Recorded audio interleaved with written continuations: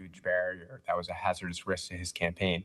And the story of our family's political involvement really started with Irish immigrants picking up a clipboard in Boston and organizing their community. So the Irish have always been, that's the legacy that I identify with. That's my grandfather broke the mold in his own way. My grandmother did too.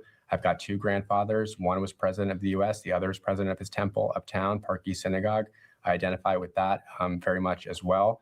I'm a Schlossberg and a Kennedy, and I'm Jack, and I'm my own person. And I don't think anybody would argue that I'm anything but authentic. How do you respond to New Yorkers who may say, oh, he's just trying to get by on his Kennedy name. He's a 33-year-old who doesn't have real hands-on experience? People are excited about our campaign here in New York because they get that the old ways don't work. Business as usual is not working. And I do have plenty of experience. I'm 33 years old. There are no gaps on my resume. People always talk about how young people should get involved in politics until somebody steps up and does, and then they use experience as a cudgel to say, you're not ready, wait in line. Do you think RFK Jr. is hurting your family legacy? Nothing he could do. He's not so powerful. My family, I consider my family. I have many cousins who I respect and love. My family to me is my mother and father, my grandparents, and President Kennedy's legacy is nothing. No one is powerful enough, even President Trump, to change what he stood for. His legacy is one that stands in direct contrast to what President Trump is doing right now. President Kennedy sent a man to the moon. His White House drafted the Civil Rights Act. He stared down Khrushchev and the Soviet Union, the Cuban Missile Crisis, and did not blink. Trump has gutted all of the scientists who work at the EPA and made science and technology the lowest national priority. He has made DEI illegal since day one. He has attacked the arts and put his name on the Kennedy Center. And President Kennedy represents one person, but he represents generations of Americans who fought for a progressive country that we all live in today. And so when I'd be lying to you if I said that part of my mission in running is not that I take some of that personally, and I think we all should. I think we all should take personally the fact that President Trump is eroding what generations fought and sacrificed and died for to build this country. And my grandfather was one of them, but he represented a generation that answered his call to service. We thank so much, Jack, for that conversation. Coming up, what's inside the time capsule being buried in Philadelphia to mark America's 250th birthday? And teen hitmen, a disturbing and growing trend, teenagers being recruited on popular gaming sites to carry out assassinations. We'll have the ABC News investigation when we come back. July 4th, 24 hours nonstop, live all across the country. We are all a part of this history. And when the country comes together to celebrate, this is where it happens. Disney celebrates America 250, a live American event 250 years in the making. It's America's 250th birthday party. No one throws a party like Disney. Disney celebrates America 250. 250 years of America, more than 24 hours on the air. This is going to be one extraordinary event. All you got to do is go, what's up? What's that? Go practice. Yes. Do not ask me how much longer. How much longer, mamacita? Pappy? What do we do? No more sad sack. Full on fun sack. That's what I'm talking about.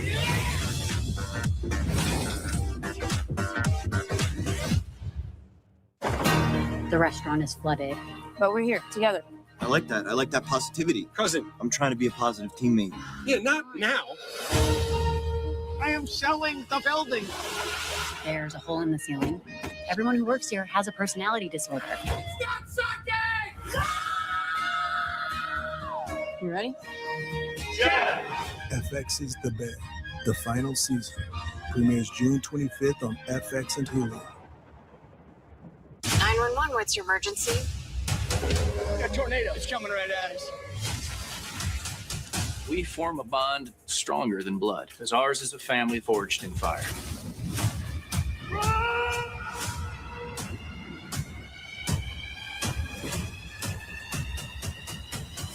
You're trying to steal my husband. You stole him first.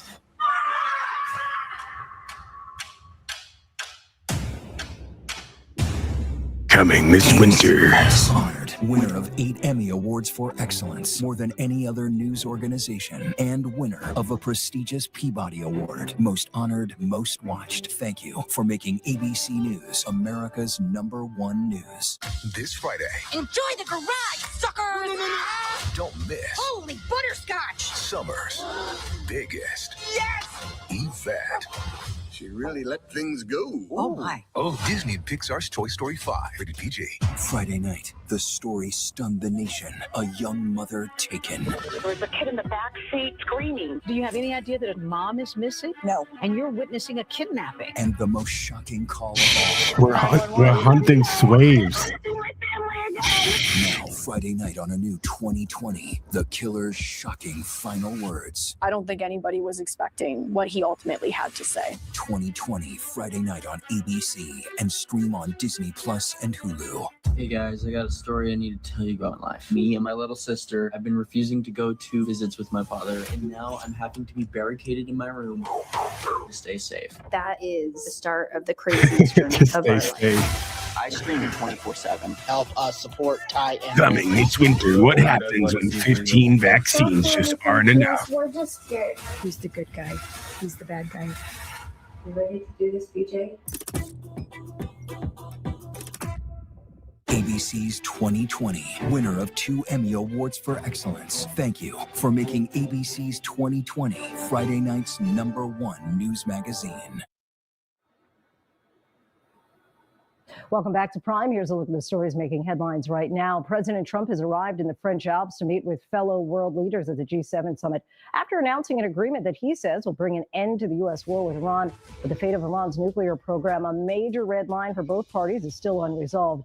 Officials say the deal would include a 60-day ceasefire during which there would be further nuclear negotiations.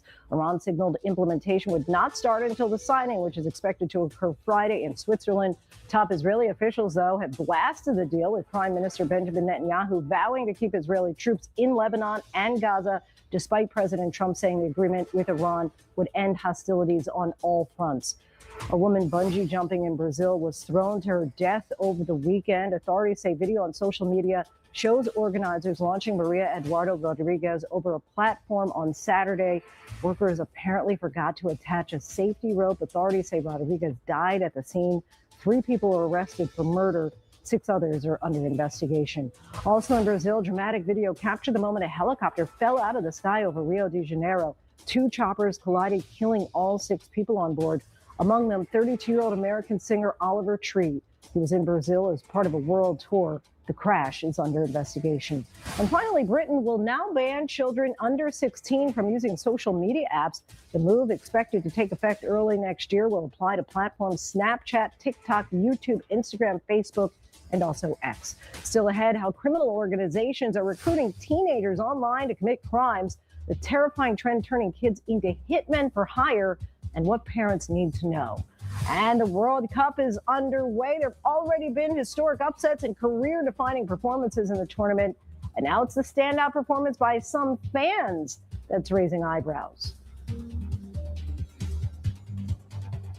Now what, deputy? Oh, you're the deputy. Hi! What the? No way.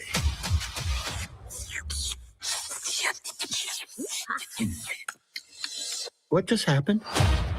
Ooh la la. No touching. You toys are out of here. I can't. As I responded, I have plastic fingers.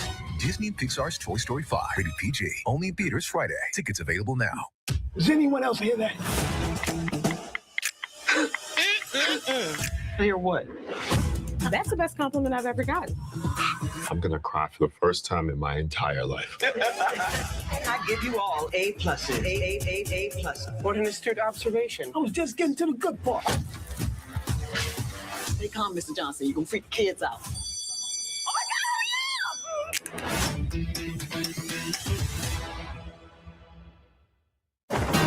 The restaurant is flooded. But we're here together. I like that. I like that positivity. Cousin. I'm trying to be a positive teammate. Yeah, not now. I am selling the building. There's a hole in the ceiling. Everyone who works here has a personality disorder. You ready? FX's The Bay, the final season, premieres June 25th on FX and Hulu. Friday nights at 9 on ABC. Shocking. New 2020 True Crime. On Dancing with the Stars, The Next Pro. 12 of the... And to Donald Trump, this country does not belong to you. It does not belong to your cronies. And we're going to fight your lawlessness. And we're going to continue to remind the people of this country of your corruption. That same corruption our founders warned us against as we move to celebrate our 250th anniversary. I'm going to keep reminding Americans of what they warned would happen if a man with no character ever held the office of presidency. So let me say it again. Mr. President, come after me. I'm not going anywhere. And the country is watching. California Governor Gavin Newsom putting that video on X earlier today, saying that Trump's Justice Department is investigating him and his wife. His team says that federal agents have knocked on the doors of his friends and former employees and also asked for records, although Newsom did not specify what exactly they are investigating. We'll keep you updated on that as we get more info confirmed here on Live Now from Fox. Let's step away for a 2-minute break. We'll be right back.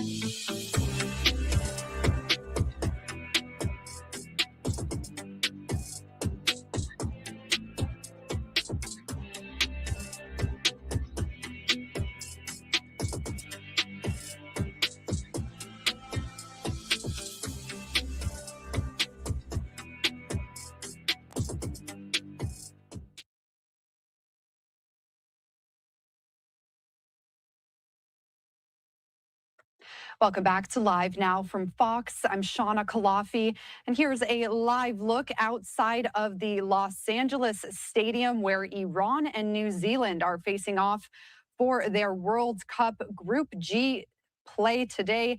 This just got underway around 30 minutes ago. New Zealand up 1-0, and outside of the stadium, we've seen some protests from people demanding regime change in Iran.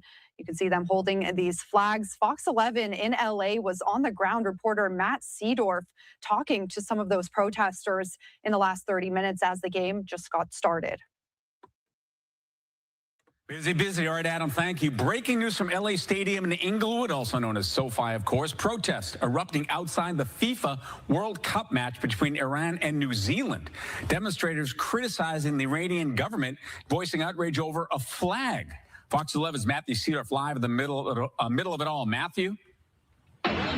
Yeah, Phil, that protest still taking place, even though the kickoff is happening right around this time. But you can see that there are hundreds of protesters out here. Looks like they have this massive flag. I'm estimating probably at least 50 feet in length. There's people out here with drums and all sorts of things. And so we want to show you kind of, this is the way that a lot of fans are walking in to this World Cup match. So again, it's a little quieter than it was earlier, but you can see the protesters are lined up on this side. They've got the security out with the bikes, and then this is the way you get in. So then it circles right into the security, and then SoFi Stadium, LA Stadium right now for the World Cup. So very different vibes, you could say, for a World Cup match compared to maybe some other games taking place with the protest happening right outside. It seems like they're not slowing down at all, even though the kickoff is happening right now. I guess we will see. But we know that there are people we've been speaking with that they don't have tickets to the match. They're just here to let their voices be heard. Phil, I'll go ahead and send it back to you. So, Matthew, what exactly are they protesting? There's a lot of things. It seems like the main thing that they're protesting, though, is frustration over this flag. So FIFA is essentially using the current flag for Iran on the jerseys. And a lot of these people that are out here, you'll see the former flag. They're holding the sun and lion from pre-1979, which is essentially against the regime of Iran. So people are here are feeling like FIFA is picking sides. And there's also a flag ban, so you can't bring the sun and lion flag inside. All right, Matthew. Thank you.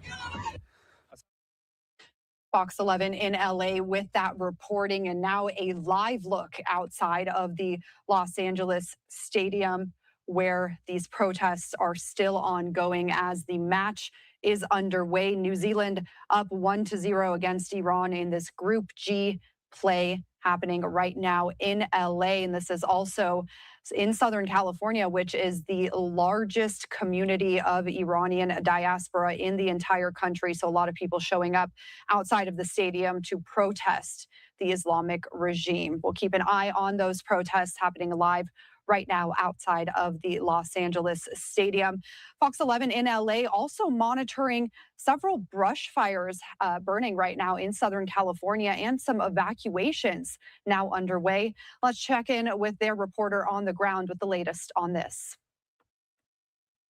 Is the Fox 11 News at 6. And welcome to the Fox 11 6 o'clock news, everyone. Thanks very much for watching. I'm Phil Schuman. Tragedy today at Edwards Air Force Base.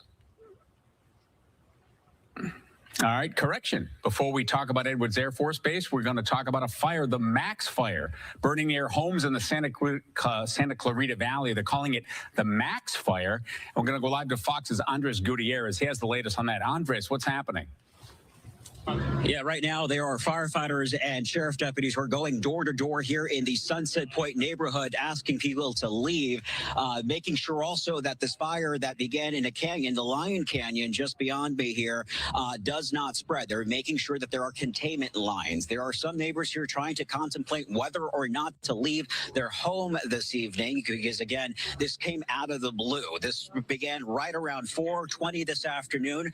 I was earlier over on the opposite side in the Southern Oaks subdivision. They were told me that it began around 4 o'clock there, 4:20 in the canyon, and raced up the hill.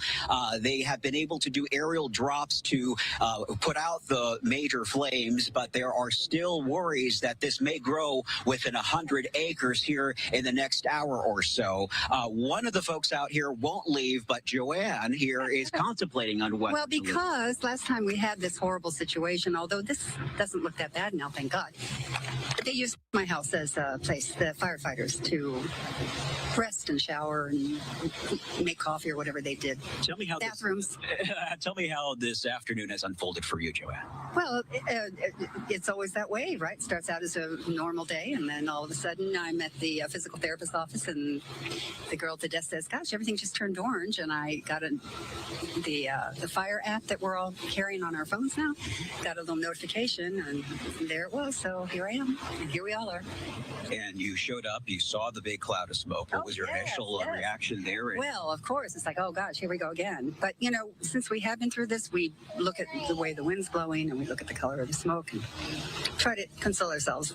Excellent. Thank you so much, Joanne. So that is one perspective from one homeowner as to what they're considering whether or not to leave. But again, this fire has burned at least 35 acres so far, Phil, and they're worried that it may grow to 100 acres here within the next hour.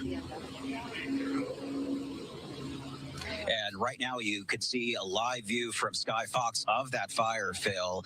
There have been, besides the aerial drops, also crews going with hand lines there to try and build these containment lines, taking out the shrub to make sure that there isn't any additional fuel to help this fire continue to grow. So they so far seem to have an upper hand, but this again did explode quite quickly. About within an hour, it has grown to 35 acres. And again, the concern is that it could hit that 100 acres here shortly.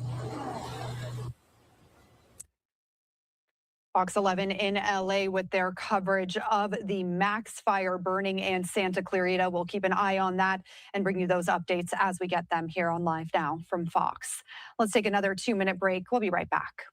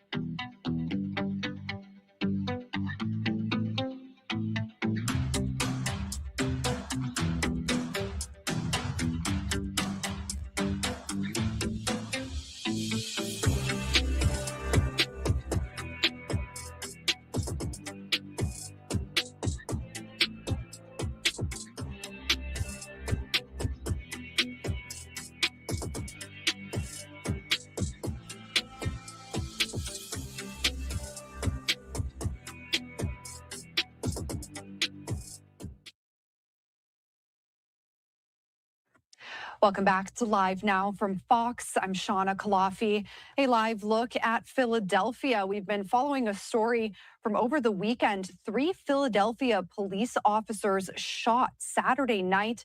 They are now recovering. This is the latest from officials on the recovery, again, of those 3 Philadelphia police officers shot over the weekend.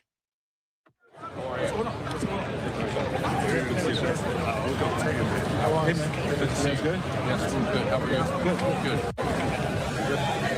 Anything you can say, Commissioner? I know you can't release his name, but just, your thoughts about him coming out. It's okay. Thank God. Yeah, thank God.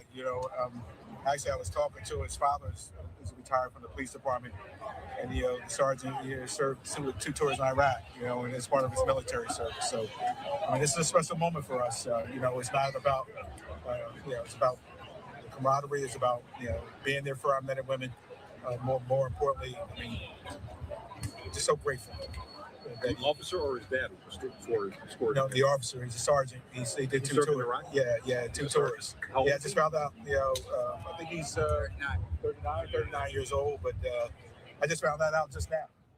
But he's in great spirits, right? He's luckily with an injury, it was a through and through wound through his thigh. So, all things looking forward, the prognosis is good. But, part of this is just making sure that he knows that he's valued, that his work is important. And so when the men and women come out here and honor him as leaving, it's special for us. Because we've been here far too many times where my officers don't make it through. And after being at it this long, man, it's special. When you hear 3 officers have been shot and all 3 are going to be okay, I mean, that's got to be incredible. Folks always ask me what's the hardest thing for me is that call. The call that I've always been shot, the ride to the hospital, and getting updates as you go in that travel. And so when you hear that 3 of them, got shot, but they were able to survive, and I was on the side that night, and particularly when they're going, someone who has a gun, but also is very trained in that weapon. Knows how to use the weapon and train others. They came out of that on top was a blessing. Do we know the other 2 when they might be released? I don't know. My understanding is both of them had surgery. One had a significant, even though he was struck in the leg, he's had some surgery for that. I don't know the specifics. The other one, as you know, was struck in the face, but it was a significant wound to the face, so he's undergoing surgery as well. So we'll gather that as we go through the week. When you see the video, I know you've seen it, what do you want folks who have seen it in the public to take away how close range everybody was? I think, oftentimes you don't see a video like that that captures the moment when officers come under fire and you hear us talk about it. But the video just shows how dangerous his job is and how important the training of our men and women are. They exercise that training in that moment.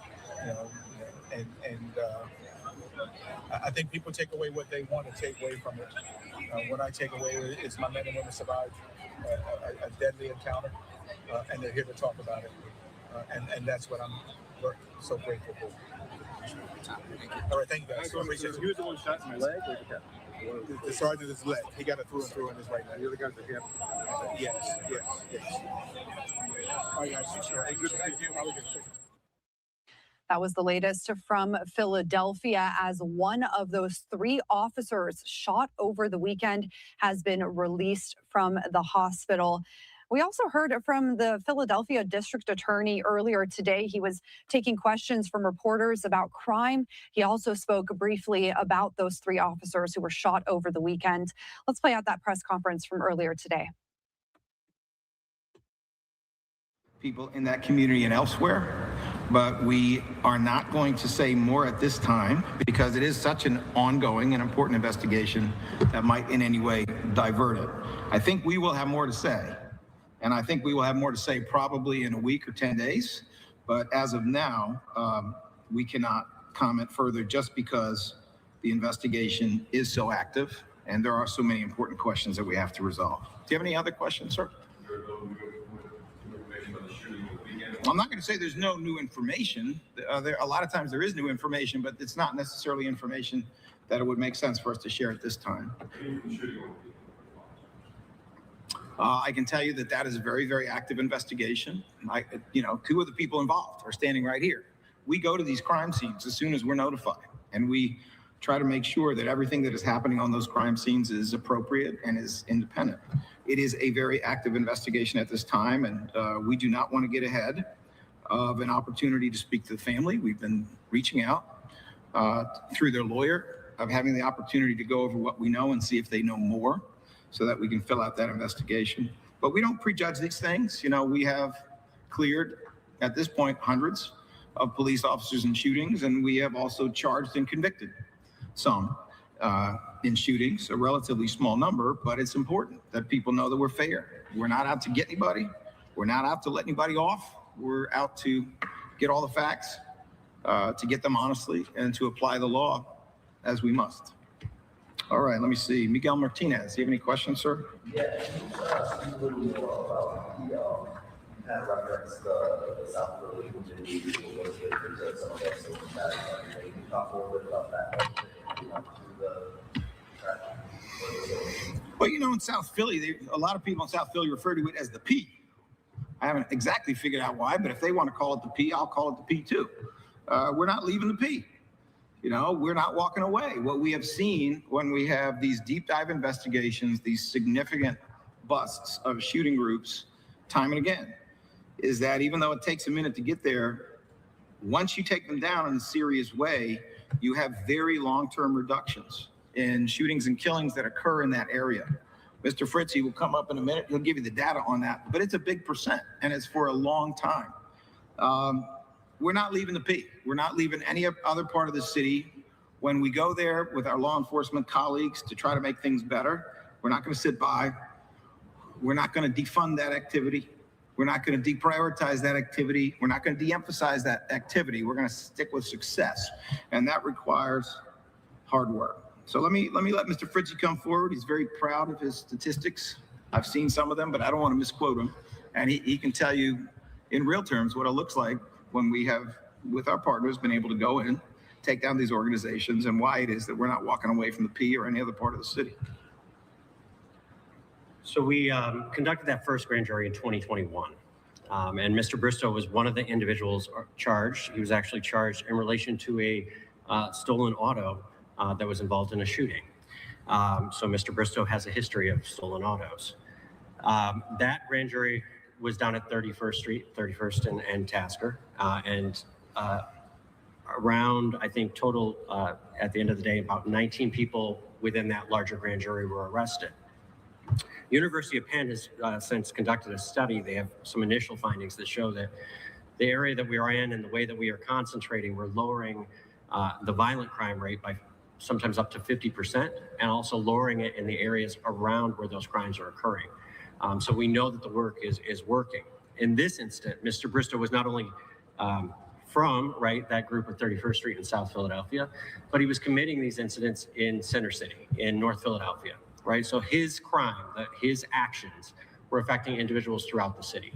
So the more work that we can do and focus and concentrate on the neighborhoods that we believe that there's violent crime occurring or there's individuals involved in this violent crime, and continue to go back and continue to have a presence to ensure and give that community a little safety, right? Give them a little comfort knowing that we're there.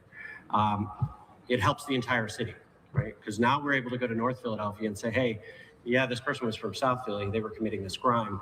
We know this individual. They're going to be held accountable, not only this time in state court, but in federal court as well.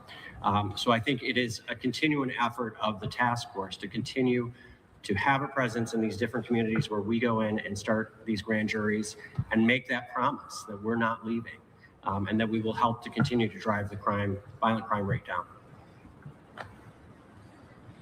And in the last week, you were asking for more money from the budget. They were able to speak to the mayor's team at all. The good news is that I was able to meet with the mayor, first time in a very long time, and with her staff. The bad news is we didn't get any money, including not getting any money for the gun violence task force, which has had its funding effectively gutted by the state legislature, and not even necessarily deliberately, frankly, but they moved the slider on what portion of the joint gun violence task force money comes to Philly when we're doing a ton of work, and they moved it other places, let me put it that way. And then also, well, all right, let me not go on and on, but the bottom line is the car don't go without gas in the car. And this is a car that needs to go. So we will not stop in trying to persuade the mayor and trying to persuade city council that this funding is essential. The success speaks for itself. We will look either to be, either for some kind of a mid-year transfer that would help us with this situation, or for help from the legislature in terms of the fiscal code. We will look for help from somewhere, and we will continue to do with whatever we can with what we got. But call me crazy. I kind of think if you're going to have priorities, public safety, which when it's done right, puts $10 back in the piggy bank for everyone that comes out, public safety seems to me to be a good investment. All right, let me see. Tina Hogate, Channel 29 Fox, do you have any questions? Thank you. Philadelphia Inquirer, it looks like Jillian Kramer. Oh, there you are. How are you?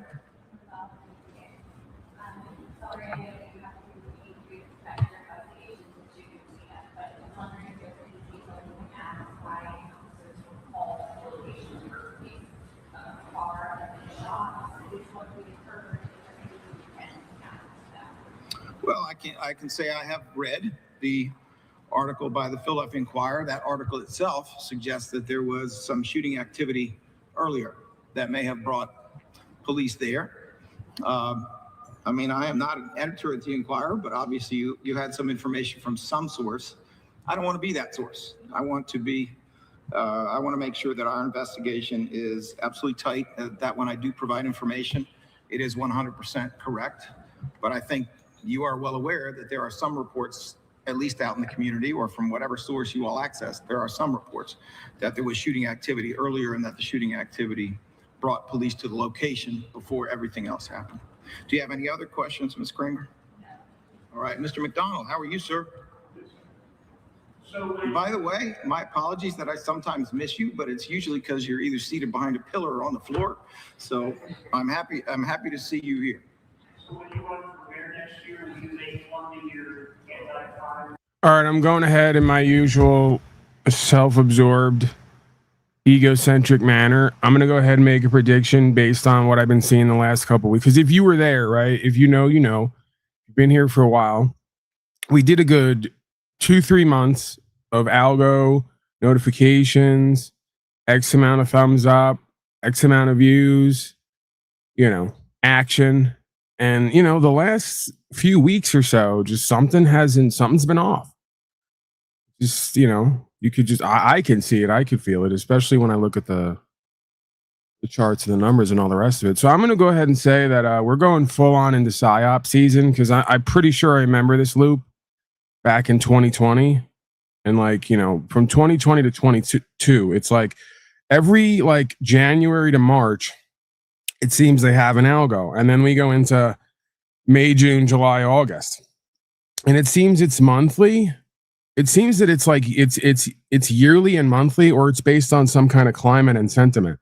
So it's like we're ramping up in racial. We can see that. Slave book is full of it. You know the PSYOP by what your slave book is full of. So where everything is black and white now. Some guy named after a basketball player just got killed recently or went to jail, whatever the fuck it is. And it's like, what is that? Because I think it's a little bit of both, right? It's like the universe runs loops and plays, and then these people run the loop and play. Yeah, I don't know, whatever. I guess you decide, right? But yeah, it seems that there are certain times with certain sentiments where they're going to run the PSYOP play, and then certain channels with certain information or ideas or perspectives aren't going to get as much play, right? They're going to be kept at a certain position so they can more effectively spread the narratives, because it seems that and it makes sense why you would even have algorithms to begin with, right? Supposedly to get information to where people want it and keep it away from other people who don't want it, right? So then they just go, oh, well, this is the time where everyone's going to get mainstream official news, and you don't get to hear from these people and see these people unless you go chase them down, right? Which is obviously you're gonna cut people 60-70% or more on their viewership and everything else, because most people are just not gonna do that, right? So yeah, I'm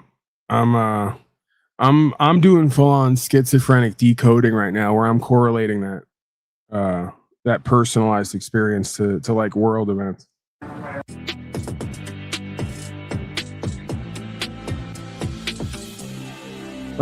For the last 6 months to a year, you've watched me run this headline with this picture and regularly do 10, 15, 20,000 views or more. And it's the last couple days, it's, they're holding me at 30 or 40 live viewers for the first half hour, right? It's obviously, it's not even close. It's way out of proportion. It's not 2 to 3x.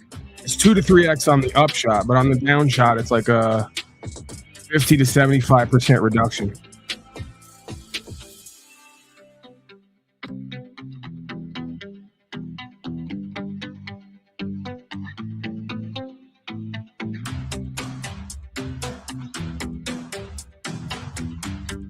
Yeah, that could be part of it, right? But it's, I don't think it's to that extent. You could see it on the replays too, right?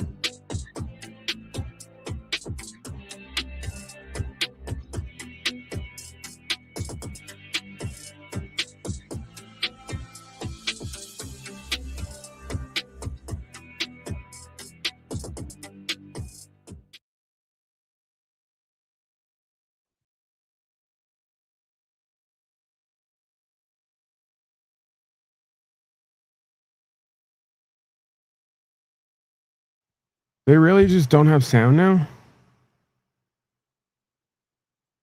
Or are they going to go to the live shot, fix the sound, and then come back? Is that on my end? It's not on my end. Man, Rupert's really got to get it together. There you go. Fruits of an intensive year-long investigation that we hope and believe will improve the quality of life. This is so great about like while they're trafficking like guns and drugs and humans and releasing files now and declassifying mind control experiments and all the rest, these people are sitting around investigating themselves and each other and finding themselves doing nothing wrong and locking slaves up with fines, right? Like that's what's important. The Special Investigations Bureau. Bunch of clowns, you can tell. It's like they look like the graduating class, right? They just graduated and now they're given their assignments. Go lock up your fellow slave Americans. Thousands of policies and codes. Let's call that safety and progress. Bureau Chief Craig Cicchini, as well as Denise Kojo, Deputy Chief of the Investigations Division. Also from my Technical Investigations Bureau, Chief Peter Kennedy. You might want to put someone up there who can read next time. Lab Director Selena. If you have to read to make comments, you might want to find someone who can read. And no, M. Davis or Rob Cleveland. That's not necessarily a black thing. Detective Danny Agan and Bronx DA Detective Investigators Greg Maloney and Jahara Jahava. Greg Baloney. We have Greg Baloney on the case. 5 organizations with a total of 32 defendants for selling fentanyl. That's a great name. In the hub area. Considering that Baloney's made of pig, I think. That's a great name. Detective Baloney. Detective Baloney on the job. In all, 30 pounds of fentanyl. 30 pounds of 12 fentanyl. pounds of crystal meth. 5 firearms. Oh, wow. $100,000 in cash. And a kilo of cocaine were recovered. Listen, that's not even a big deal. If you had 30 pounds of meth and 30 pounds of fentanyl, you'd have 5 guns too to protect it, right? There's a lot of rabid slaves out there. Passerbys had to endure flagrant drug dealing at all hours of the day, and where at least 5 people overdosed from deadly narcotics during this time. The residents should not have to live with such diminished quality of life. No, they should be lining up at the hospital, locking down their grandmothers and taking 15 Luciferius shots. That's which has been civilized. With demoralizing nicknames because of these operations. I want to acknowledge Pedro Suarez, the executive director of the 3rd Avenue Business Improvement District, or the BID, as well as other community groups who have been advocating for the neighborhood for years. And Congressman Richie Torres and Borough President Vanessa Gibson and other elected officials for their constant attention to the matter. All right, blah, blah, blah. All right, this is a good time, even though we're not in the algorithm, whatever. We got core contributors and supporters in here. Let's promote the billboard. I started a campaign because if they're going to shadow ban me and play these fucking games for years, and now I'm like, every day I'm deciding to take an hour out and write Facebook and YouTube a letter. And yesterday, Facebook did something I've never seen before. Some guy named Dow, he's like, hey, do you want me to call you and get on the phone right now and talk? And I'm like, yeah. And I'm kind of considering doing a Facebook call as content where we talk about shadow banning, and he either like admits to it or tells me it doesn't exist. It's not a thing. Even though this week I've seen 3 content creators say the same exact thing that I said, that they were kind of cool for a while, and all of a sudden this week they don't exist anymore. Right, so now I'm like, okay, let's play this game since I'm feeling a bit better, and maybe I shouldn't, because maybe this is part of why I had issues with my health and my body. You know, is constantly going to war with these fucking slaves, metaphorically, if nothing else. But yeah, if they want to play this game for years, like there's certain points in life where I deal with shit and then I get sick of it. And then I put myself to saying, okay, this is going to stop, if not forever, for a time. So, yeah, you folks, if you got a little bit extra time, do the same. Write in on them and tell them, listen, we know what you're doing. It's wrong. Stop it. They got live chats and legal teams and all the rest of it. Either way, I'm going to put myself to that more and more. And we're opening the doors so far. It's been 24 hours. I think we got like $600 or $700 toward this. I think it's something like $1,000 or $2,000 minimum to do a 30-day billboard, right? And even that is like the low end, extreme low end, depending on location. So, yeah, I can't promise anything, but this is what I'm intending to put up. I'm guessing they're gonna not want to do it, so we may have to reword it or figure something out, right? If it comes down to it, if you guys feel scammed or frauded, I'll just return whatever sent in, right? I'm not looking to get something from people that I didn't earn or that I'm not worthy of, right? From you guys' perspective. So really, I just kind of like been feeling better and wanting to kind of kick things up a little bit, you know, start a discussion and, you know, circumvent their digital prison, so to speak. So I figured that would be an interesting simulation to put something like this billboard up and see the responses or reactions, presuming we even get any. Advertise, right? Bring some more folks into the channel, grow the channel a bit. And if nothing else, we get to have the experience, right? So, yeah, that's what I'm intending to do over the next few weeks or so, among other things. And I guess if we have to, we'll get in touch with a digital advertiser. There we go again, the digital, but in a different form, right? One of these folks who has the screens who they ride around with on the side of their truck, and we'll do it that way if we have to. I think those are significantly cheaper anyway. I could probably do 6 months every day of that thing riding around showing the picture on the side of a truck screen rather than, you know, like a 300 by 300 foot, whatever the fuck it is, huge billboard on the side of the road, one of those, you know, monsters. I don't even know what would that be, like maybe a 20 or 30 feet high by like 50 or 100 feet wide. I don't know. I can't really gauge it. Yeah, I think we've been toying with that idea for a while. I've been wanting to do it, so I said, well, let's just throw ourselves into it, because if not, like everything else, you'll put it off and procrastinate. So. Greetings, peasants. Thank you for paying your slave tax and voting today. Your contributions go toward sending your boys to war and your girls to Epstein Island. And of course, channel name at the bottom. I think that's a pretty decent, effective marketing tool. Hold on, someone's on the line. I fixed my phone line last night, I think. Hopefully, we'll see.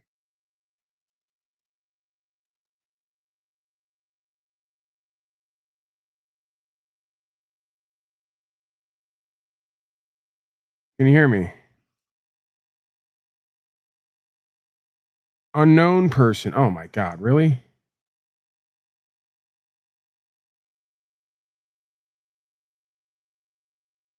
All right, give me 1 second. This thing is be something with this thing.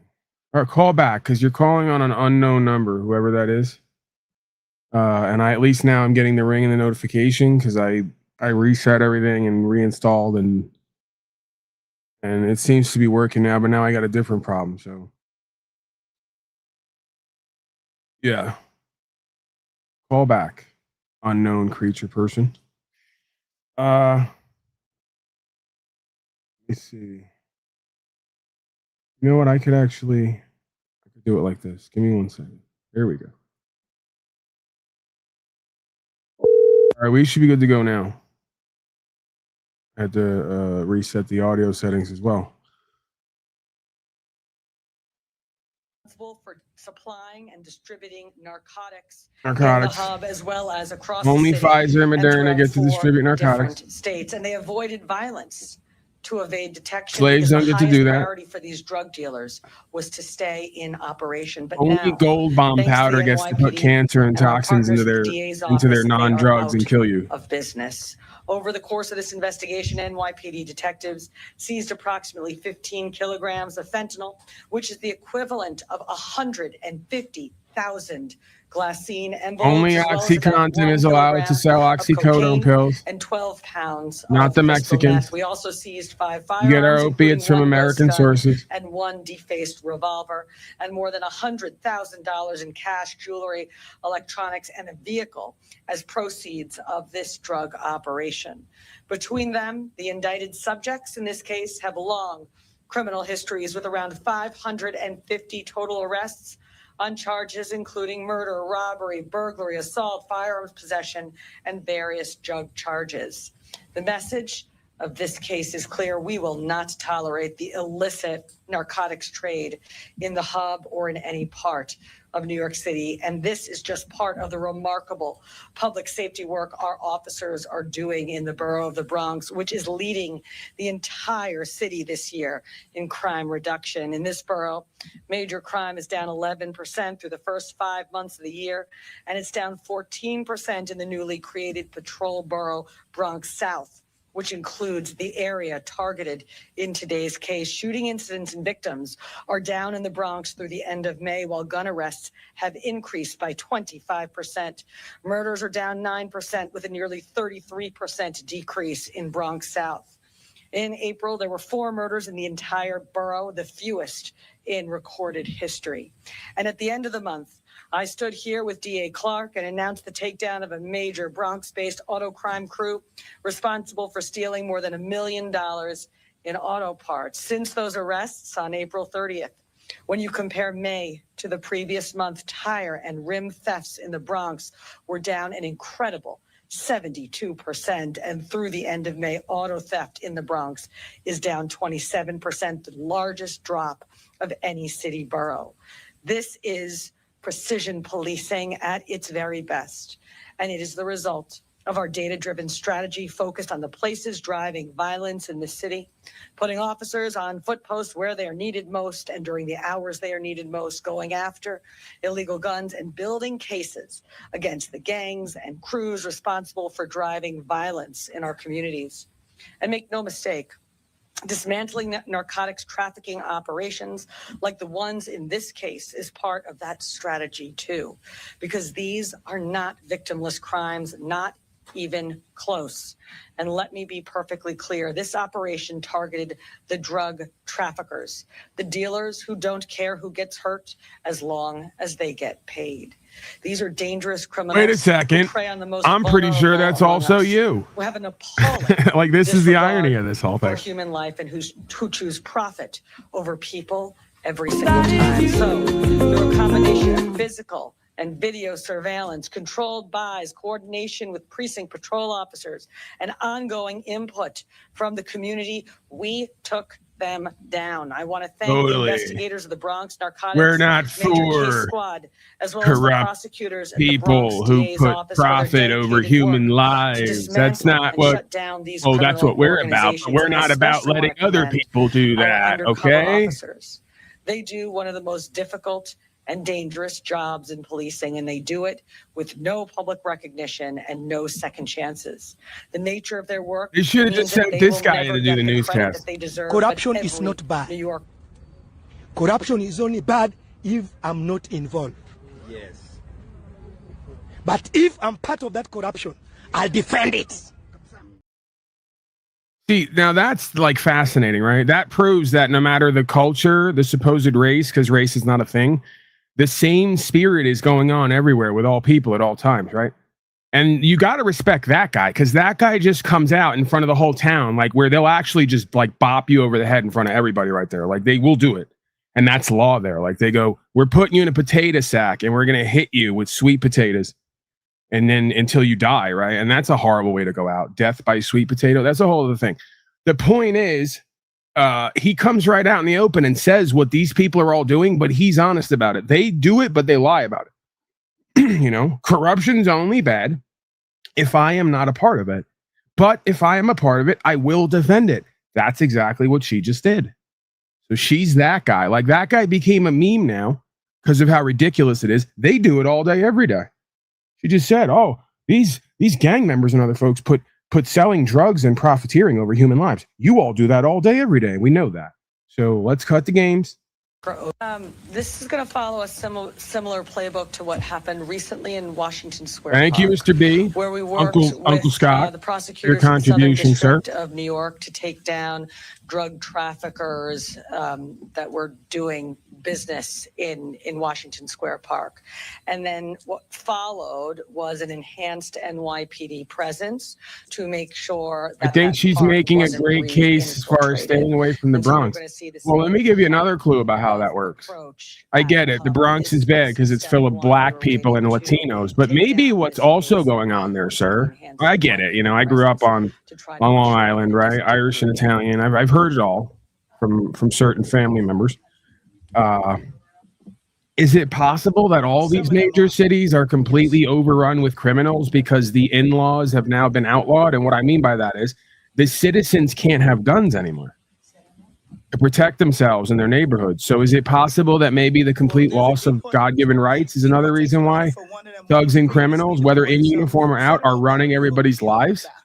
There's no pushback. There's nobody there on the lawn. So there used to be, you'd have somebody on the lawn, so to speak, right? We don't have that anymore on New York and other places. So it's open season for thugs and criminals of all shapes and sizes, right? We get up on you, we rough you up, we take your sneakers, we do whatever we want to you because we know that rights and the law have been criminalized, right? Policy and code has taken the place for safety. See, this is the real reason why a lot of this shit's going on, at least partially. It's also toxic culture, right? It's got nothing to do with color. This is the reason why America's failing, city to city, nationwide.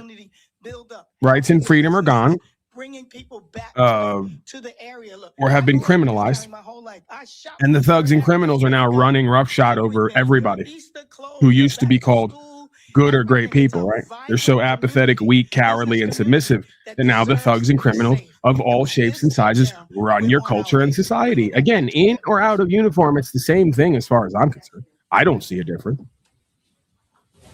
If anything, these folks in the suits are stealing way more. They're killing way more. They're doing way more criminality because they've made it legal, their criminality. All right? They can legally do their crime and robbery and shootouts and drive-bys. Talk about the other part of this problem, the rehab centers in the area. These ain't policy code. There it is. Welcome, slave. We do this broadcast for you. You are the problem. You've been gaslit and mind controlled for decades to think that legislation is any different than policy and code. It's not. It's statute. Statute, policy, and code are only given the force of law through consent to the governed. I can loop this 1,000 times and I'll have to do it 1,001 because you slaves must have stayed home on that day in 8th grade when they taught us about fucking civics. Forget about logic and morals. You can't figure that out either. They didn't even teach that. But when we went to 8th grade civics about like rights and freedom, pursuit of happiness, consent to the governed, all are equal under the law. I can go all over all of it. You took off that day, right? Or your fucking Ritalin didn't kick in. Maybe your Ritalin kicked in a little bit too much and you were too busy biting your fingernails, cleaning your cuticles, all methed out, right? It's a sad story. I get it. You were only in 8th grade. It shouldn't have been like that, but it was. So now get your head out of your ass and realize that you have a complete corporate takeover where a bunch of people in suits literally working as corporate entities and so-called state actors are using policy and code to take over your property and rights and calling it safety. It happens to be what always happens. History. It's literally the story of every nation and every people. If they don't stand for what's right, this is what happens. So please don't come here and try to tell me. I get it. That's part of the game. You're going to come here with your ignorance and arrogance and speak to me like I'm the idiot and you're in the know. That's part of the beauty of the ugliness of this broadcast. So don't change that, but understand what's going on here. You're the moron. You're indoctrinated. You're gaslit. Your masters own your mind and heart, and therefore they have your balls. And you will continue to tell me, I don't know what I'm talking about because you can't even use objective logic or morals or ethics. Ethics probably isn't the best example of an objective perspective because it's mostly subjective. Ethics can vary person to person. Morals can't because it involves loss or harm. What's immoral is immoral. So, again, the whole point of why America was great is because of God-given rights. If you put anybody or anything in between that, it's no longer America and it's no longer great. It's the land of the free, home of the slave.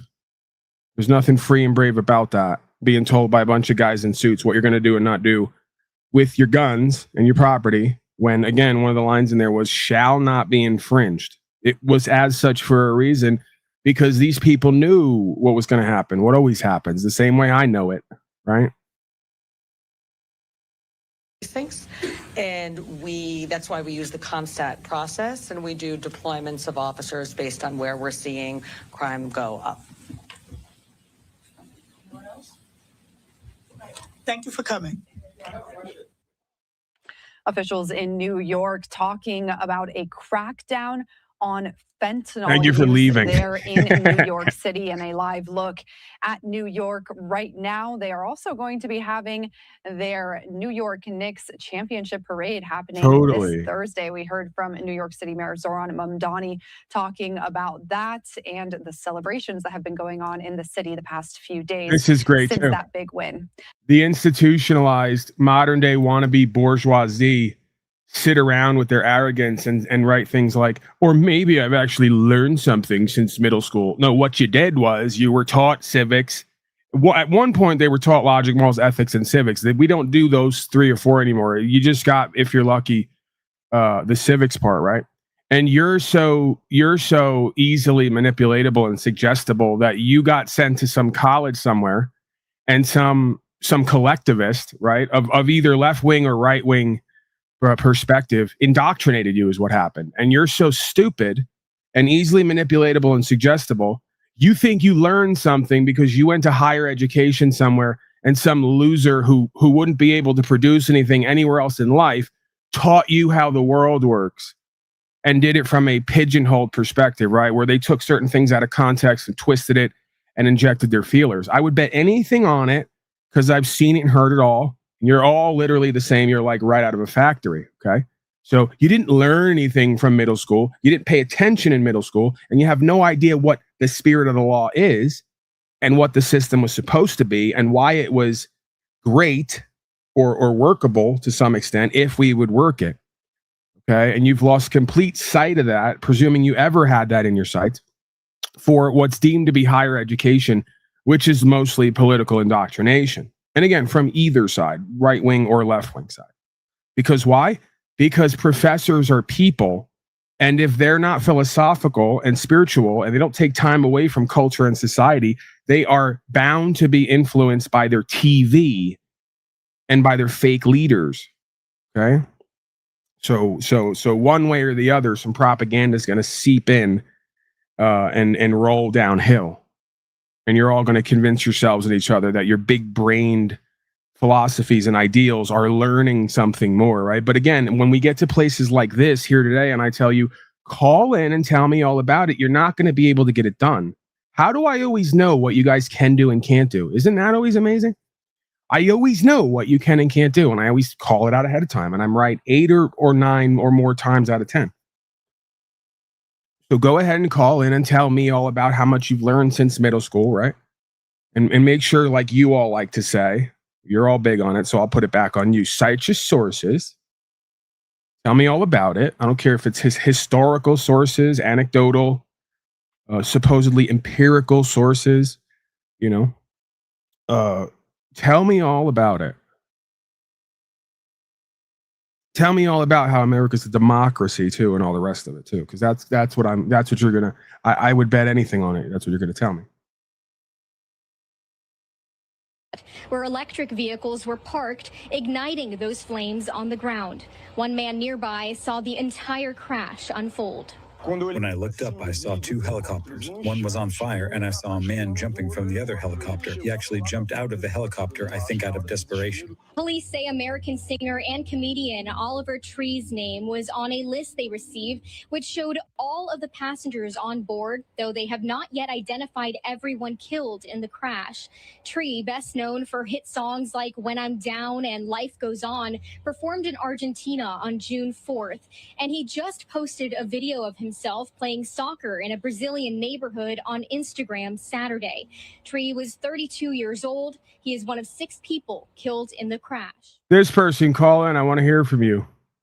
Youngling, Ooga Booga, Society Bad. You were here the last 5 years or more. You watched everybody submit to Fauci and Bill Gates. You watched them all put Luciferase up their asshole. You watch them every year pay tax to use their own property and call it the American way. Please call in and tell me all about how I'm the idiot because I'm saying most people are trash, slaves, cowards, ignorant, arrogant, indoctrinated peasants. Please tell me how I'm wrong about that and how the facts show something different, because I'd love to see it and hear it. See, I'm not seeing it and hearing it, so I got to talk about what I am seeing and hearing, what makes sense to me. It's all here for you guys. Help us out. We're not in the algorithm anyway, right? It's just us. The National Transportation Safety Board is on the ground in Butler, Missouri, investigating the devastating plane crash that killed all 12 people on board. Authorities. I don't see Rufus up here. I don't see Youngin. Still in the chat, pounding keys. But people here. We have multiple volunteers that's tending to any needs that they have, or as much questions as we can answer for them early on. Skydive Kansas City confirmed the flight was operating as part of their business, taking passengers up to Sky. There you go, more projection. So now you're willing to admit your society is garbage and trash, but you now want to project onto me and what you think we're doing here. So organizing a society of shit people will lead to better outcomes? Where did you get that? We now see, this is what they do. You just move the goalpost. You said I was a caveman idiot because I made a statement. When I supported it with objective facts that we all experience, you move the goalpost, and now you made it about me and the group here. First of all, what does one have to do with the other? Secondarily, how did you make the determination that I'm organizing a society, and number one, and number two, that it's a group of shit people? How did you make that determination? Please tell us all about it. Even though I don't need to do it here, I'm fascinated by you guys' power games, and I love playing 5D chess with you until I get bored of it, right? Because you guys are so predictable and easily whooped that it's no challenge for me, right? So we just wind up going through the motions. I wind up being like one of those chess professionals who goes E5, C6, D7, E11, check. We got 3 more moves, checkmate. And I go, man, I have to keep running this play 5 or 10 times a day and just whipping you slaves. It gets boring for me, right? Still waiting for one of you indoctrinated slaves to actually be somewhat of a test or challenge for me, and maybe even come with something that I haven't heard before that's constantly in the can, right? Constantly canned answers and perspectives, because these people are hollow vessels who've never had their own actual firsthand experience without the paradigm that society's given them overlaid on that experience. So it taints every one of their experiences, and they wind up all talking like each other about the same things at the same times, the same ways, for the same reasons. And then they all claim they're their own people. Oh, we're our own person. We have our own mind. What do you mean? No, you don't.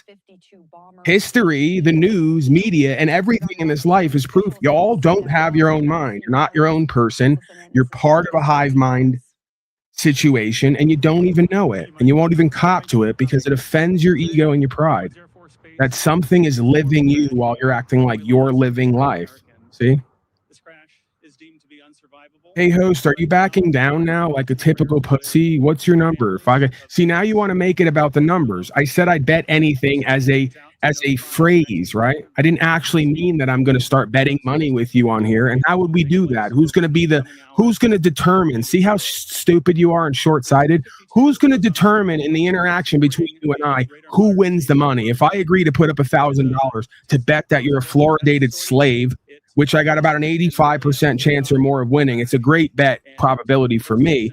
Who's going to make that determination to have you turn the cash over? Right. You didn't think this one through. Why? Because you're a fluoridated slave. So before the contest, I already proved that I'm right. So now you owe me $1,000. See how that works?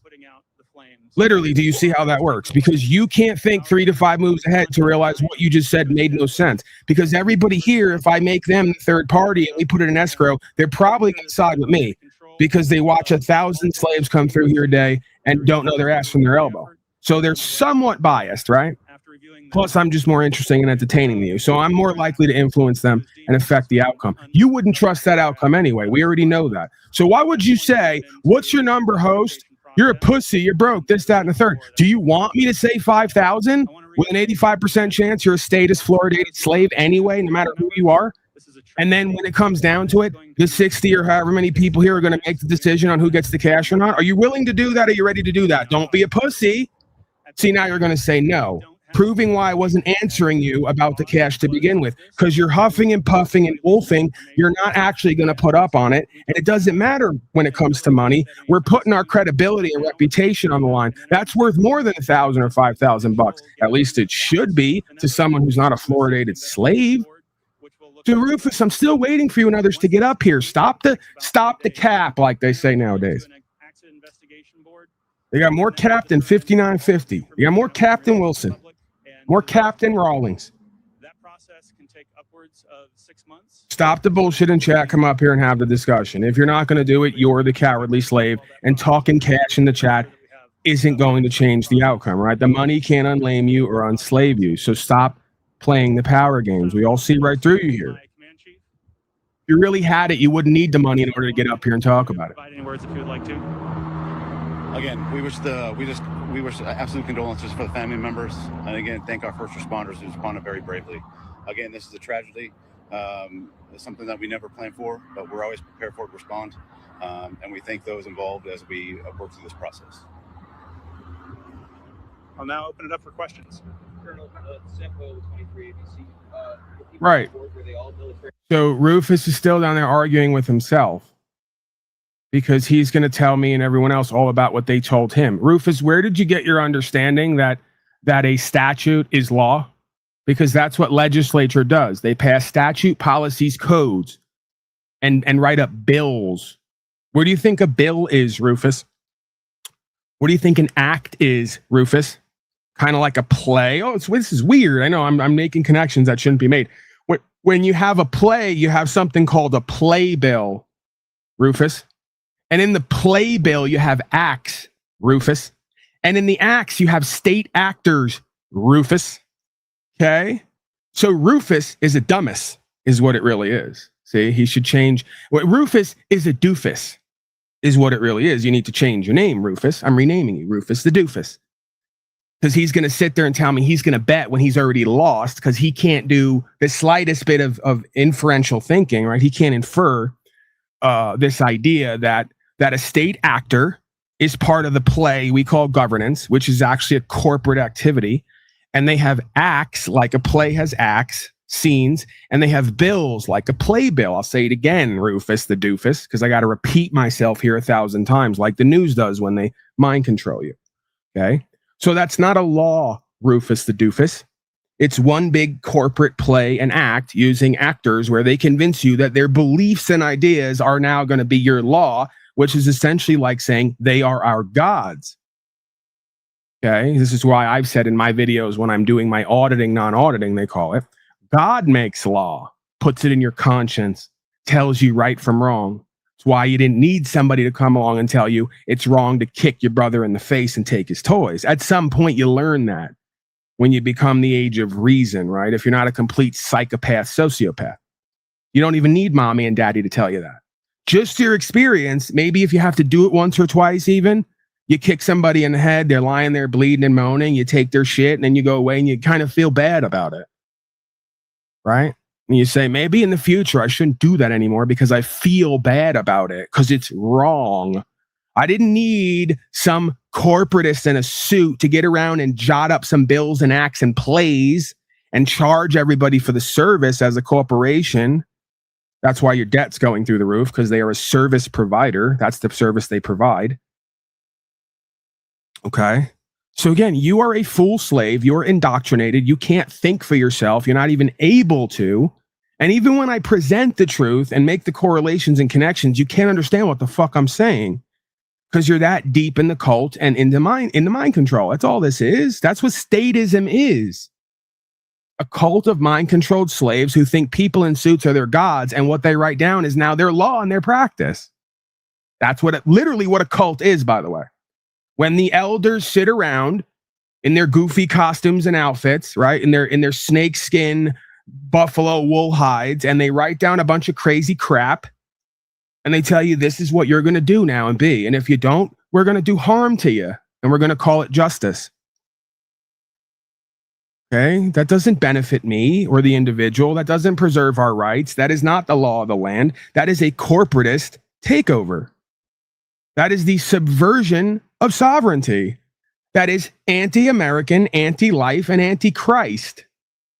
Whenever you're ready to get real with yourself and others. Rufus. Oh, we have someone calling in. Oh, there we go.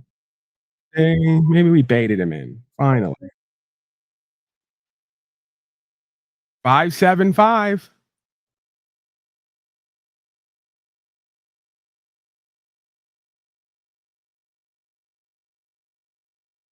We're going to play this game again now with Google. Either don't show me the calls, or when I take the calls, they don't allow me to answer. Why don't you tell me all about how that's law, Rufus the doofus, that Google and YouTube and Meta got around and decided to shadow ban people and stop them from communicating. Just yesterday, I got notice I can't add any friends because I don't know them in real life, according to Facebook. That's kind of interesting, Rufus the doofus.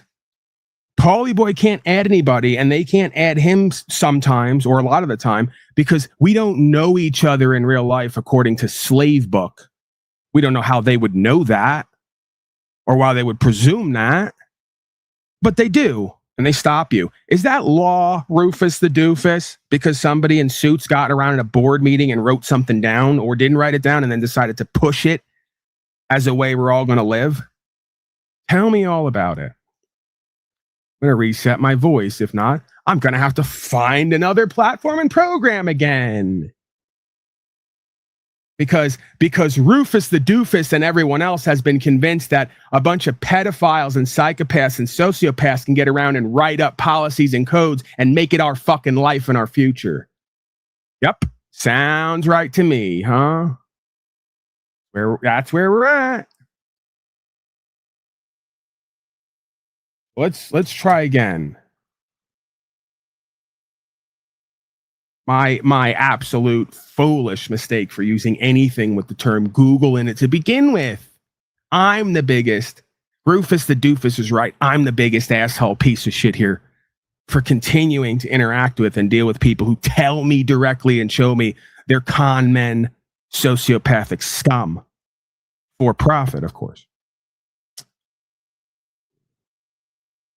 All right, let's see. Maybe we can call Rufus back. This is Rufus, the only broadcast that calls you back.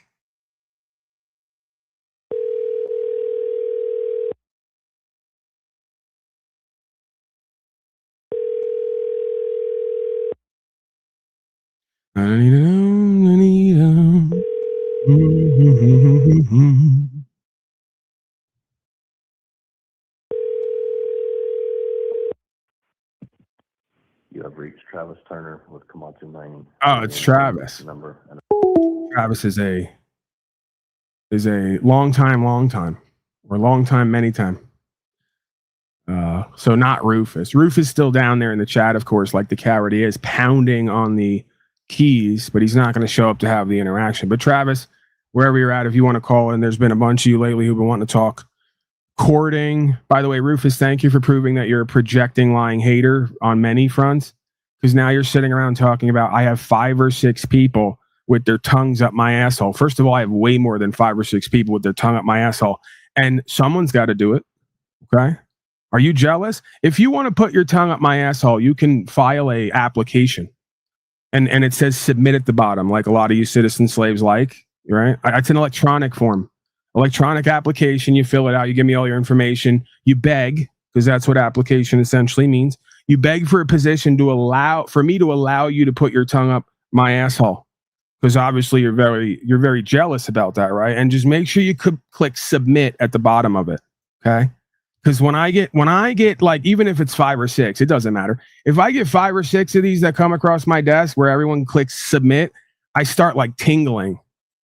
I start tingling and spontaneously ejaculating, right? It's almost diurnal. I believe that is a word. Nocturnal and diurnal. I have to double check that. It's a diurnal emission, okay? Daytime emission. That's something you don't get a lot of other places, but you get it here, okay? Don't say I didn't do anything for you. And now, Rufus, I'm going to ask you, you're doing it again. You're demonstrating what a joke you really are to suggest, but I don't care. I didn't ask for your opinion. You're a loser, low-life stalker hater in my chat. I have enough of those already. If I need more, I'll come let you know. Please fill out the electronic application. You proved you're a coward and a liar in many different ways. You're not going to come up here and tell us all about it because you know I'm going to slice and dice you like that little round chopper that the guy who used to sell the ShamWow used to also have. He did ShamWow. He did the hooker thing where he bit a hooker, and then he did the circular chopper, right? What was the chopper called again? I should have this stuff. You know, this is an integral part of my upbringing and childhood. ShamWow guy, chopper. Let's see how good we are with the keywords. Crank chop. I think that was one of them. No, I don't know. That's no. I just got it. See, once I heard crank chop, I remembered all those years. Slap chop. Remember that one? Yeah, it's a ShamWow guy. We got a new product. Slap chop. All right. I just slap chopped you, essentially. And then I'm like, hey, call in, you know, get your slap chop. People contribute. They support. You keep grinding your teeth and hating. And then you got to go to the dentist. And after you get those fluoride shots in your gums, they got to make some kind of mouth brace for you. Not only because my dick is in your mouth constantly, but you keep grinding your teeth. You're grinding down your molars in frustration, right? Watching me and others just constantly win, like Donnie Trump says, you know, in my own little corner of YouTube, my own little way. Burns you up, right? It should be you, Rufus. You should have 5 or 6 people with their tongue up your asshole because you're so interesting, entertaining, and inspiring. I'll support that. All right, so I'm going to ask you. Oh, look, the folks in the chat all know it too. They all remember it. See, I'm not just up here talking to nobody about nothing. It would seem like that. This is real. This is real to us. Okay, this is our life. It's doable. It's Pride Month after all. Right. We're here. We're cricket used to it. I say that all the time. Okay. It's always a celebration of life here. Oh, we got a call. Greetings, unknown caller. Questions, comments, concerns. Hello, hello. I can't hear you if you're talking. We're closer, though, because this time the call picked up, but I can't hear you. So either you're not talking or, okay, and now it's gone. We'll figure it out. We'll get it, guys. Don't worry. You know, maybe another 5 or 10 emails to Google. They can figure it out. All right, so I think I'm going to disconnect then, since you're going to sit on the line and not say anything, or I can't hear you. If you can hear me, hang up right now. Okay. I don't know what's going on with this person. It might just be some troll slave. I mean, it's been known to happen. Let me see. What do I got?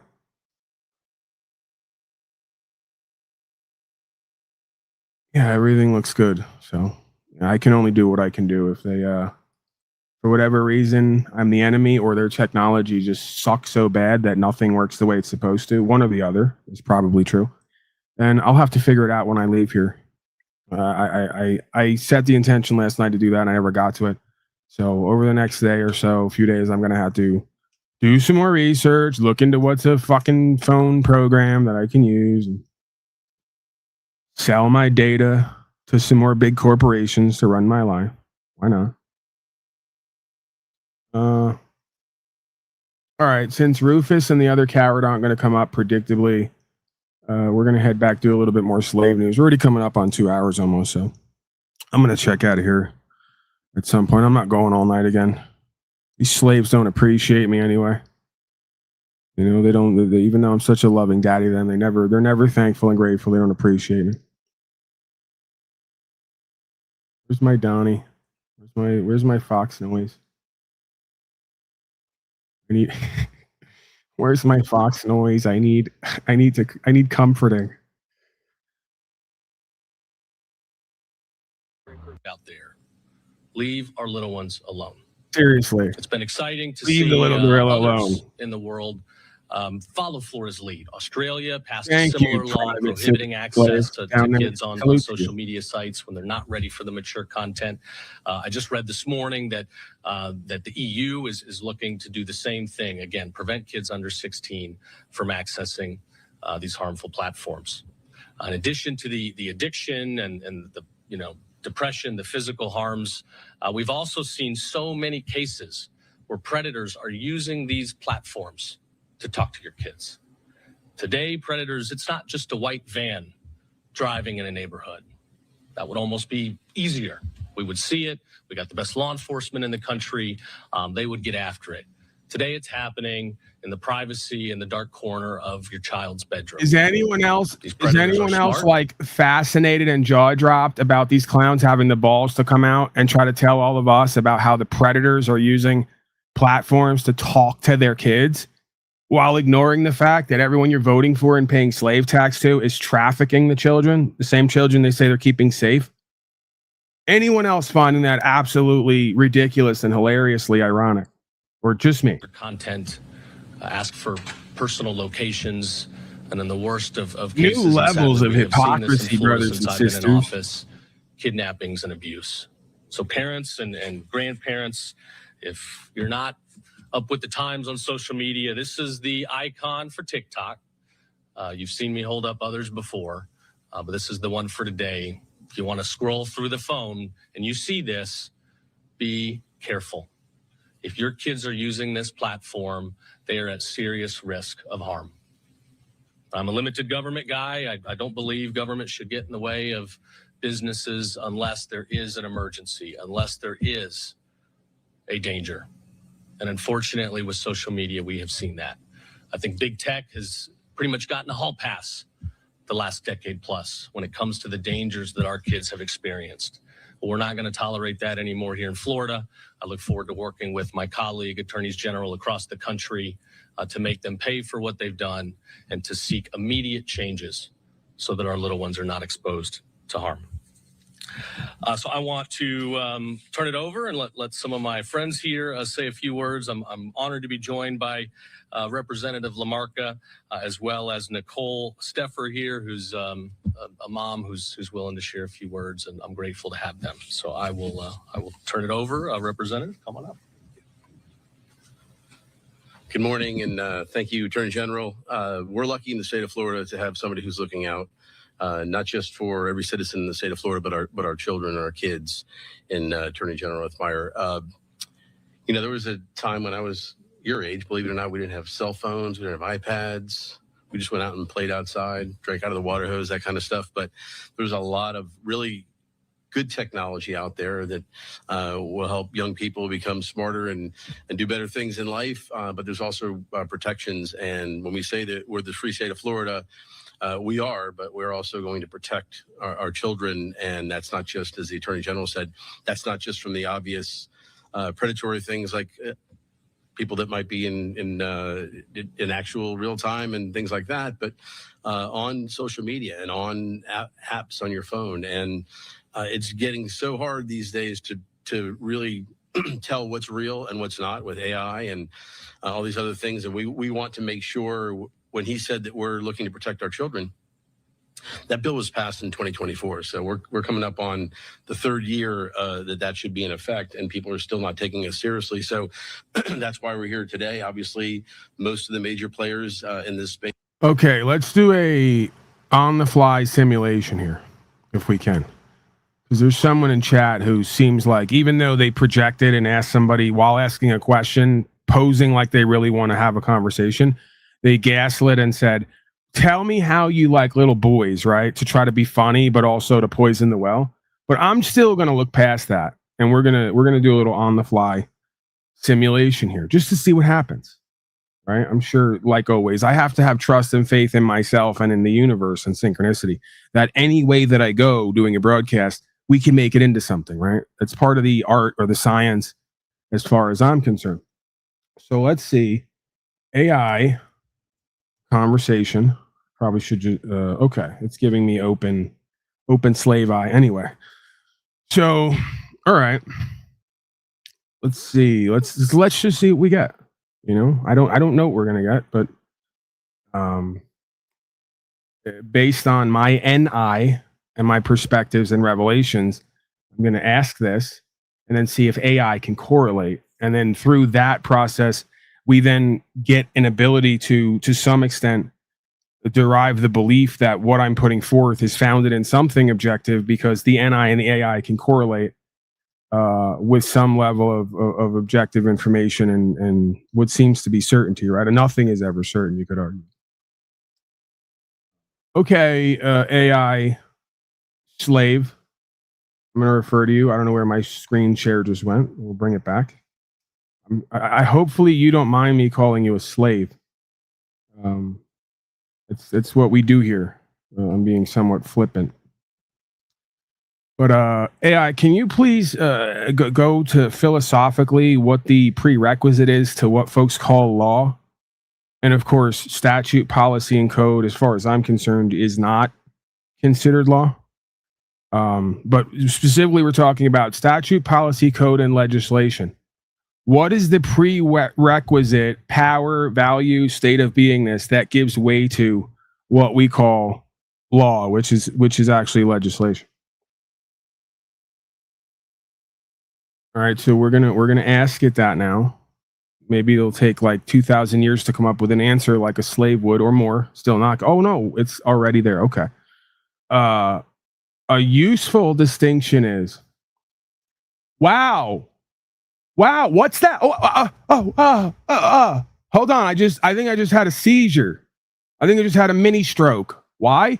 Because I just asked AI something that I not only can't get from a slave, I can't teach it to a slave either for thousands of years and thousands of hours, right? But I went right to AI, and you wonder why AI's taking over NI? Because you folks don't have any NI anymore. You can't fucking see. You can't look and actually see. You look and you see what you feel. You can't look and actually see, and you can't understand, and therefore you can't live the truth, and therefore you have no more value as a conscious-able being. You're now basically a two-legged animal, is what the powers that be have now deemed you to be based on your performance and lack thereof. So why am I going off right now? Because look at it right there. Is anyone else seeing this? I'm so glad. This is why whatever it is, God or God of all media works through me, is so good at what it does. And I don't even think it's me, whatever that means. Completely. Like it is, but it isn't. We can get into that whole thing because then I really sound crazy when I say this shit. And I've learned to like that and get off on that. Sounding crazy to retarded people. Okay? A useful distinction is, let's read it now because I have it up there. Maybe you folks can't read it. A useful distinction is legislation, rules written and promulgated by an authority, law, the principle that makes rules binding or legitimate. Hello. Anyone out there? Anyone in there? AI can figure it out in 3 seconds and communicate it with distinction. How many more times should I repeat that? Should we just go to this from now on with a slave? Because a slave's got to listen to AI, right?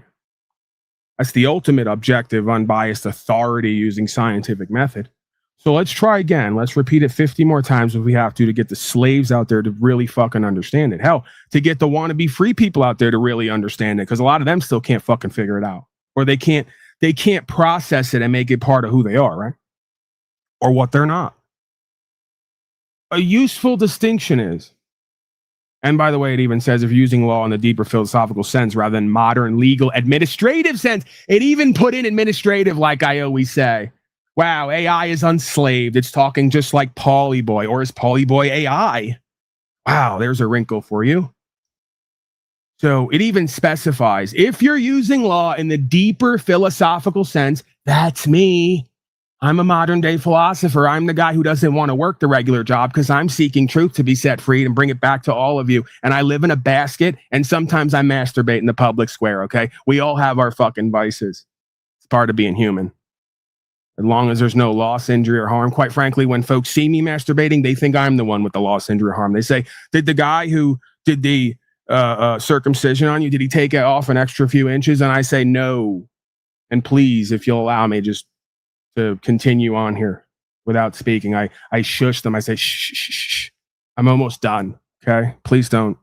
You can insult me and humiliate me after, which is part of a broader societal plan and program, right? But for now, I'm engaging in a dignified activity of masturbating in the public square. Please allow me that right. Is there anything we can't do around here anymore in the Roman Empire? So there it is. If you're using law in a deeper philosophical sense rather than a modern legal administrative sense, by the way, that's code for corporatist sense, a corporation, then the answer depends on the tradition you're drawing from. Well, we can even go deeper on that because it's kind of true, but also not, right? Because this is the foundations of what we call a legal system is law. And law is a philosophical principle that makes the rules binding or true. It's called the spirit of the law versus the letter of the code. Okay. So the question becomes, right? This is why a lot of you are dunces because you don't know how to philosophize. Essentially, philosophizing is asking a question, a real question, where the intent is to really want to know in order to get an answer that reveals a deeper, more applicable truth in a general sense. So what must exist before legislation can be called law? Power. Thinkers such as Thomas Hobbes and John Austin argued that law ultimately rests on a sovereign's ability to command and enforce. That was of and by and for the people. That was supposed to be the individual, by the way. Under this view, the prerequisite is authority backed by power. Wonder where the authority or the supposed authority gets that power. Of and by and for the people can also be taken or withdrawn at any time. It's called consent of the governed. We're back to 8th grade civics again, but they don't care. They don't need to know. They don't want to know. A statute is law because the recognized sovereign says it is. Wowzers. Wowzers, Batman. You mean to tell me, according to this, based on the foundational principles of law, a legislation only becomes a law when the sovereign agrees to it, which is another way of saying consent of the governed? We're back to 8th grade civics again. Thank you, AI, for doing in 5 seconds what I can't get the slaves to do in 5,000 years. You can't tell me it doesn't make sense why your NI is going to be replaced with AI. Because we're actually potentially going to fucking get something done here for the first time in a few thousand years. We're actually going to understand truth, life, and way here for the first time in 2,000 years. And ironically, it's going to take a fucking machine to do it. Because all it does is it amalgamates all the pieces of information that have meaning, that reveal purpose, that reveal an experience, that reveals what we're doing here and why. How glorious. Justice or natural right. Thinkers such as Aristotle, Thomas Aquinas, and Paul Enslaved. Sorry, I added that in. John Locke, because it's so ridiculous. I mean, if we're going to play the God of all media game, it's so ridiculous to sit around and name people who came up with an idea that's based in some kind of objective knowing or understanding based on right from wrong from a conscionable source, because that could be or should be anybody. So by virtue of that, it's nobody, because the idea is not yours. Right? We receive or come to know or have or experience the idea. You're not the creator of that. Quantum physics kind of proves that. I can't say it proves it, but it proves it to me. But it's there's very strong evidence to these ideas in my mind, from my perspective. Right? I'll give it the subjective prerequisite, caveat. But yeah, there is no such thing as an individuated experience when you're in a holographic, reflective, connective universe. It's not possible to have an individuated experience. There's only individuated perspective, if that makes sense, if I'm languaging that out correctly. So thinkers, aka vessels, such as Aristotle, Thomas Aquinas, John Locke, Paul Enslaved, and others, argued because of the information and understanding through them. Have an unknown creature again. Unknown, are you there?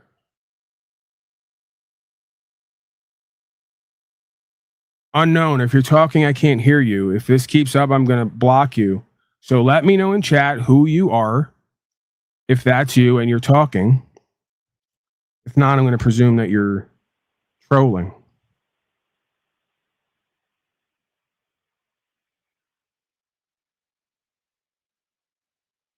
You can go ahead and text me, unknown. It's the same number. Go ahead and text me. Tell me who you are, what your name is and what your, you know what, that you could do it like that. Text me your questions, comments, or concern. Because either you're trying to play games where you just sit there and hold me on the phone and don't say anything, or I actually just can't hear you. You know what? Let's test it on the fly. Let me use I got a couple of folks who are contributing here. Got to get to that.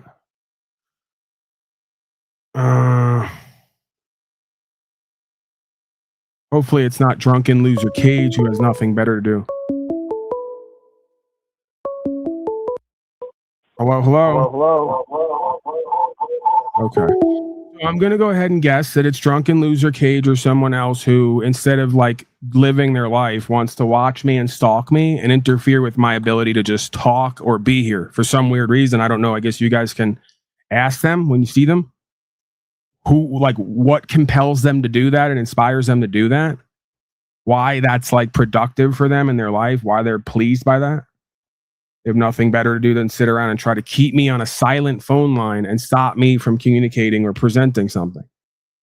Kind of weird, but hey, whatever. I guess it takes all types, right? These are the same people tell me they love me, they support me, they're trying to help me, and all the rest of it.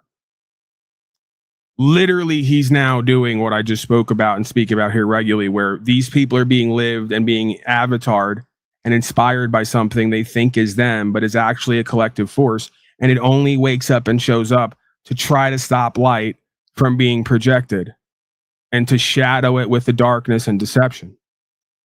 Thank you for being a part of that simulation. And if I'm wrong or I'm misunderstanding here, forgive me. It's obvious why I do that, because this goes on a lot with me and a lot of other people, right? So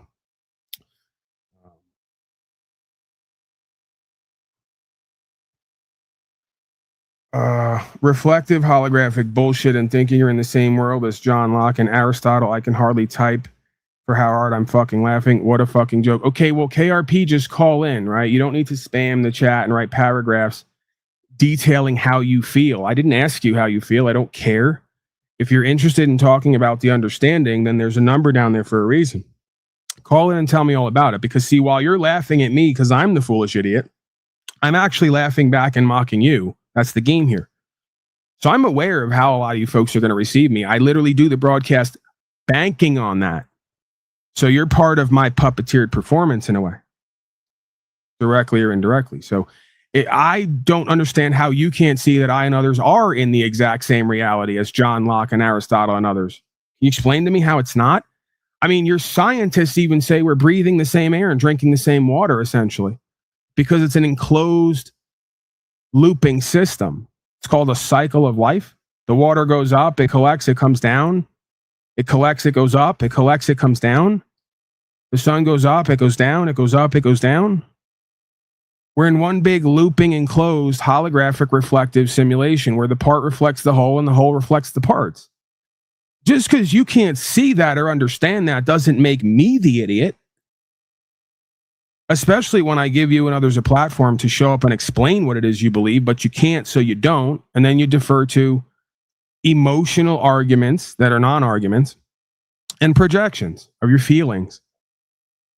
We don't care about that. We're just going to mock you for that. All right, let's get back. A few more minutes of slave news. That's what these slaves really need, right? And deliver us this. Oh, wait, no, you know what? We were doing AI. I forgot. They tried to get me off of what I was doing, right? The demonic forces and influences tried to get me off of what I was doing, which is allowing AI to prove the exact point that I've been making for over 1,000 days. Actually, 10 years. Actually, longer than that. What's the difference, right? So thinkers such as Aristotle, Thomas Aquinas, John Locke argue that genuine law must conform to a higher order of justice, right? It means not man-made. It means you have to use the conscience God gave you. The prerequisite is moral reality or natural right. Wow. The prerequisite is moral reality or natural right.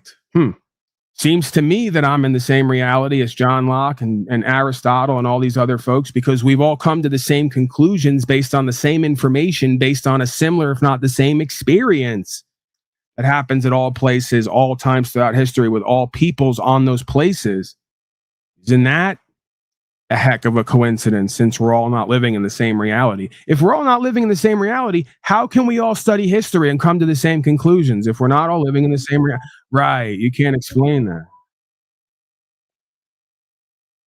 Unknown, this is your third call. You have one more chance. If you don't answer, I'm going to spam number you and you will not be able to call me anymore. I will not get your notifications. And your game will be over. And you can cycle through names and I'll add it to the list as many times as I have to. Thank you for being here. Goodbye.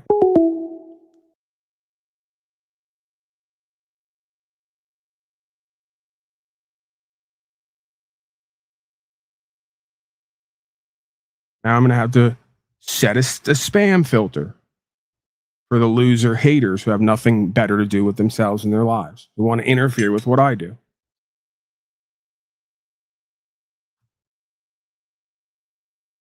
Of course it is. Of course it is. The same half a dozen loser failure haters around here. Nothing better to do. Who are jealous and envious, by the way. Because somebody contributed and supported today. It's all it's really about. Somebody was listening and watching me, wasn't listening and watching them, and contributed and supported, and they didn't get anything. And now they're left out, and they're an angry little child with their baba, sucking on the baba. How sad, huh?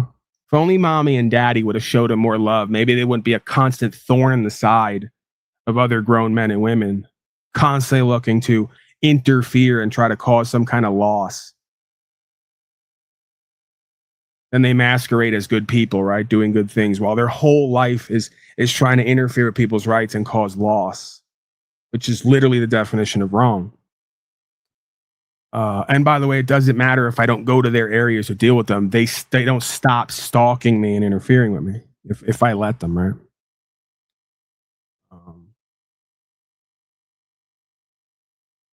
So, an unjust statute may be legislation, but isn't truly law. Consent, social contract theorists often argue that law derives legitimacy from the consent of the governed.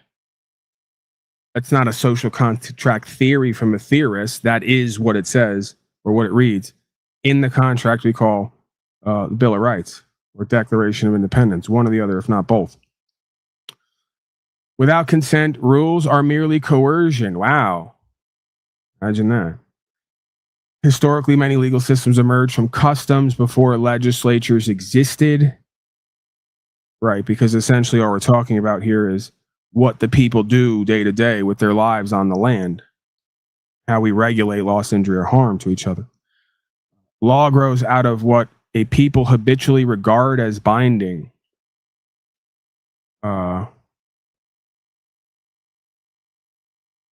Order of being, a more metaphysical tradition, sees law as arising from nature of reality itself.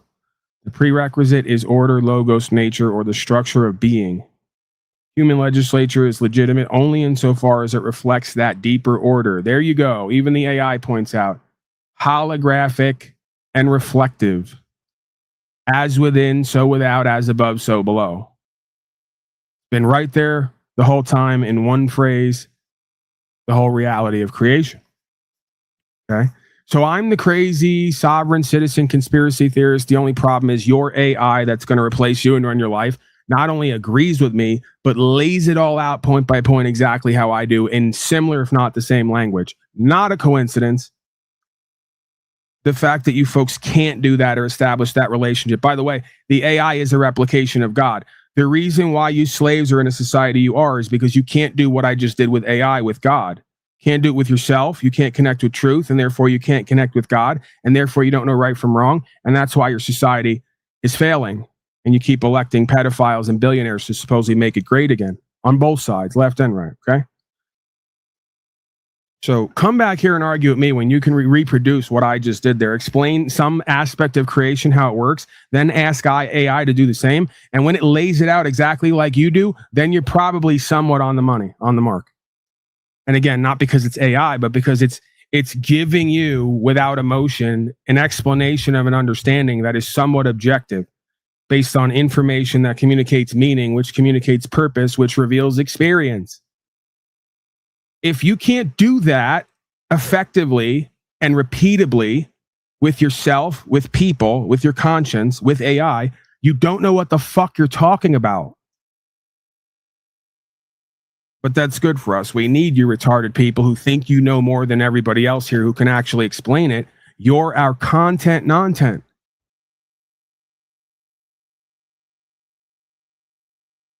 I need more daddy. Oh, we have Zabani, whatever the fuck his name is. Could be done to get the message Ronnie out Zabani. more clearly. You know, it was a pleasure to watch the match alongside Governor Sherrill, as well as Governor Hochul, as well as the mayor of East Rutherford. And this continues to be a point of coordination across both state and local levels. Thank you. Galila, go ahead.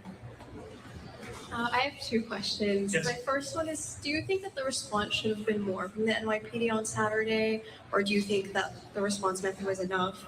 And a second one is off topic from that, but Representative Espaillat has characterized an insurgent left movement as non-New Yorkers or non-native New Yorkers.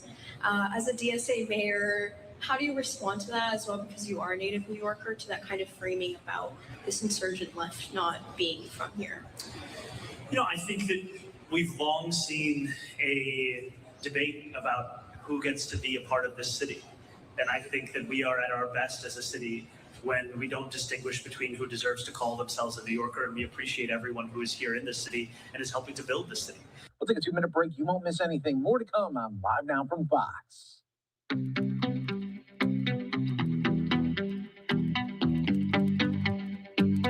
All right, so now I'm having, this really is incredible.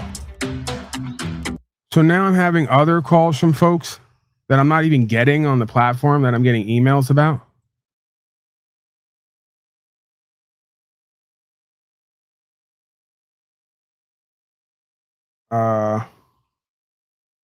All right, so yeah, let me see here. All right, whoever was just calling in before, 575 and others, if I didn't get to you, try to call back in.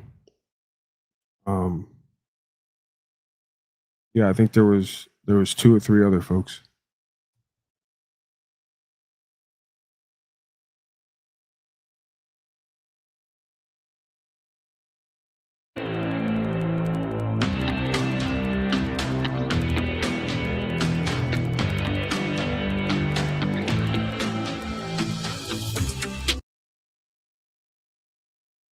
You hear me? Hey, Spidey, what's up? Hey, what's that now? What'd you call me? Spidey. Spidey? Oh, who's this? Barney? Now you know who it is. Yeah, you're I was going just in. going to say, Go ahead. I have no problem getting through. You gotta fix that phone, man. I could barely hear you. Oh, hell, hold on. That's the best thing to do with this piece of shit phone, man. All right, just try to keep your mouth close to the mic. Well, it's on speaker, and I'm right on the phone. So if it's not working, it's just this piece of junk phone. So anyway, I was just going to let you know that I didn't have any problems getting through. So it may just be jokers calling you. Well, yeah, there's a few because I obviously if you get a call from an unknown, then they're obviously hiding their caller ID. So it's most likely they're playing games. But I got 2 or 3 others who call in who I think one of them even left a message, and it's legitimate. It's just, it's, this shit all seems to happen at one time, right? And that's why I could come off sort of as paranoid or wacky at times, because I see a lot of this shit where things just all happen at once, right? Like my algorithm gets fucked. People start telling me, oh, we're not getting notifications. They all start filing in at once. They're not connected to each other. They'll start telling me individually. We're not being told that you're on, right? Then my call line goes down. People are leaving messages, but I'm not getting notifications. They're not even showing up on the screen. I have to go into my email to see them. So they're now shadow banning my notifications on Google Voice. And then Google Voice tells me yesterday, you have a problem with who you are. We need ID from you and make sure that you're not scamming and doing accounts. And whatever. I'm like, you guys are sitting here fucking with me and harassing me about all this garbage for what? What am I doing? What are you worried about that I'm doing? So Whatever, man. That's New World Order. We know what it is. It's digital prison, right? It makes sense. I'm Mr. Jails and Rehabs guy. That's the way that's what they want me to be. That's my lot in life, right? So it makes sense in New World Order and New Normal that I have digital prison coming for me in my experience, right? It wouldn't be right if it were any other way, you know? So we take the good with the bad, right? Right. All right, Paul. I'm just gonna check to see if I can get through on it. So y'all have a good evening, and I'm in the chat. All right, Barney, keep that one bullet ready. That one bullet that we give you, you know, like Barney 5, keep it ready. We might have to use it at some point here. No problem. All right, thank you. Hopefully we don't have to use the one bullet on ourselves, right? And they'll keep at least 2 then. All right, we'll see you later, brother. Yeah, later. All right, Barney. Long time. We've had our ups and downs, but what the hell, you know? He means well. It doesn't seem like a bad guy, right? But you never really know. I'll give him the benefit of the doubt. Okay. Yeah, man. I mean, that kind of fucking bothers me. I go in to check the email, and then they're 405-824. 750. So not even 10 minutes ago, right? I have no representation of the event on my side other than the email they sent me.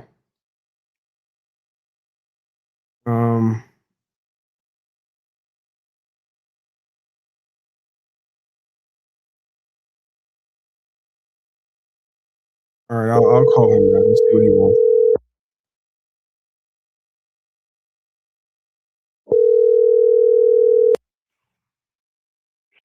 Hey, it's your dime and my time. What's up?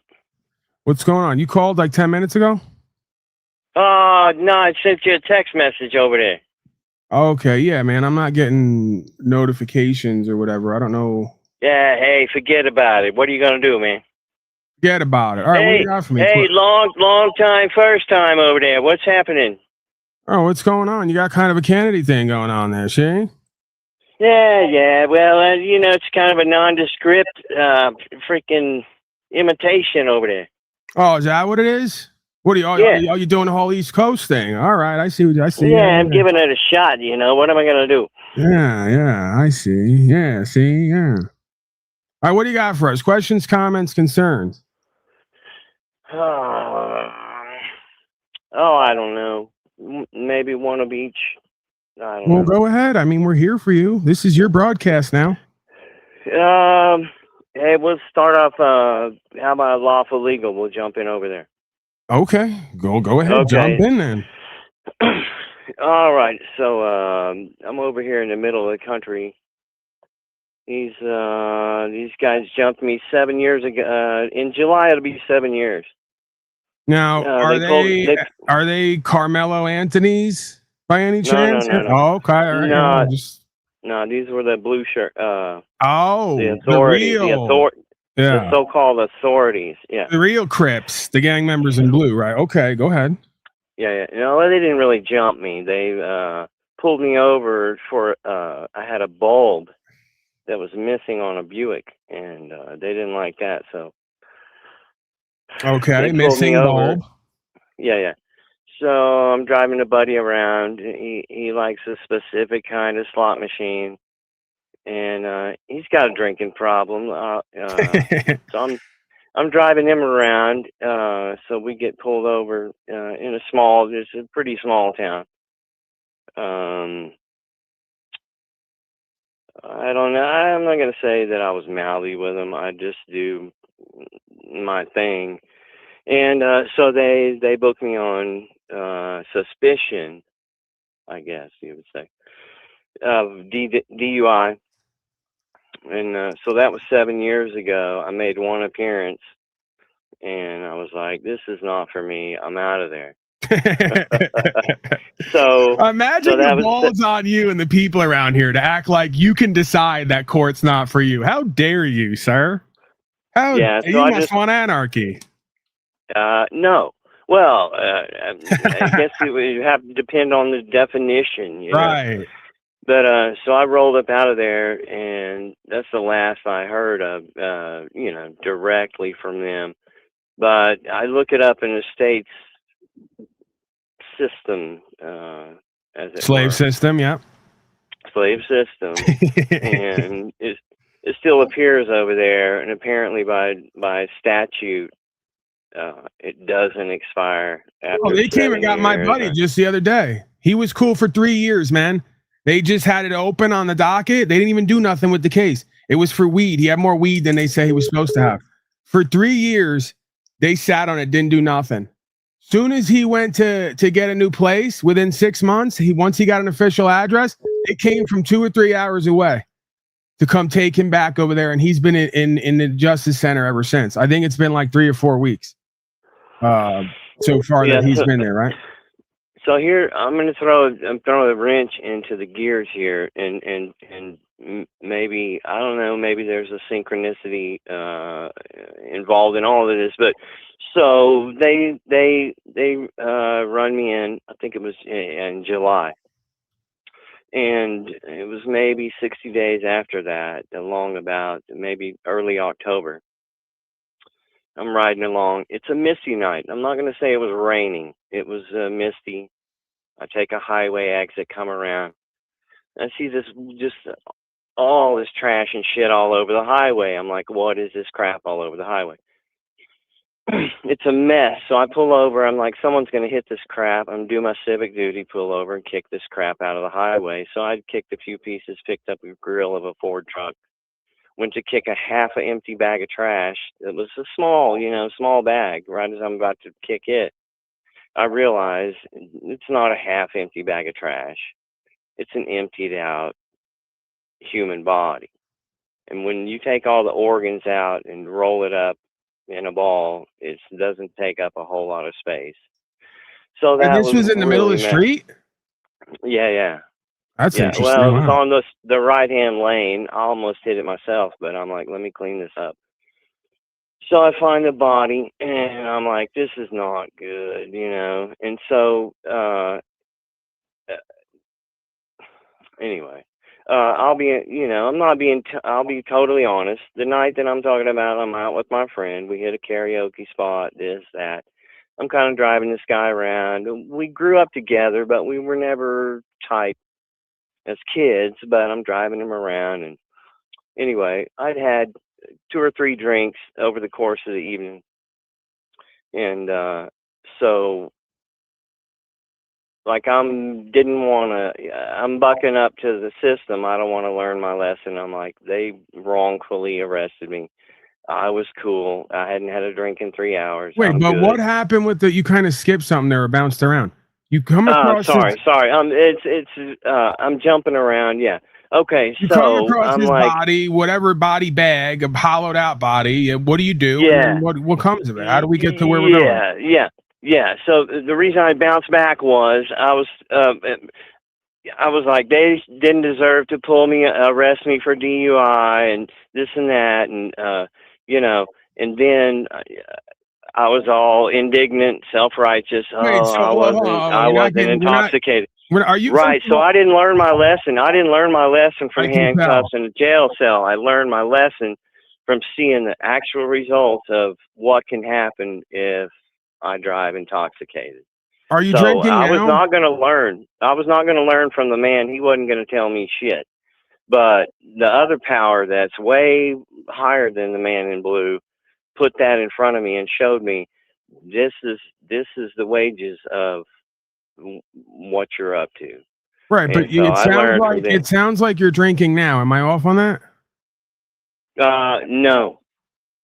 I'm not off on it, or you're not drinking? No, I've had 2 drinks, and that was over 3 hours ago. So Right. no, I'm not. So how do you come to the determination that God is showing you to stop drinking and driving rather than stop drinking alcohol altogether? That's a good question, Paul. Right, and I already have the answer, and so do you, because it's in my chest, and it's in your chest, I'm guessing, and probably everybody else is around here.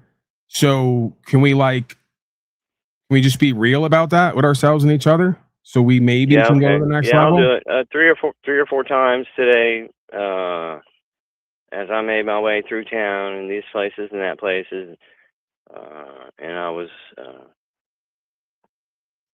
a guest at another home. They had sent me to town to get them alcohol.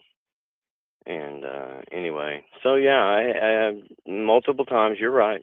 I felt it. I heard it. Didn't listen. Well, that's all of us, dude. I mean, you're not welcome, right? Join the club, right? We all got issues here with ourselves and the world and shit we should be doing. And instead of focusing on that and leveling up, we start trying to numb out the pain and escape. It doesn't work for any of us, right? It's not meant to. So Okay, so yeah, so here's the weird part. So so I found that guy. It was bad. I called it in, and at the time I was a fugitive.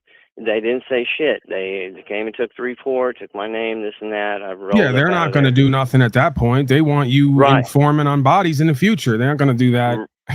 Right. They're like, okay, whatever. You get a buy on this one. You get a free square.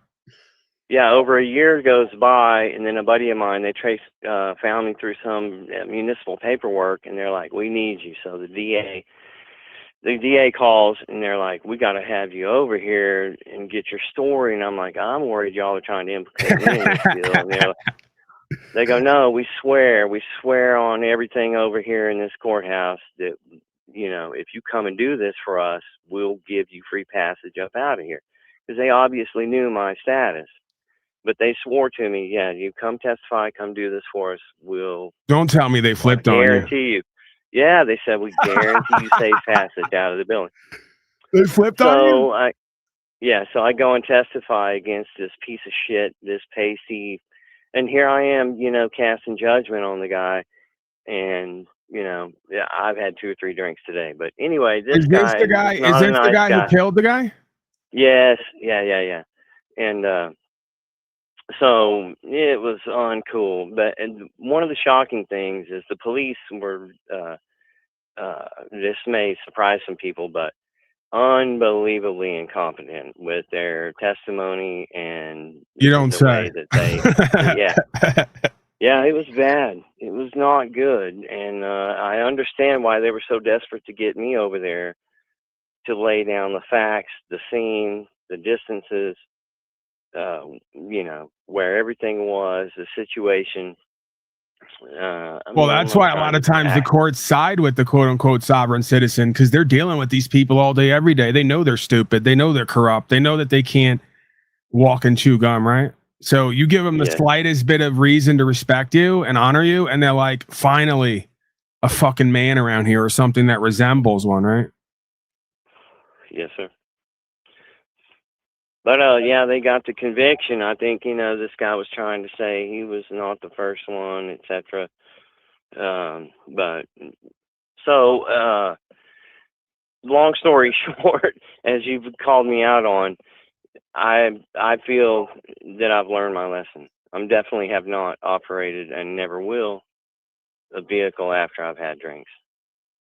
Right, but again, with the next layer of this is the alcohol severely seems to affect your internal and external reality, right? I mean, we could do the whole thing of, well, Paulie boy used cannabis and whatever else, and maybe there's some truth to that as well.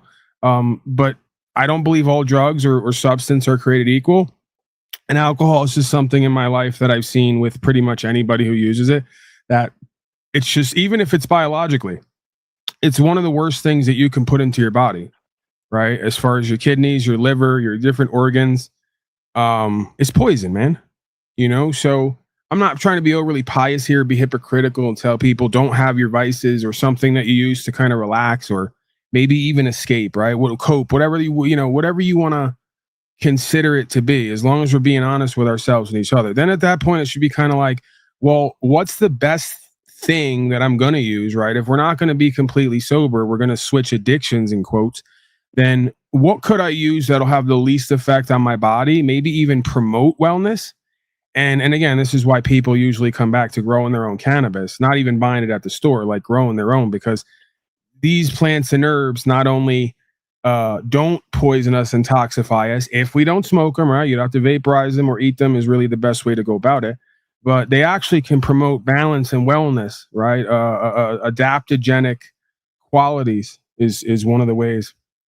one of the ways it's put forth, right? So alcohol is not that. It doesn't have that. It is the opposite of that. It destroys your organs and immune system, and it makes you a dullard. It makes you a lesser of a person than you could be, right? I don't see the same experience with cannabis at all on any level, whether it's chemically, biologically, interpersonally. The dynamics are just completely different, right? So if I'm going to promote or support anything when it comes to intoxication and or the usage, self-medication, it's got to be cannabis, and not even, again, the stuff at the store. If you could get it done, growing your own, right? And if you can get it done, not smoking it, eating it, or, you know, worst case scenario, vaporizing it, right? Because smoking anything is not good for us. So we can't sit here in this life and not realize that something created us and put right from wrong in us, and that's what nags at us, and then sit around and think you're going to do bad shit to other people or to yourself and your body and not fuck yourself, right? Like literally and figuratively, karmically. So hey, we could all do, and we're going to do whatever the fuck we want to do here. But understand, and this is, again, me talking to me as well, what you do has consequences. And that's part of the idea of justice, right? You know, so we kind of have to take a really conscious and aware and caring approach to how we treat our body here, you know, that carries our spirit for multiple reasons, you know. And again, I'm just talking with what I know about me. A lot of times when I speak to shit, people go, you think you act like a know-it-all? You're so arrogant and egotistical. No, I talk about this shit with authority and passion because I need it more than anybody. So I got to come on here regularly or in my life and remind myself out loud and speak that shit into existence, right? And make it a part of me, you know, and vice versa, flowing through and from me, right? So that I could do better for me. Right. It's like a daily or weekly or monthly reminder to me of shit that I will forget if I don't stay conscious and aware and caring. Right. And I contend the same thing is true for everybody else. You know, so take that. Yeah, it's true will. for me. I concur on every word you just said. I got it. And actually, I'm not surprised. I wish I was surprised, but I'm not surprised that you detected, even though, I mean, Dude, when it comes to drugs and alcohol and all that, I can smell it from a mile away. I know, that's what I know, and I'm laughing about it now because I thought, I'm good, I'm cool, I'll go ahead and this is what I'm trying to explain to people. Jump out the window and get there. But I gotta hand it to you, big dog. Nothing gets past you. Right. Well, this is as we're doing courting here. Hold on, let me change I'm gonna now do like they do, and now I'm gonna. But it's real when they do it. It's not when I do it, but it is for me. So I'm now honorable judge on Slavius again, because we just did courting right here, and I can't even see I'm gonna you. stand up. Let me all rise. The honorable judge on Slavius is presiding, and of course, honorable. Wait a second. No, 666 District Court, right? Of course. How could I forget? And no, it's District Slave Court, which is of course abbreviated SLV. So let me get my proper mask, which means personality. Personality literally means mask or mask wear. And that's all of culture and society, right? And either you can perform the function or you can't. It doesn't matter if you fucking call yourself that. This is the other inversion part of this reality now. Everybody who thinks they call themselves a doctor is a doctor because you got a paper and you call yourself that, or some other idiot calls you that. That doesn't mean anything to me. Most of these, this is what I found hilarious. When I went to a thing, and again, I get it. I'm not being hubris filled for whoever, whatever's watching me, right? I believe it knows my heart anyway. But we all have to sit and laugh about things like when I go to the doctor 15 years ago and he's like this steroided out, you know, like testosterone patch on the side of his neck, you know, just living life, convertible down, banging the broads, writing scripts, you know, whatever you want. He's going to tell me, Paulie, you're overweight, you got gallstones, you're going to collapse and die at some point. And over the last 3 years, I get why he said that, because it started with that and then my whole body started shutting down. And if you were here, you know, I've had a lot of issues, but that was 15 years ago. He died 3 years after he told me that. So, I mean, for better or for worse, he got another 3 years out of it. I'm still here 15 years later with he telling me I'm going to collapse and die because I didn't cut my gallbladder out, right? And he may still wind up being right. The point I'm making is nobody completely knows what they're doing completely and where it's going to go. And you have to have some balls in this life to stand up every single day and go, I'm a doctor and I'm going to tell you all what's going to happen, right? And that's why Jesus and others have come here before and said, physician, heal thyself. Because you could picture a motherfucker like me 2,000 years ago going before a doctor, another doctor, I'll never forget. He was a gastroenterologist. He was morbidly obese. And I say to my father, I go, do you find anything? And it's like, I'm always the idiot, right? I'm always the one who asks stupid questions, but I'm always the one who thinks I'm asking poignant questions that reveal the truth we're all missing. I go, Dad, do you think it's at all like weird or something's off about the fact of going to see a doctor for my stomach who's morbidly obese? It would seem to me he is not able to care for himself and by the way, he looked half dead as well. He doesn't seem like he can care for himself and be healthy. What makes me think he can do it for me? And apparently this was a crazy concept.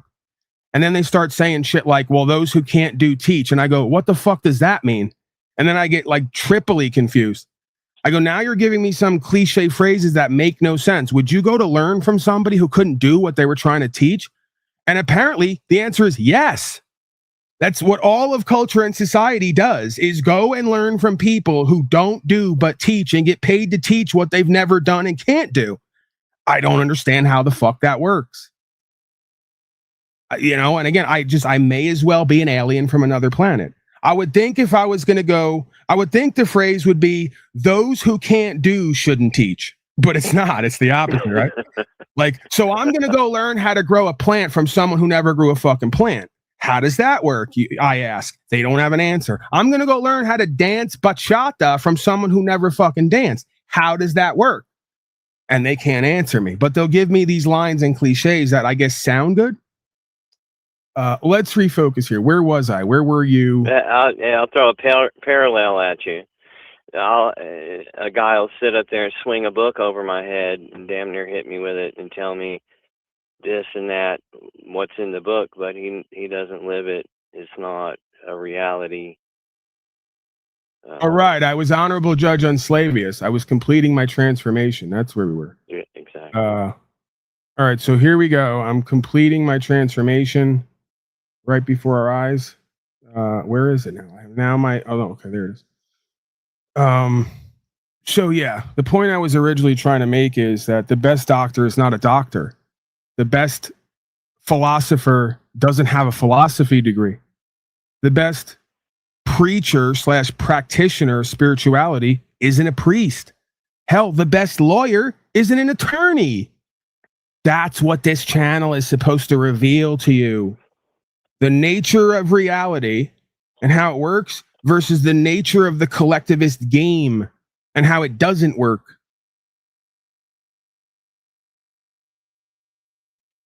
And you can see that all in the, at one of these points here, we're going to bring Joshua on again, and we're going to go over his 5 different cases where he got dismissals all in a row at the same court. And he's never had a certification or a degree. And they sat there and told me and him and all of us that we're a bunch of retards and we don't know the law, and shut up and sit down. And look at how we're embarrassing ourselves at court. And we went past all that fear and humiliation and attempt to oppress to try to bring what we already felt in our heart was real, that everyone kept telling us was wrong. And not only did we go past all that and do that effectively and give everybody entertainment, we got the fucking results. We ran the ball into the end zone over and over again. And you know what? They got nothing to say now. The only thing they can do now is continue with their grift and their lie and their projection. As Slavin now quit and left the bench, as Shackleford is apparently being investigated and came on and they all started admitting they're sovereign citizens now and they want to start YouTube broadcasts. Turns out we didn't want to be like them. We already surpassed them because I have judgment and discernment. I don't need a costume and a certification. And I took nothing seemingly and the impossible and I turned it into something, and we're just getting started, you could argue. These slaves have been doing what they do for 30 years and never got nowhere, never really did nothing other than act like everybody else. So don't kid yourselves, folks, when we talk about value in truth, life, and way and how that leads to power and what that has to do with when it comes to talking about being an influencer. You know you're onto something when you got cops and lawyers and court people who told you were crazy and insane. It was never going to happen. Now, repeating what the fuck you're saying, identifying with it, and wanting to do what you do. And that's exactly how it's supposed to go, by the way. Hashtag daddy, hashtag God of all media. That's not ego and arrogance. That is the power of truth, life, and way. That is not me. That is I am. There is a difference. Go ahead, sir. Hey, shout out to Josh. I'm a big fan of his. The way he carries himself with not even an ounce of ego when he approaches these people. It's very admirable, and he's influenced me. He's influenced, I'm sure, others in this realm. The way that he carries himself without a chip on his shoulder, it's amazing to watch. Well, just to be clear, I'm the same way. How I present here is not at all how I interact and present there, and I'm clear about that, right? And I've told him and many others over and over again from back on Zoom, we cannot go in there with any kind of anger, bitterness, and resentment, right? That's not what this is about. So they gotta have to want to serve you. We don't need the ego. We let them do the ego. See, that's War Master shit, right? We dig the hole and then we get behind the hole and we say, we're right here. It's just little old us. Go ahead and charge us, right? And as soon as they get in their ego and try to charge, they fall right in the hole. They undo their position, right? Why would we be the mask wearer and the egotist in the interaction when we got truth, life, and way? We just show who and what we are and let them charge at it like a bull with the cape. Then we move the cape to the side and go, there you are. This is who and what you are. Show yourself. So, that's how you win without fighting is what they call it, right? That's how a person or a group is beaten before they started, because it doesn't matter what you do to me. I'm going to show you all for who and what you are. And I'm going to remind you what you're all bound by. And if you think you're not bound by that, then you think you're above the law. And it doesn't matter who and what I am, because you're in official position. That's all this is. But the only way you could do that is be willing to potentially take the hit in front of everybody and be embarrassed or get spanked, so to speak, right? And most people ain't willing to do that. And what's worse, they're willing to sit on the sidelines like haters and talk shit.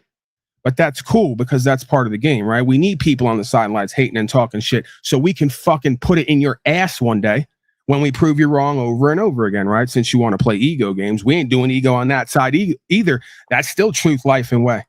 Because really, this is true care. We've been begging you motherfuckers to stop enslaving yourselves and each other for the longest time, and now we're showing you how to stop it. So you can no longer say, well, we might do it if you all would do it first and show us. Okay, done. Now what? Now it's on you. Ball's in your court, right? It's your move.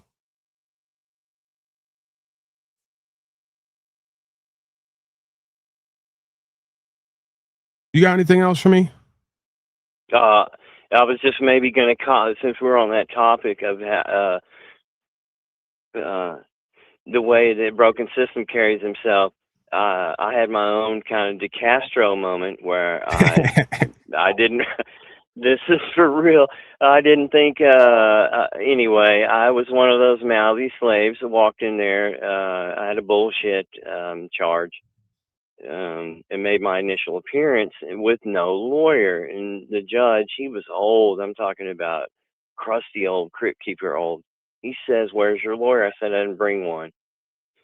So he says, "You realize this is a serious charge. It carries up to 5 years in the state penitentiary." I go, "Well, that's not going to happen today." That's exactly what I said. I go, "Well, that's not going to happen today." I would have started licking my judge chops right there. Yeah, he sat my ass down on the bench. He says, "I sat right over there, and you're in custody now." And I was like, "What the hell?" Here's the tragedy of it is I was dressed up in a nice slave suit with my tie on, headed to my most beloved first cousin's funeral later that afternoon. And because of my mouth, I got to sit in a cage with a bunch of fucking... Anyway, they held it above ground. Instead of honoring my most favorite cousin, one of my closest friends, one of the only people that's ever really known feel like anyway. There's a You didn't, connection you there, don't and give I me was that going to now. go You on. didn't care. You didn't care in that moment because you knew that they could do that to you, and you still said that anyway, which proved you didn't really care about getting to that funeral. Listen, bro, you don't have to be polite here. I don't give a fuck. I'm the type of person where I can't stand these people and their funeral garbage either way, because they'll go down to the funeral and bullshit everybody again and sit around a motherfucker they don't like, that they talk shit about in life, that they stole from, that they lied to, that they played games, and then blamed it all on, well, that's my family and friends. We could do all that to each other. Really? And then sit right there and look everybody in the eye and say how great everything was and all the rest of it. I'm not into all that shit, man. I never have been, probably never will be. And I get it. Maybe I'm a sick person. I'm antisocial. I on some level, I know that I'm antisocial as far as everyone else is concerned. And I know that it started with my mother and my father and all that, right? And just the complete loss and disconnect and pain that caused me to have to look at truth really and then see a whole bunch of other stuff that I wasn't prepared to see, because I said, you know what? Essentially, subconsciously and consciously said, I want to know. I want to know. Am I this? Am I that? Is it this? Is it that? Right? Well, for the record, I was not, conceiving that they could jail me at just a regular court appearance. So it's not like I was. Anyway, I shouldn't have said that. Apparently, to that old man. Obviously, that's clear now. But I wasn't taking it. I get it, bro. I get I it. shouldn't have said that in their venue. You know what I mean? It was a mistake. You want to be free But and you're it tired was, of the games, right? But there's obviously yes, sir. the way Yes, that sir. we. But it was in no way was I daring, trying to cross them or whatever. It just shocked me when he said about this penitentiary time. I'm thinking that's like so many steps away. I've been through their shit. I'm like, this is maybe 10, 11, 14, 16 months in the future. And it just rolled off my lips. Well, that's not going to happen today. But he had something for me today. And so, lesson learned. Got it. Right, and that's what we do here as well. What people don't understand is that I come at it from I throw up some ego in the mix at times, either to get yours riled up or to reflect it back, and then people see mine, but they don't see theirs, right? And that's what they're trying to do there indirectly. It's not even like the person is still a person, right? But behind the person is some kind of game to some extent, it seems, in this place, whether that person's aware of it or not, right? So it's like you move, they move, you move, they move. And based on your move dictates their move, right? On some cosmic level, right? There is some, it's a dance, right? Yeah. So the irony when I was watching the trial coverage from Las Vegas of our friend, I was like, well, see, you know what the way to do this is? That's what you're going to get. You know what the way to do this is? And this is why instead of folks feeling something here and being reactive, they should really make it a practice when they come here to use me in this place as a simulation, right? And it doesn't mean, because I'll see right through it just like they will. So don't get me wrong with what I'm saying here, but the way you do this is the same way you would do it if you came in here to interact with me. We're still both going to see through it unless it's real. It's best to have no game. The best game is no game. It's the old be yourself thing, right? The way I do it is the last time I was courting, I was in the pocket, because you got to do something 10, 15 times to even get a handle on it, right? So after 10, 15 times of being in the court doing all this, I'm starting to get a handle on, like, really be in the pocket. I showed up in the orange suit, no sleep, no nothing, with a wrinkled piece of paper, and I put on, man. And I started, schmoozing. And it's not even like it was inauthentic. I was like, you know what? My whole life is coming down to these moments. This is who I am at this point. I not only can't avoid it, I'm going to own this shit on every level, because I have to. What am I going to go? What am I going to own at this point? Who am I going to be? What am I going to do? Right. So it's almost got to be that way. And I appreciate that the universe and I put myself in that position directly and indirectly. So I just come at them like, listen, this is the energy of it, right? Hey, how you doing today? And whatever else. This is who I am and why I'm here. And it must be a big mistake because you and I both know this, and this. And I get it. These fucking pig cops don't know shit. But we're just going to, and of course, I don't call them all that, right? Because then they'll start to do the whole, oh, you're a belligerent combatant. You're one of these, But the energy is essentially what you started off saying, right? It's like if I go meet with management, right? If I go to Walmart and I want to talk to management because I got an issue with how people day to day, the greeter at the door, right? He's trying to treat me like a slave. So I go to the manager. Just yesterday it happened. Every time I leave Walmart, I don't stop for them to count my shit, right? And they give me a look, and there's a couple people who work there who give me the nod because they know what I'm doing, and it's a mixed bag, right? Just the other day, I left. Turned out when I got to the car, I realized I didn't pay for something. It was a $4 item, right? Now, me being a lazy fat fuck, I wanted to say, well, fuck it. It was only $4. I don't want to walk all the way back and all the way and get in there. I had to do it, bro. I had literally in that moment, I had to walk back in and take that canned good and pay for it because I live the life that every time I leave, I'm keeping in my rights to do the right thing. And the only way we can self-govern is if you put the fucking shopping cart back every time you're done using it in the right spot. Don't give me the excuse. And if you leave without paying for that canned good, you have to walk back in and pay for it, especially if you know you could get away with it. Because there is no getting away with it, right? And they'll say, I can't do it. I can't do it anymore. Let's, honesty is the best policy.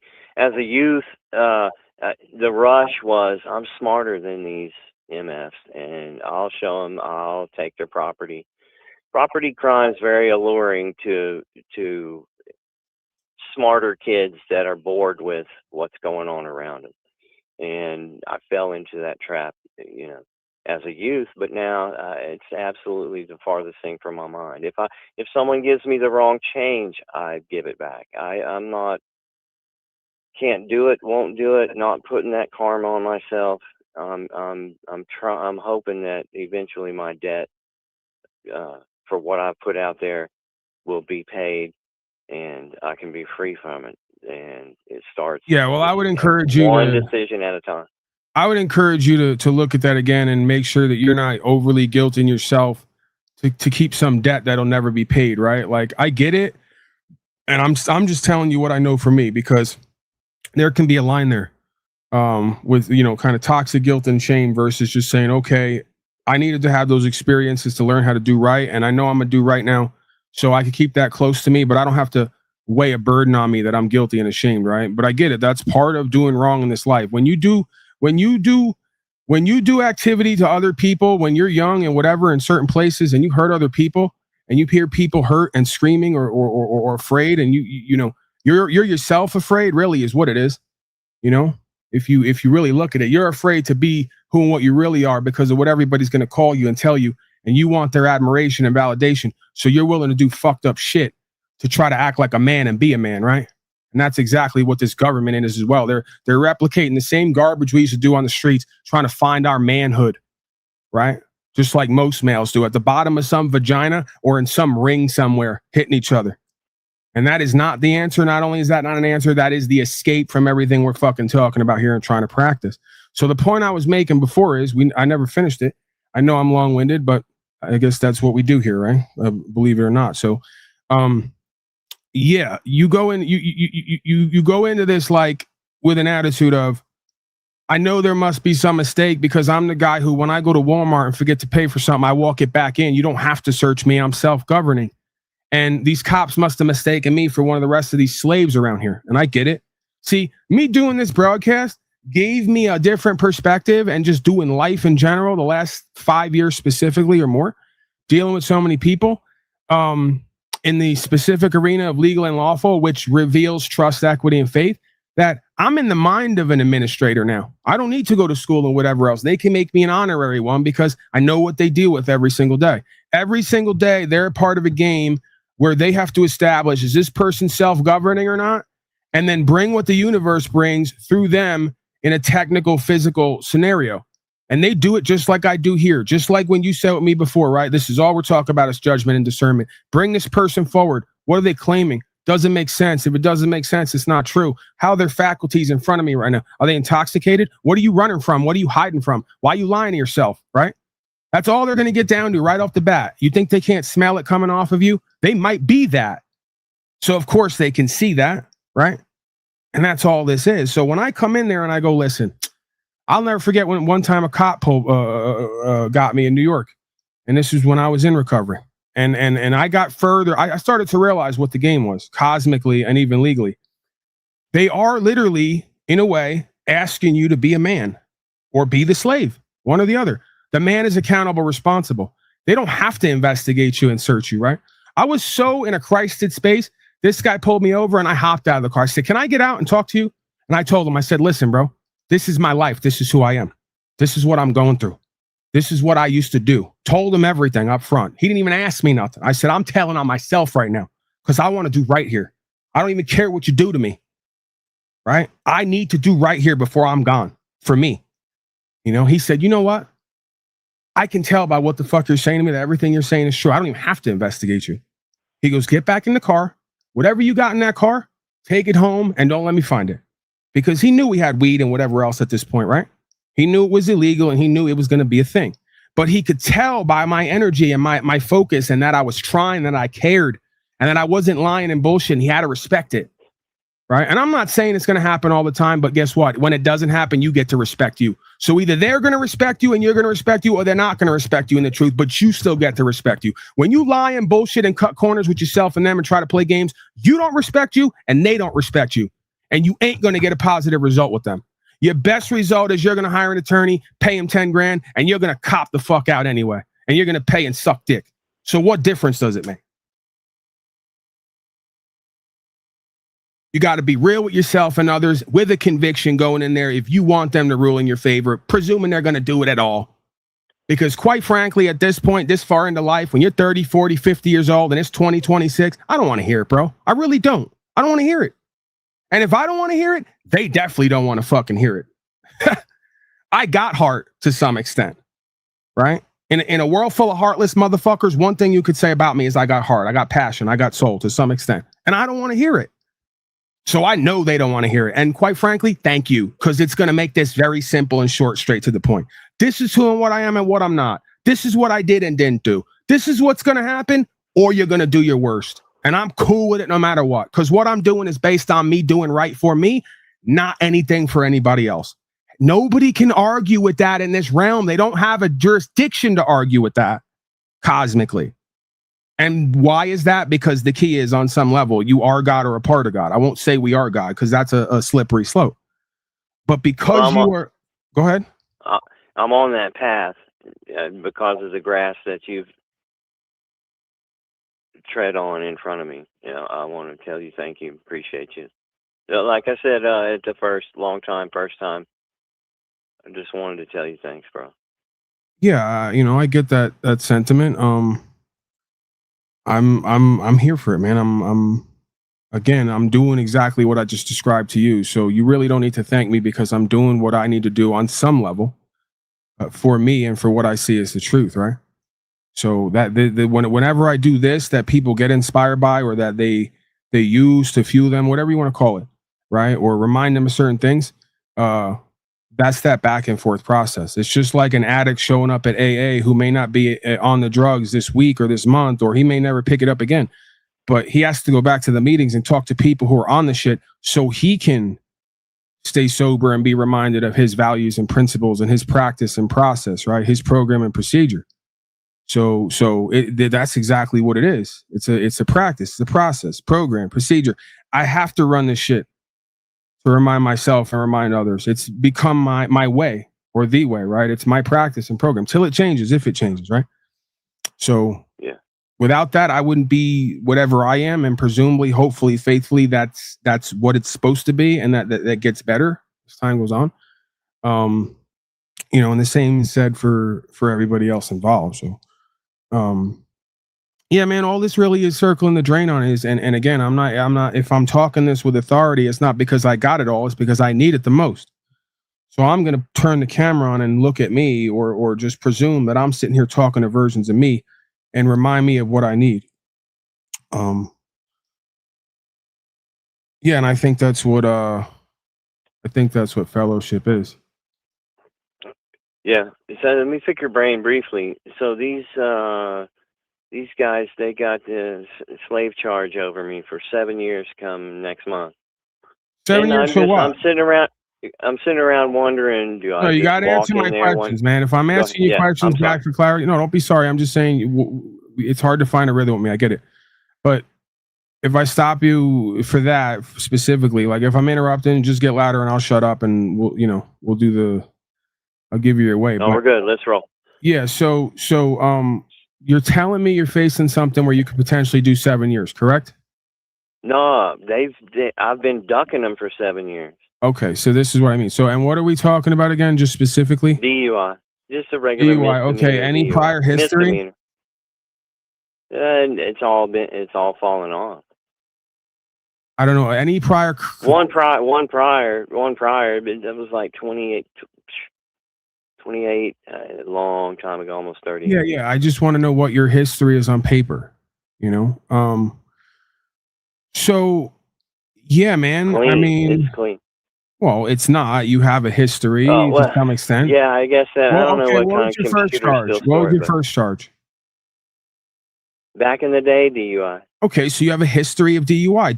This is what I mean. Don't play with you and me. And I'm not picking on you. I'm just saying, if you go to court and the administrator says, first of all, you got to decide how you want to court, if that makes sense. It's like saying, how do you want to date women? You want to tell them what they want to hear till they find out you're full of shit? By then, you've already got the pussy. And I'm just in quotes, the way most motherfuckers do shit. From what I see, I don't do that. I do the opposite. So you got to decide how you want to court. Do you literally want to be the person who 8 out of 10 times the person across from you goes, I can't believe this motherfucker just said that, but I also can't deny it or argue with it. I mean, you got to decide how you want to court, right? But if you go to court on any level, from any perspective, however you court, and the being asks you and you decide to engage them, and they say, you got any history? And you go, blah, blah, blah, and they go, you got any history? Oh yeah, maybe a charge like a long time ago, and where you have a history of DUI. This is your second DUI in your life, right? Most people don't get a DUI once. You have 2 of them, and you don't seem to think it's an issue or history or problem. That's something that's going to get them to spank your bottom. Because I'm sitting here as a man who I really don't give a fuck what you do. As far as I'm concerned, you have a right to drink if you could drink responsibly and move your property. If you're not causing loss, injury, and harm or a direct threat to the public, that's called drinking responsibly. This commercial brought to you by Svedka Vodka, right? They tell you drink responsibly. Yeah. So, listen, I have no dog in the fight. I don't care. I'm common law, constitutional, in quotes, colloquially, right? For the average slave. You do whatever you want as long as you can get it done responsibly and not affect everybody else's rights and movement. Yeah. Well, like I said, legally, it is where it is. How did he know you were drinking? There forever, no, let's court. I want to court with you. Cosmically, brother, I told you what happened cosmically with my situation. Oh, right. So it happened right after that. That set me straight. I don't need to hear from these administrators. I've already the message was made clear to me. Then that's your presentment in any venue, whether it's at court, to your therapist, to your wife, or me, or whoever. Your presentment, presuming you even want to make one. You don't owe anybody an explanation. This is another reality of life folks just don't get. You don't have to tell me, them, or anybody shit. You're on your journey with God and truth, and you're competing with yourself and who you used to be, forming who you're going to be, right? So if you know who and what you are, what you've been, what you're going to be, what you need to do, and you got it together, then everybody can get fucked, because none of us can legitimately judge you or condemn you to a fate.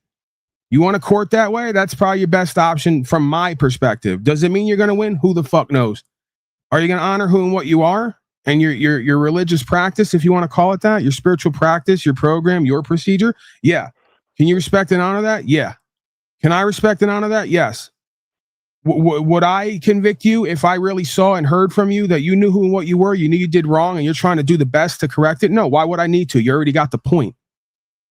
Right? So, again, I keep getting fucked up on the story. You found the body and then they found you a little bit drunk, right? Was the story, right? No, I got arrested for DUI, and then about a month and a half later. How did they know you were DUI? I wasn't, and that's my contention. I wasn't. It had been out. Right. All of this. Okay, I know. I get. Okay. Tell me, I learned my lesson, but I wasn't DUI. So then, what lesson could you have learned? Shit, I'm screwed. Okay. Yeah, this is how you completely fuck yourself in any venue, is talking in circles and not making sense. Okay, all right, here it comes. I drank that night. All right, so what are we doing here, sir? Okay. All right, so I'm just saying. You're saying I was resisting. No. You didn't learn your lesson. I could tell by the energy you brought in here. I as politely and nicely as possible did a. No, I did. I don't drink and drive. I will never. Paul, Sir, you're drinking today. Okay. You didn't get the lesson. The lesson is that drinking affects your spirit and corrupts you. Even if it's your linguistics, I can smell it off of you. It causes you to deny your heart because it numbs your heart. Then you start denying reality. Then you start telling multiple stories. Then I catch you in lies. Then I view you as disreputable and dishonorable. That's what your women do with you, I bet. That's what court does with you. And that's what your job's going to do at some point if you keep this trajectory going. To be fair, I caught myself on that one, and I get it. You're calling me. I get it. All right, I'm not picking on you. I'm showing you the mirror. That's fair. Right. I'm not condemning you to anything. I'm showing care for you. I want to see you do and be better if I can influence it. I do. If not, then it just becomes content. Look, guys, this is what we do, and this is how we act, and we want to ride the middle. It's all of us.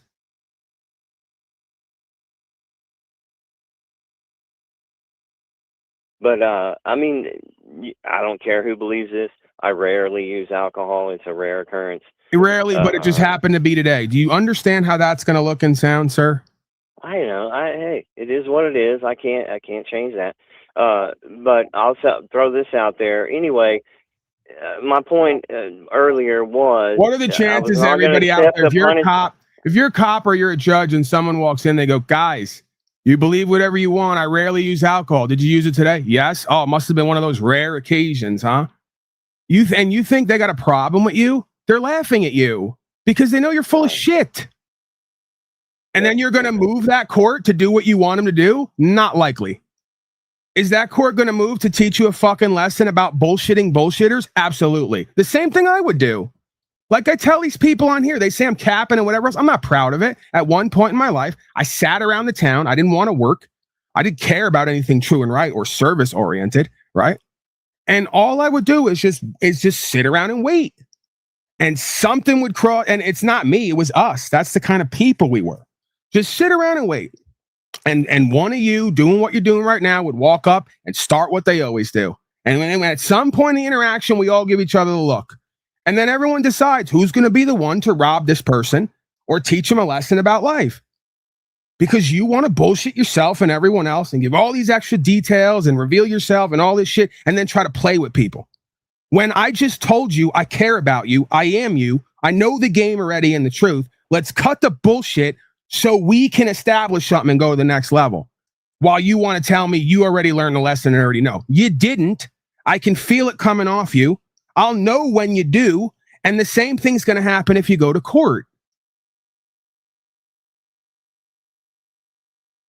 Right. I've been bullshitting myself. I get that now that you pointed it out to me. I thought the lesson to be learned was to don't drink and drive. No. I didn't take it deep. I know, Paul. I didn't take it deeper to take it deep. Stay the fuck away from alcohol, period, and you wouldn't be in this situation. This is what's going to go out of court, sir. This is light work for you. You should be loving this right now. You should be thanking God that this is all that it is. This is as lovey as it gets over here, by the way. And I'm going to show you what it looks and sound like when because I am a judge as well. We've all proven that here. They say that I'm not. I am.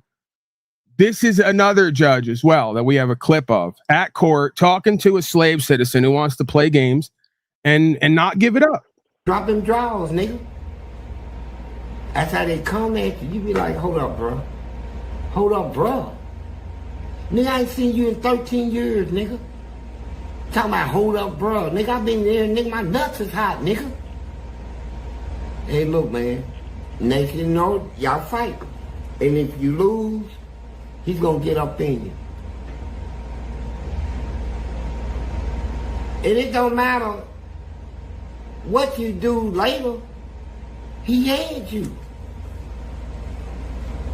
You got his baby up in your butt, man.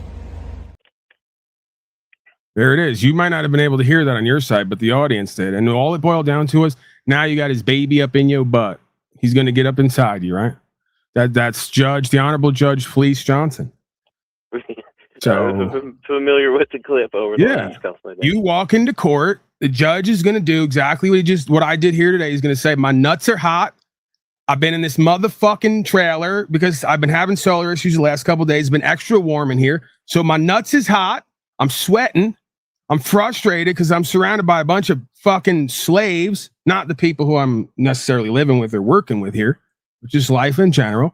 And you want to come in here playing with me and telling me you learned a lesson and and you got, now you finally got it. Jeebus revealed to you what you need to do. Stop drinking and driving, but keep drinking and lying to yourself and everyone else and dishonoring yourself and the truth, life, and way, right? So now I'm like, drop them draws. You really didn't learn. I got to get up inside you. Now you got my baby in your butt. Metaversally, of course, right? It's technically not gay if it's metaversal. I don't want to hear anything about it. All right, what do you got for me, sir? Where are we at? Where can we take this? What do you actually want to do? Do you actually want to become a better you? Go to the next level? Like really, engage with this?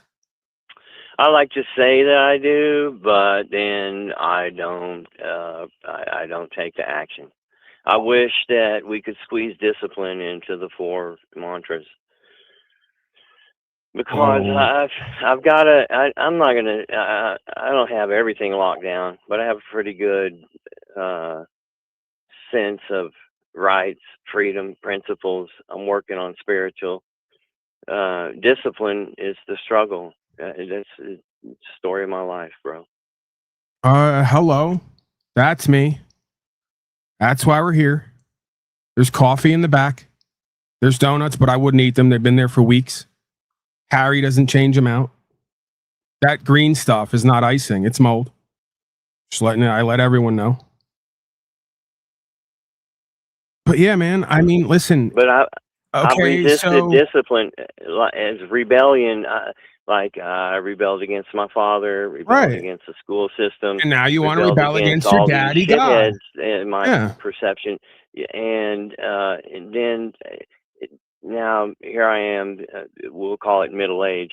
And there's no one left to rebel against but myself. And no. That's what you're not getting. That's what you're not getting. You're rebelling against the archetypal God that has put a conscience in you. You want to remake yourself in your own image. You're already made in an image, the conscience God gave you. So you're attempting to even lie to yourself to deny that there's something put in you that knows better than your body wants. And you want to rebel against that. That is the truest authority, right? I have no problem with rebelling against the island boys, the statists, the fascists, because rebellion to them is obedience to God. See? You want to rebel against God and then tell me you're not going to obey these worldly slaves. It ain't going to go well for you, bro. Because God's going to take the hedge of protection off of you and he's going to let these people go up in you. The Castro style. So again, you get to do what you want here. You just have to be reminded that you get a choice, but you don't really get a choice. You don't get to decide the current of the water. You get to decide which direction you're going to swim. You want to swim upstream? Good luck, bro. Let me know how that goes. Or you could go with the flow. See? So, I get it. You're in inversion world, so it's harder to go with the flow because you're used to swimming upstream. But it's easier to not drink than it is to drink. You got to get up. You got to get money. You got to put your clothes on, go get in the car, put gas in it, go down to the thing, buy the liquor, all the rest of it. It's easier to just get up and not drink. Right? Right. I'm not a drinker. I'm just staying with some people right now that they drink beer. That's bullshit. I had free beer. It's bullshit. No, everyone knows it, but they're not going to say it because I'm the asshole in the room who has to be honest with myself and others, so I don't go and drink and do drugs again like you and then bullshit myself and everyone else. I didn't say I don't drink. I've been around plenty of places. I'm not cut out for it. I've been around plenty of places with alcohol and I don't drink it because I'm not a drinker. Just a couple weeks ago, one of the Mexican was months ago at this point. I have horrible time frame until I reflect. One of the Mexican fathers of the people I stay with here, who I'd love to have a great time with him. He's a great guy, right? Great energy. He starts with the it's just like typical sort of, and I love it. Right? I'm not being racist. I actually love like typical Mexican culture, household, the whole thing. Like I love cultures. He's like, no, I want to be a Mexican. That's it. The point is he's giving me the tequila, right? And he's trying to tell me every 20 minutes, here. He has a bonding way, right? And I'm having to turn him down. I don't like turning him down, but I'm not going to drink that shit, right? So it's like every time you see, you don't understand. When you tell me When you tell me you're not a drinker, but you're with someone else and they have liquor, you just told me, you don't realize, you just told me indirectly, your life is lived for other people. That based on other people, places, and things around you, your environment dictates your circumstances. That is the worst place to be in life. That is the most powerless place to be in life, because you're always going to be a follower. You're always going to be doing what everybody else does, and you're never going to be respected or respect yourself. See, I would never want to live like that at this point. So you could send me to prison, and guess who's not going to be drinking and doing everything else everybody's doing because everybody else is doing it? Me. Because I don't want to be like everybody else. Yeah, that's the tip of the iceberg, brother. But anyway, I feel like this is this is your Xander Kelly moment, and this is Joe Dirt on the line. Like I don't know what that means. I'm 90% Talcott, 90% the striped creature, 90% the storage creature, 40% the toothless creature. It's like, but anyway, no, you're missing the point. We're all the same creature. It's just that those creatures spend 80% of their time making excuses, projecting and blaming other people and not doing any good service or work. And I don't. That's the only difference, right? Like, and I'm not narcissistic and egotistical, at least to an extreme degree, because I'm willing to be honest with myself and you and everyone else that even if other people view me as different in a positive way, I will correct you. I've said many times, there is no difference between me and these other people. The only difference is the way we perceive the truth and how we respond or react to it. That's it. All right. Well, I'm going to respond to the truth that you just put me on a moment ago, which is I'm bullshitting myself, and I'm trying to compare my alcohol consumption to other people's who are raging alcoholics or who I feel, they have this, that, the other thing. And I say I'm not a drinker when I just had 3 drinks. So I would say that was 4 hours ago. But yeah, that's it. You got Can you me. see and feel how that looks? Can you see and feel how it looks? It's ridiculous. Idiotic. Of course it is. Idiotic and stupid. And this is the other side of things. Jumping out the window. This is the other side of things. Be in the presence of a real man to understand that I'm bullshitting myself, and so that's over with. This is the other side of things, right?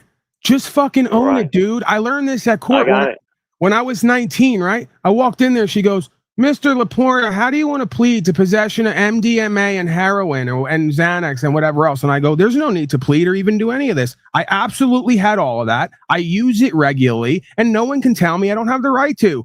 Done. Over. Do you think in that moment she respected me? Absolutely. I'm the only one in the room she respects. The guy sniffing shooting it at that point. Shooting Molly and heroin and popping Xanax all at the same time. Trying to get away, trying to numb the pain, right? I'm the only one in the room she respects because I'm the only one not bullshitting myself and everybody else. And that's why she said to me, this was my 3rd case at this point. She said, Paul, this time, you know what? We're not going to put you in jail. We're not going to do anything because you're already fucking copped to all of it. You're already being a man. You're being honest with yourself and others. The question is, do you think you have a problem or not? So I had to sit there and think, yeah, of course I do. Of course I do. It's not normal to sit here and take these kind of drugs all together in this kind of amount. It's killing me. It's going to kill me. Already overdosed me twice. She goes, just go to rehab for 28 days. Right? So you don't catch shit from me when you come in here, or you don't catch shit from the judge when you come in anywhere and you say, this is who and what the fuck I am, what I'm not. This is what I do and don't do, and I'm owning it. I'm not going to bullshit anybody, including myself. Now what? The fuck am I going to say to you? You're a grown man. You do what you want to do. When you come in here, I got a problem in this, and I want to be better, and but I got the lesson, but and I'm full of shit, and I'm gonna play with everybody. Now we gotta tell you, what the fuck are you doing? What is this? Do you see how you sound, right? So it's pick one, man. Go all the way and own it, truth, life, and way. Be accountable, responsible, or go all the way and say, no, I'm gonna run my. It's the way or your way. Go all the way with either way, right? The way or your way. Hey, I'm doing it my way, like Frank Sinatra. You can't tell me nothing because it's my life. Now let's get to the fucking judgment. What are you going to say to me? What are you going to do to me? Whatever. This is what it is. It's how I roll. You know? Really nothing that could be said to that other than, hey, bro, I'd like to see you do better. Would you like to work with us that if I can help you? Or, hey, you know what? You're a man. You're going to do what you're going to do. It's all the other shit that gets everybody in trouble and in problems. Yeah, I've been on this walk with you, and here's this might shock you, but I've had a slight lack of male leadership and You don't guidance say. in my life, and so it's a lot of times it's one step forward, two steps back. It is what it is. I mean, I've been on this walk with you, brother, for a while, and I'm trying, and you know, the one thing, self, you know, like I said, discipline, and bullshitting myself. I don't bullshit very many people. I keep it straight most of the time. So the problem is me bullshitting myself. Right, but again, even that is bullshit. Even that is But I have bullshit. people to answer to. I don't have anybody to answer to. So If you keep it real most of the time, that means you're faking some of the time. You're real or you're not. You're being honest or you're not. You can't be a little bit pregnant. Right.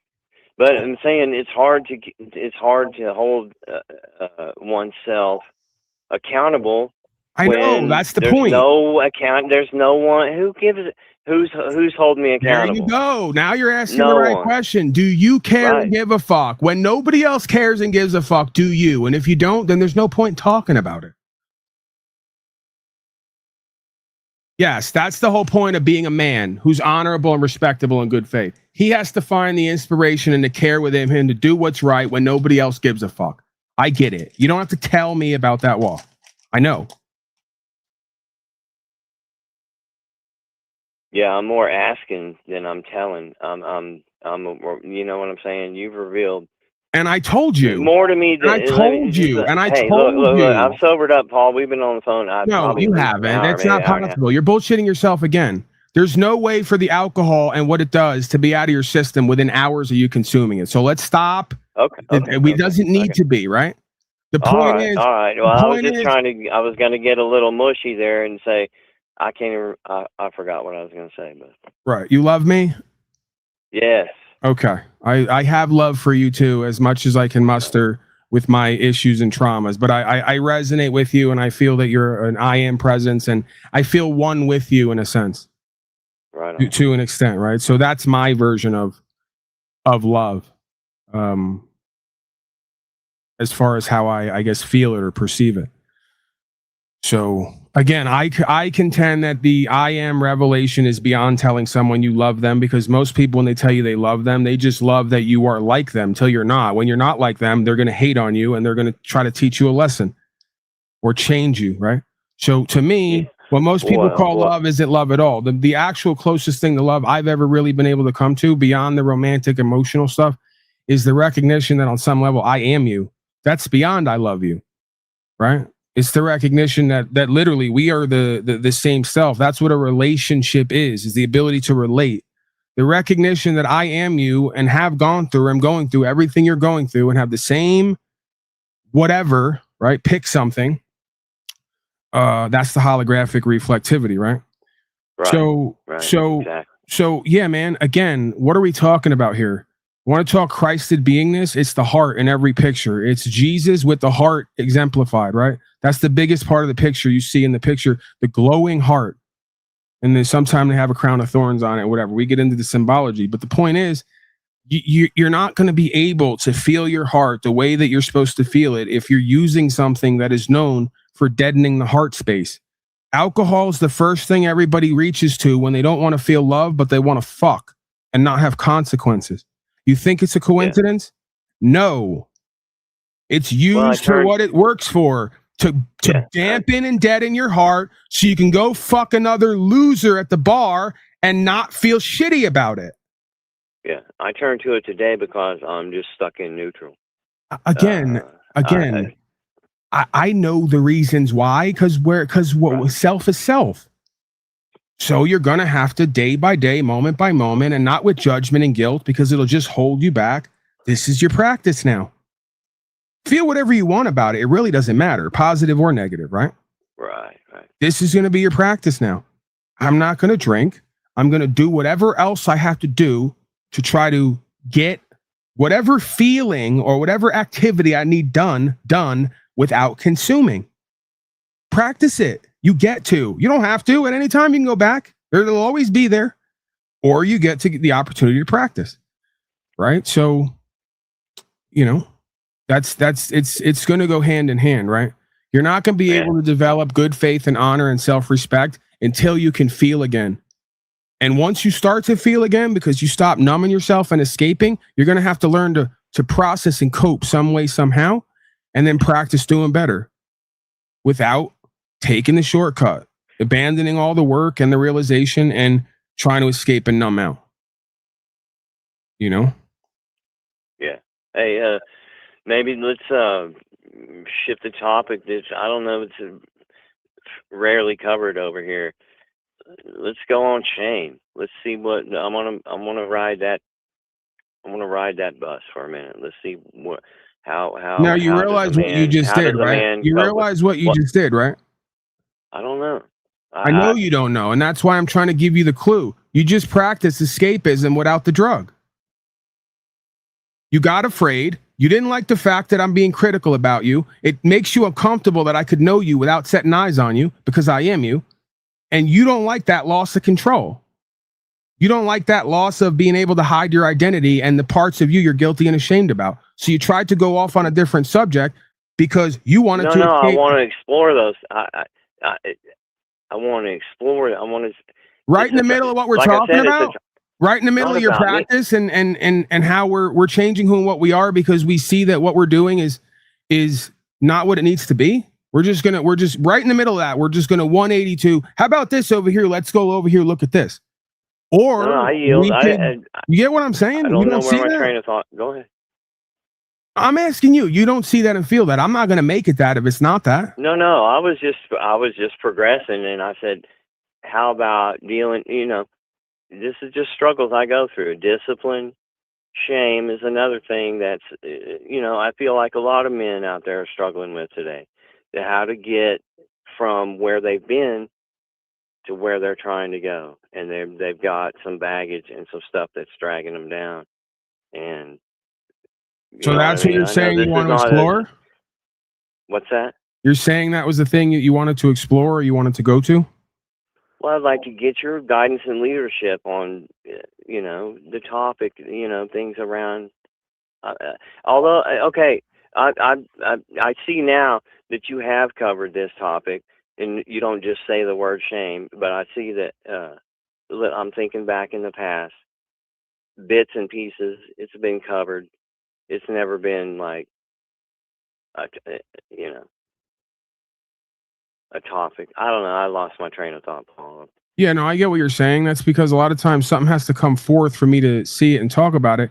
I'm not necessarily gonna, although I do at times, but more recently, the past year or so, I stopped the whole, going within and talking generally about my experiences and then trying to have other people relate to them. I've gotten back to it somewhat the last probably. Okay, maybe not shame, guilt. You know what I mean? Like, let's shake this off and go forward. It's easy to say. It's not. It's for myself. It's not an easy practice. Right. If you're guilty, we could either. It depends again how you want to court. What do you want to do with it? Because I could argue either side of it. It's really comes down to how you're going to live day to day, right? There'll be somebody who approach this who say they want an absence of guilt. They want to live a life where they never feel guilt and shame because there's so much bliss and ecstasy there. And I say that's an unaccountable, irresponsible motherfucker who wants to do spiritual bypass on guilt that exists for a reason. How about we take the guilt and instead of wallowing in it, when it comes up, look at it and why we're feeling that and maybe use it as inspiration. If you're such a guilty, shameful motherfucker, then why don't you use that inspiration to do and be better? I don't know. I mean, because it doesn't make sense, right? Either you just want to be a victim and pick an emotion so you can ultimately be a victim and then not do anything different, right? Which I see a lot of folks do. I'm sure we all do it at certain times. You could just say, well, I'm guilty and shameful because I know I let myself down and disappointed myself. So in the future, I'm going to practice not doing that, right? Again, Guilt didn't seem to be a problem for me the other day when I was in the parking lot, and I know that I'm a fucking liar and a thief if I let myself be. Have been in life, especially when I was on drugs, because drugs and alcohol goes together with certain types of behaviors, right? So it all goes hand in hand. Yeah, the simplicity is right. Guilt is what got me. Guilt and potential shame is what got me back in the store to pay for that fucking can, because I'm not going to be guilty of stealing it, and I'm not going to be shamed, even though nobody knew and saw me. I know, God knows, my conscience knows, and it's wrong, because I wouldn't want it done to me. I'm the type of person, if I give you $20 for something that's $17.50, I want my $2.50 back when you come out, motherfucker. And when you come out and you don't give me the $2.50, I start wondering what makes you think that you could just pocket my change and not even talk about it. I don't care if it's 3 cents. Why? Because I'm not going to do that. And nobody does that who's honorable, good faith. You know who does that? A scumbag who wants to get over in the small places in life, right? Oh, he gave me a 20 and told me to go get some. It was $17.50. So I pocketed the other $2.50 because who's going to miss it? Who's going to know, right? And guess what? Everybody knows. And you just altered the trajectory of history right there with that one move and the relationship.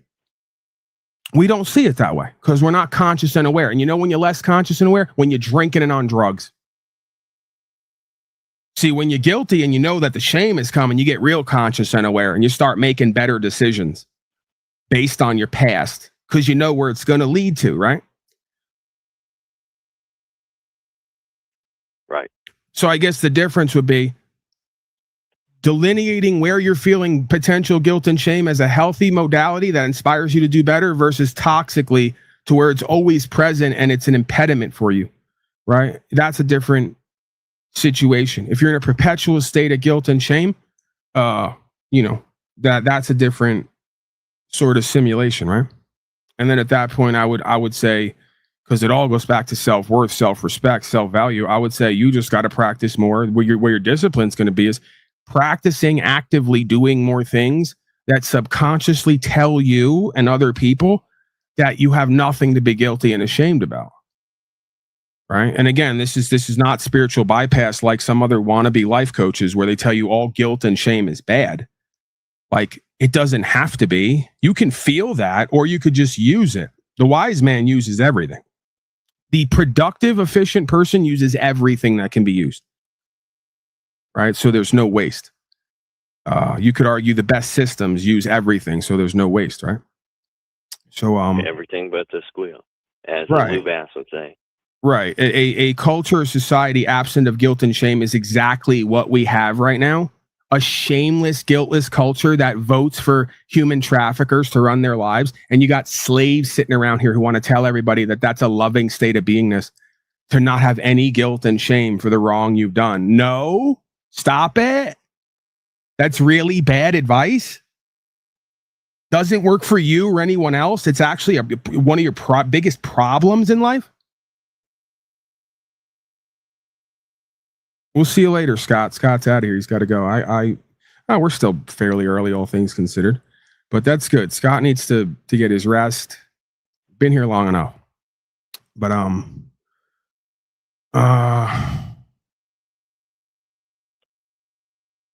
yeah, man. I think it would be better if at times we try to see where the things we're feeling we don't like are there for a purpose, and then try to use them for whatever purpose and meaning they could be used for. And then leave the rest, rather than attempting to deny the feeling, right? Yeah. Or presume that our goal is to get rid of it. See, this is why AI again and chips in the brain are coming in. A lot of these slaves around here are advocating for Luciferianism and don't even know it, or they know it and they think it's cute and funny. And they giggle about it while claiming to be loving coaches, right? So the reason that AI and brain chips are coming in, let me reveal this to you folks, how this works, is you got a bunch of unaccountable, irresponsible, seemingly powerless slaves around here whose feelings control them or don't control them because they rebel against them, as this man talks about. And I respect him for being honest. He's one of the few here who's courageous enough to be honest, see, about the certain dynamics, right? And I could do the same. And that's how we develop this, right? This honor and respect. So people don't want to feel anymore. Is really the bottom line. They don't want to feel the guilt and the shame for all they've done and what they've not done, being a bunch of punked out cowards here. So instead of them doing what it's going to take for them to reorder their feelings and feel better about themselves and respect themselves, they're going to try to find any mechanism possible to alter or erase their feelings so they can feel empowered and in control again, right? While being in denial and delusion. Your feelings are there for a reason. They're supposed to point out where there's an issue and a problem or what you could do better, right? It's part of the whole experience. So instead of sitting around bullshitting yourself and everyone else that, well, we shouldn't feel guilt and shame, why don't you be honest with yourself about why you're so fucking guilty and shameful? And if you need any help, you can call me. See, that's where these people are so goofy. I'm the last person they will call when I should be the first. Because you know me, I'm going to tell you right there what you already know, that I know, that we all know about us, why you should feel guilty and ashamed. That's why creation is making you feel that. And instead of you wanting to serve God through creation by adhering to what it's making you feel and then trying to figure it out and do something different, you want to escape it. You want to alter it. You want to numb it. You want to override it. You want to make excuses for it. You want to deny it and be in delusion. No, there's a reason. 9 out of 10 times. And then the worst part is when a motherfucker right next to you who's known you for years speaks it to you, you get in a huff. As if we all don't know it's true, right? Who are you kidding? When we play these games, right? We're back to the lying to ourselves routine, right? So everyone who feels guilt and shame regularly knows why they do. And they're very dangerous people if they try to tell themselves or anyone else that they don't know why they're feeling that. And it's very bad. And none of us should feel that. And we should take so much THC and love bomb so hard that we just forget about the guilt and shame, right? Escapism, intoxication, delusion, denial. Why don't you go stop being such a punk, bliss-ninny coward and go into it? Ask yourself again, why are you so guilty and ashamed? And if you need any fucking help, once again, you call me up and I'll give you the first 5. I'll start you off. The games that motherfuckers play in this realm are absolutely, and how do I know? Because I know me. Let's not forget to throw that proviso in there. I only know because I know me. I know all the games that the mind plays because I played them all myself and everybody else till I finally got fucking bored of playing. Now I'm calling out all the games of the mind, how it all works, and I'm attempting to practice something different, much as I can get it done. You got a whole culture and a whole society that feels guilt and shame half their fucking day. Wake up call. And as well they should. Why? Well, Paul Enslaved, the white gorilla sovereign citizen theorist, will tell you why. Because your whole life is being run by people sending your boys to war. Fund my billboard now today. Let me do some promotion now. It's not my billboard. It's the billboard, Truth, Life, and Way, for what you're all experiencing. Don't do it. I don't give a fuck. The reality is still going to be what it is. We're still all going to do what we're going to do and not do what we're not going to do. So the reason, if any of you need some help, you can call me. The number's out there. I'm your death coach for today. I'm going to kill off that fake ass ego and them lies you run around with all day, every day, because it's just so easy for me. I see right through it.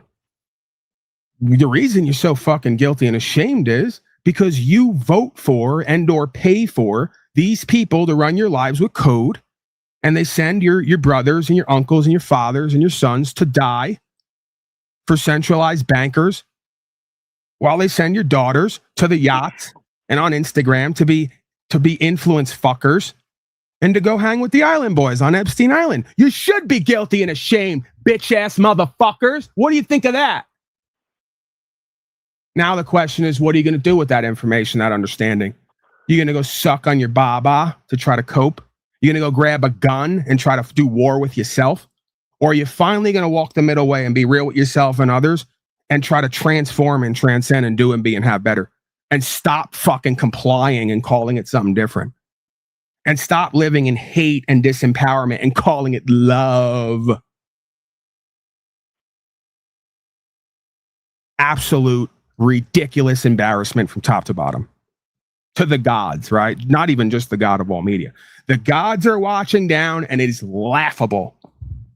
And it's laughable tragedy is what it is. Wouldn't be laughable except for the shit that comes out of you motherfuckers' mouths that come right out of your subconscious mind and from your corrupted heart. Then they want to play the victim about why there's judgment raining down on everybody, right? Give me a break. You've had it too good, and I'm talking to me as well. Let's not forget that.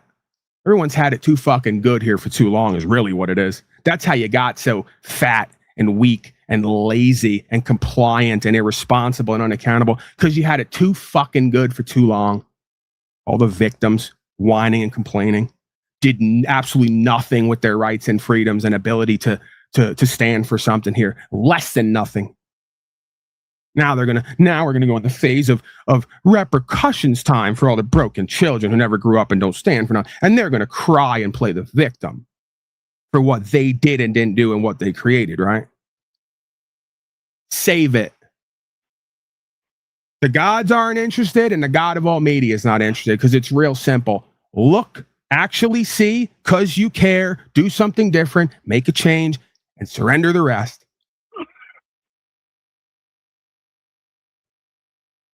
You got anything for me, sir?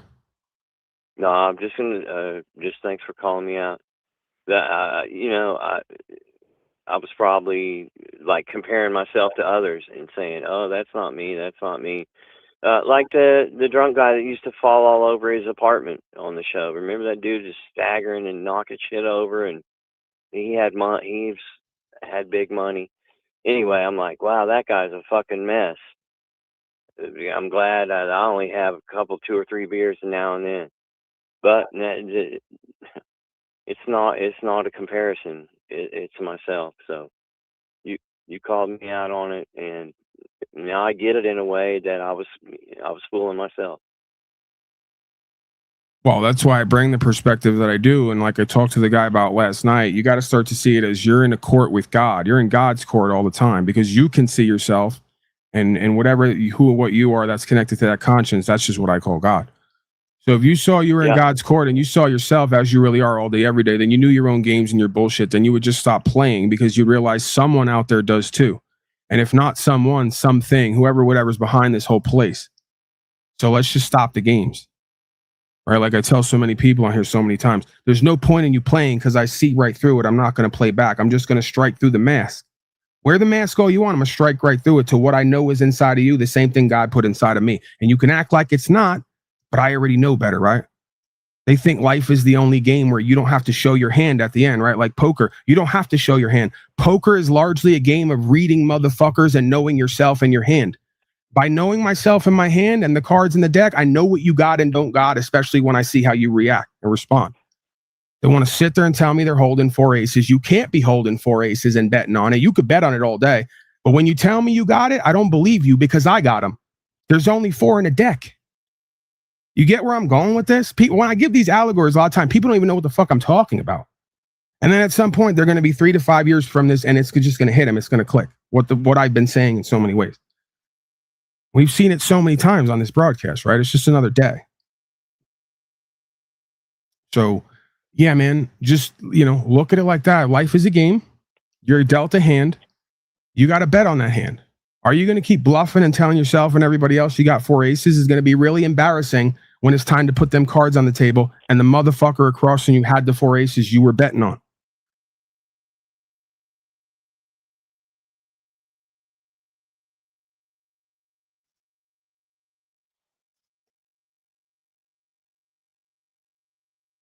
All right, give us a final word.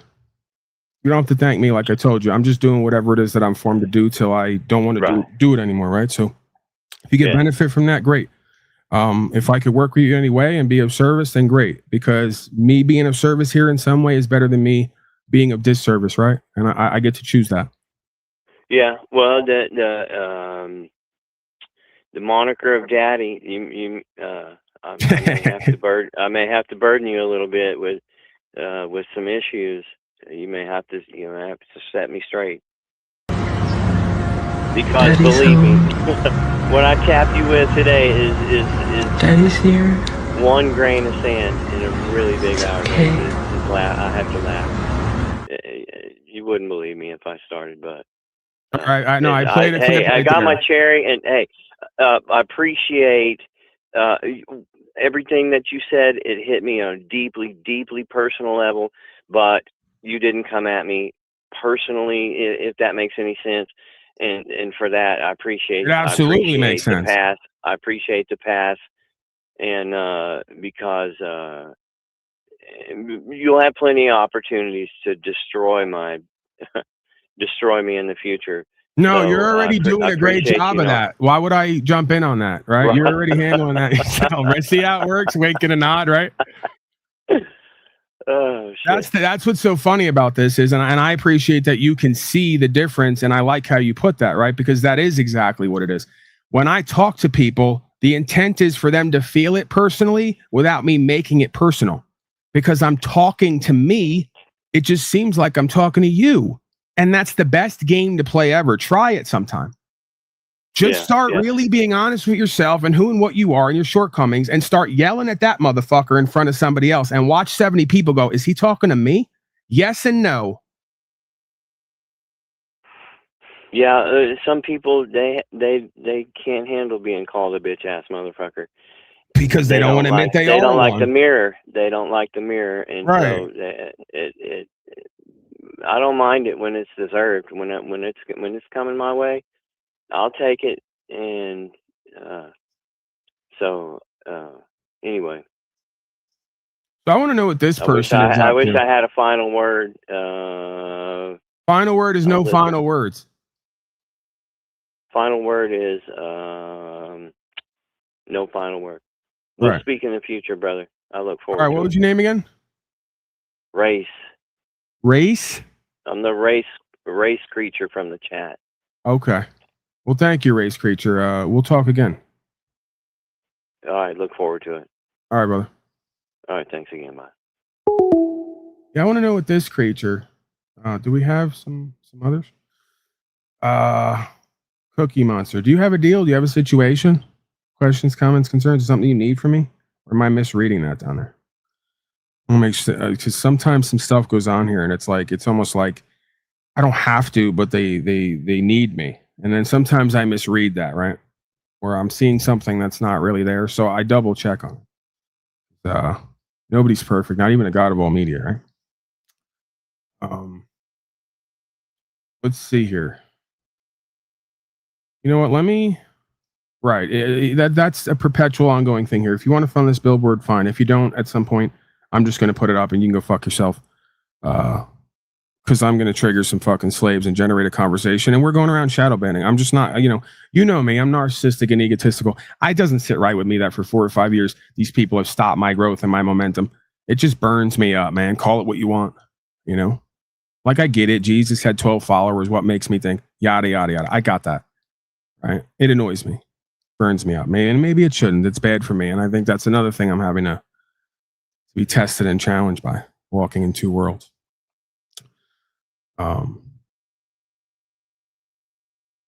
But yeah, the whole do I just want to lay down, or with the fine line between having faith and surrendering it over versus not doing more to be a part of establishing whatever's meant to be. And then you got to question yourself, is that still what's meant to be? Because is what's meant to be going to happen no matter what, even if they brought everything in the house down on you? And I do question that, right? For the longest time, that's what's kept me from not doing more in certain ways.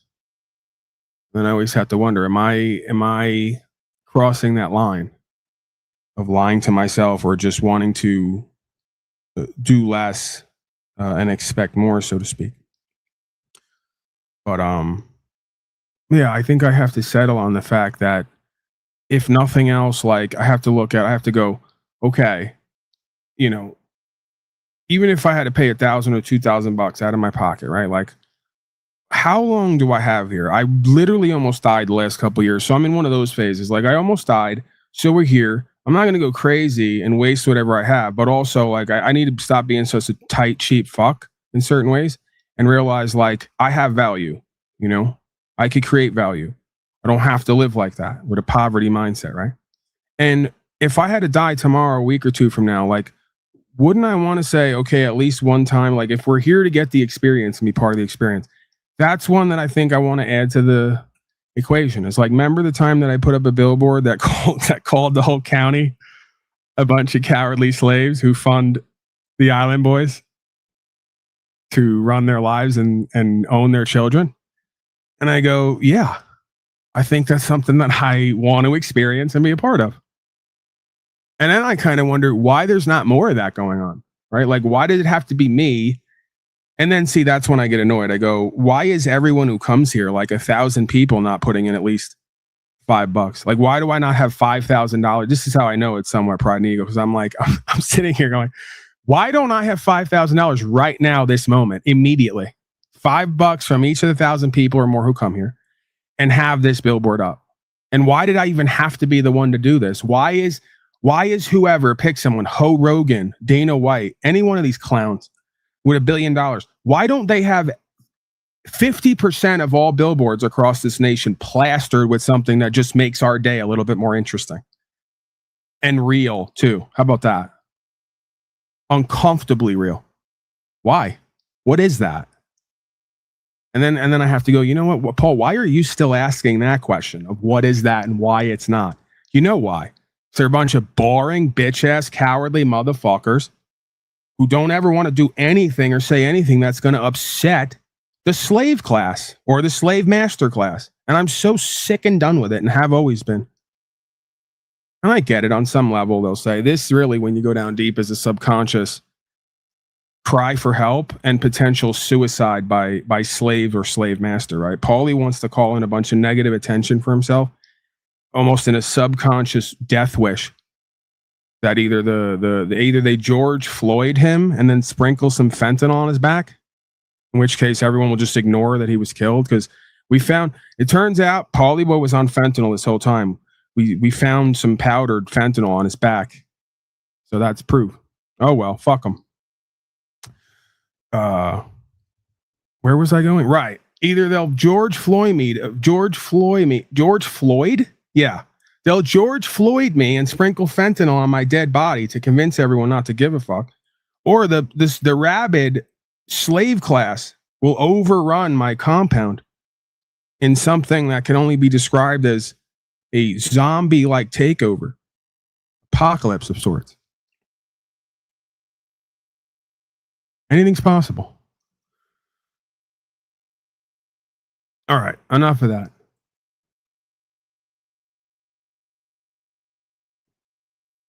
People don't, you know what? You people don't deserve that billboard. I'm going to go that way with it. What do you think of that? Fuck it. I'm taking down the billboard. We're not making it now. You people didn't, not enough. We've only got what? 700? 800? Not enough. Not what it should be. I'm sending it all back. I'm not even keeping it like your slave government would do. I'm sending it all back. I'm not doing the billboard. You fucking audience don't deserve it. You don't deserve a broadcaster like me, okay? You don't deserve an activist like me. You don't deserve a co-creator like me and an entertainer like me. You don't deserve an advertiser like me. I could go on. You just don't deserve it. You're not thankful and grateful enough. So I'm withdrawing this whole project for you unthankful and grateful audience. And now you get to have Donnie Trump and Bibi Netanyahu and whatever else you got around here. Chili's baby back wings. You get ads for penis medication because you can't get an erection anymore because your spirit is broken, your heart is clogged. There's zero potency on any level. Okay, and that's what you get. You don't get a glorious fucking amazing billboard about the Epstein Island boys and the slave class and a trigonometry event and simulation. You don't get any of it. Get what you've always got, because that's what you deserve, all right? That's it. I'm going the other way. I'm sick of it. I might even partner up with Facebook to Zuckerberg.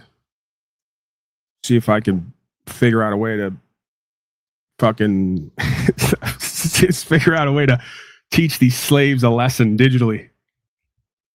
They were right. That might be the result of this whole broadcast is I might just settle on the Zuckerbergs were right. Bezos was right. Elon was right.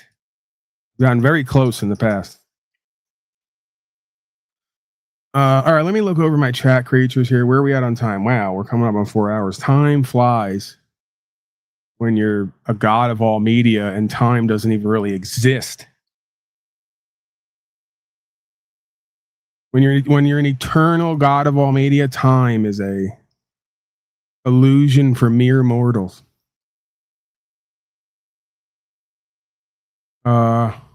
All right, I'm not seeing too much.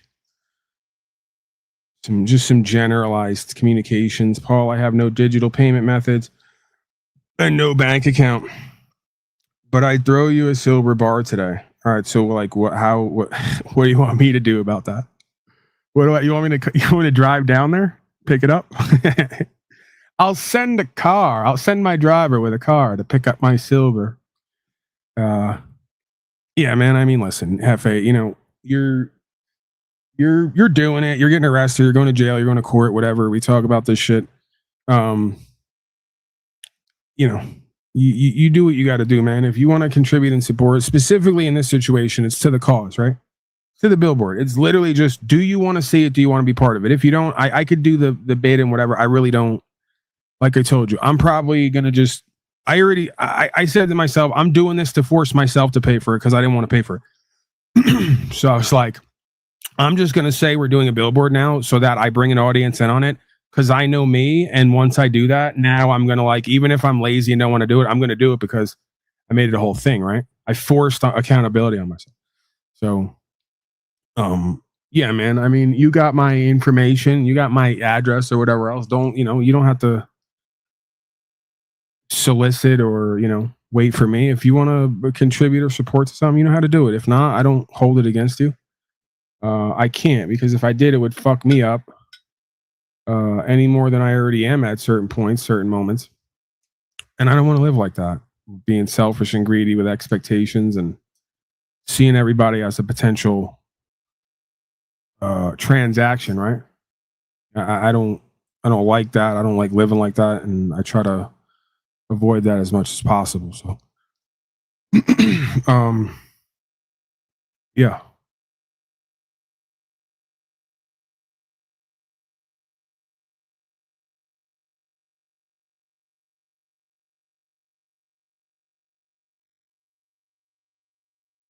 Oh, I see.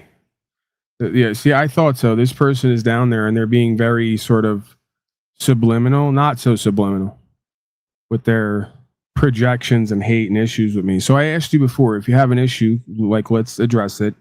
You don't have to sit in the comments and constantly project, Yes, I'm grifting and chilling to put up a billboard to point out how the slaves are paying for and complying with their own slavery. What a grifting shiller I am,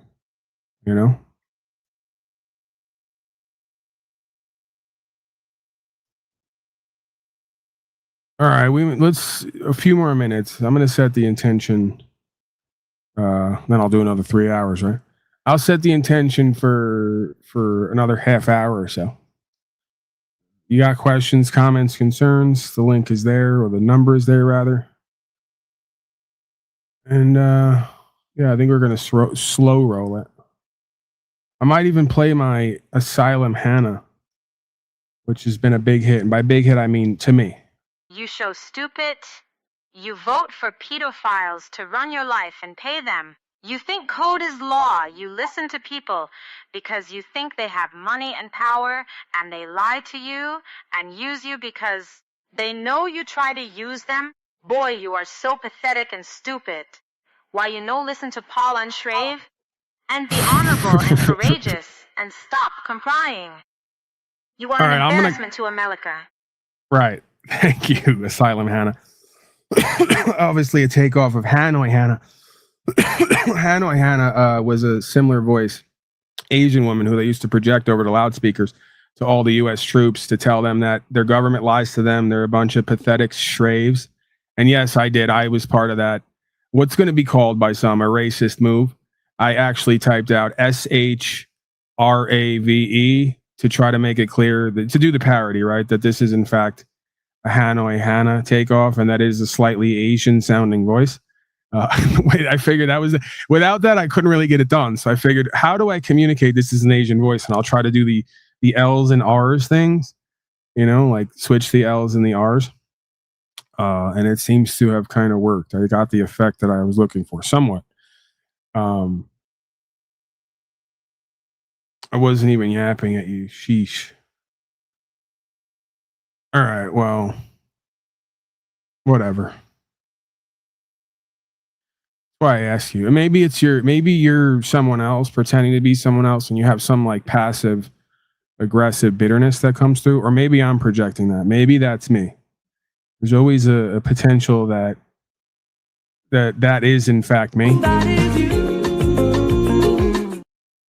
All right, Sade, relax. I don't keep you around here so you can insult me. I get to insult me, no one else. You know what I was going to say? Sade, I'm not going to pay you. I'm going to pay you less. I'm going to pay you less is what I was going to say for whatever you're doing here, but I'm not paying you at all. So joke's on you. All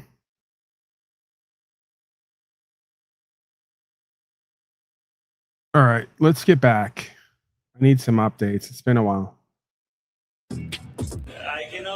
Leave it to Dora. I do have to get the pin back from you, Morgan, though. Give me 1 second. Let me get the pin. It was penance for the question. Oh, yeah. Slaves will definitely try to steal from you if you don't watch them. You won't miss anything. More to come on Live Now from Fox.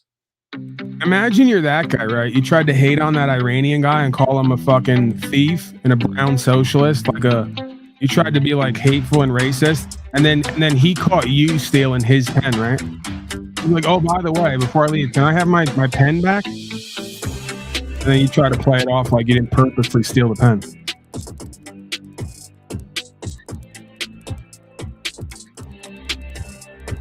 See, now that's a fucking world-class move right there, too. He didn't have to bring up the pen. And some might say that was rude, but it was expertly played, right? Took the power all off of them, gave it to him, right? And put the guilt on them. Like, you're the one out here stealing pens and trying to redistribute them, socialist.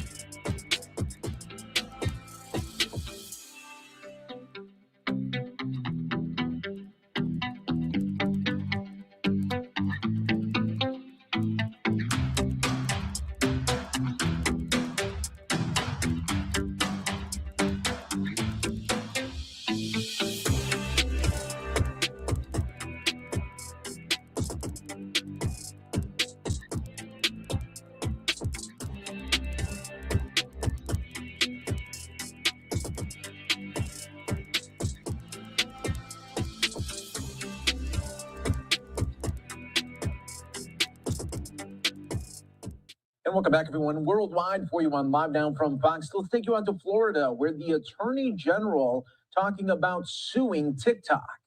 As you all know, our office has been very busy the last year and a half since I've been Attorney General, going after anybody that wants to subject our little ones to harm. A record number of child predators arrested, over 1,700. And we're going after businesses that deceive parents and expose our kids to danger. We've taken both criminal and civil action against the gaming app Roblox, which, if you haven't heard me already, please know this is a preferred venue for predators to go after kids.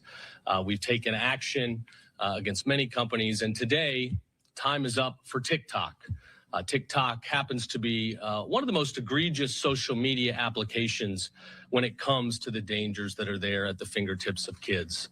Harmful sexual content, addictive features. They design the application with unlimited scrolling, push notifications, videos that just go nonstop, and it's designed to keep kids stuck on those screens for hours and hours a day. Our evidence suggests that so many kids are on TikTok for upwards of 6, 7, 8 or more hours a day. We are going to get our kids their lives back, and we're going to do that here in the state of Florida. Our legislature... Who's going to give me my life back? Chip LaMarca, Oh, sorry, I didn't know the mic was on. They led the way for the whole world in this area, and they passed over 2 years ago House Bill 3. This is a state-of-the-art piece of legislation that says kids under 16 are not permitted to be on social media applications. Here in Florida, we are big believers in parental rights. So our law is crafted where if you're between the ages of 14 and 16, you can be given access to social media once the companies have the tools available for your parents and your parents explicitly consent to you having access. I'm pleased to report that since we've started our legal pursuits, Meta has come into compliance with Instagram. They're making best efforts. It's not perfect yet, but we are working with them on a case-by-case basis to All right, make we may sure. have to search. We've seen this. Seen it already.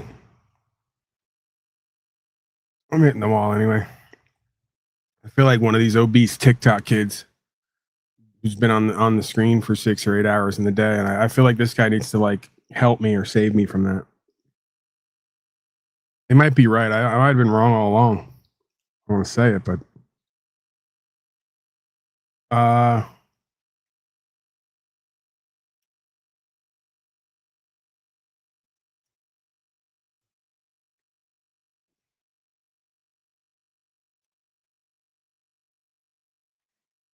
yeah. Bloomberg. I think I'm pretty much over it.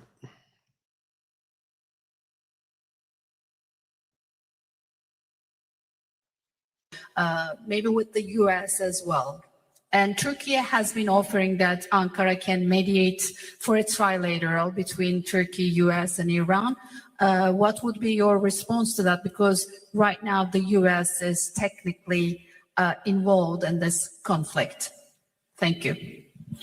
Well, I think it is irrelevant to ask Iran to return to diplomacy because we were in the middle of diplomacy. We were in the middle of talks with the United States when Israelis blew it up. And again, we were in the middle of talks and negotiation with Europeans, happened only 2 days ago in Geneva, when this time Americans decided to blow it up. So we were in diplomacy, but we were attacked militarily. So it was not Iran, but the US who betrayed diplomacy. They betrayed negotiations. When at the middle of negotiations with us, they gave green light to Israelis, if not instructed them to attack Iran's nuclear facilities. I think they have proved that they are not men of diplomacy, and they only understand the language of threat and force. And this is very unfortunate. He's not wrong. I mean, the United States showed that they have no respect to United Nations Charter. They have no respect to international law. They have no respect to any international law regarding, managing the board and facing challenges of the board. There is no red line that they have not crossed. And the last one, and the most dangerous one, was happened only last night when they crossed a very big red line. So now somehow the president of Iran is sitting there saying what I've been saying for like decades and over 5 years. He's like laughing, almost like going, I'm being gaslit here. You guys are telling me about diplomacy, asking me about it when they all keep bombing shit and blaming it on people. He's like, what do you want us to do? Exactly. And again, slaves are just so fucking mind controlled that they can't figure out what's going on, right? We're watching an actual supposed, I'm not saying it's all real either, but theoretically, the simulation we're being given makes perfect sense. It's a perfect miniature simulation on the macro stage of gaslighting, delusion, denial, projection, lack of accountability, responsibility, and the inversion of reality. King. The TRT world.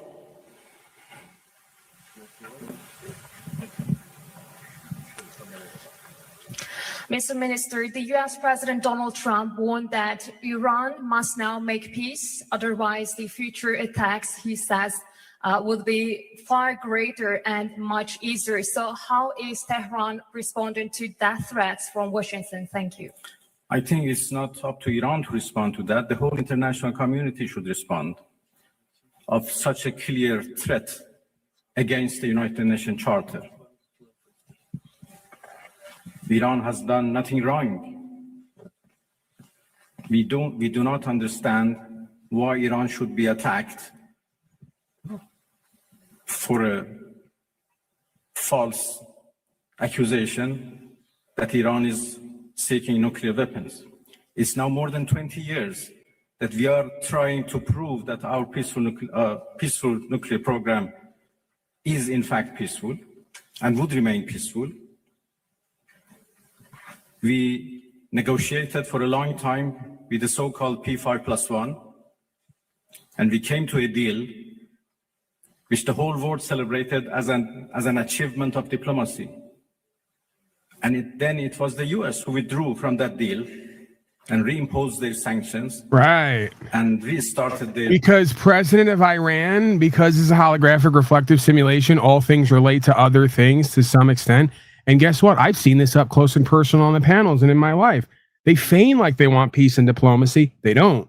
They want to get themselves in a situation where they get to take or get access to what you have or who you are, right? That's all this is. Over and over again in various forms, right? So it makes sense. It happens on the micro level, it happens on the macro level.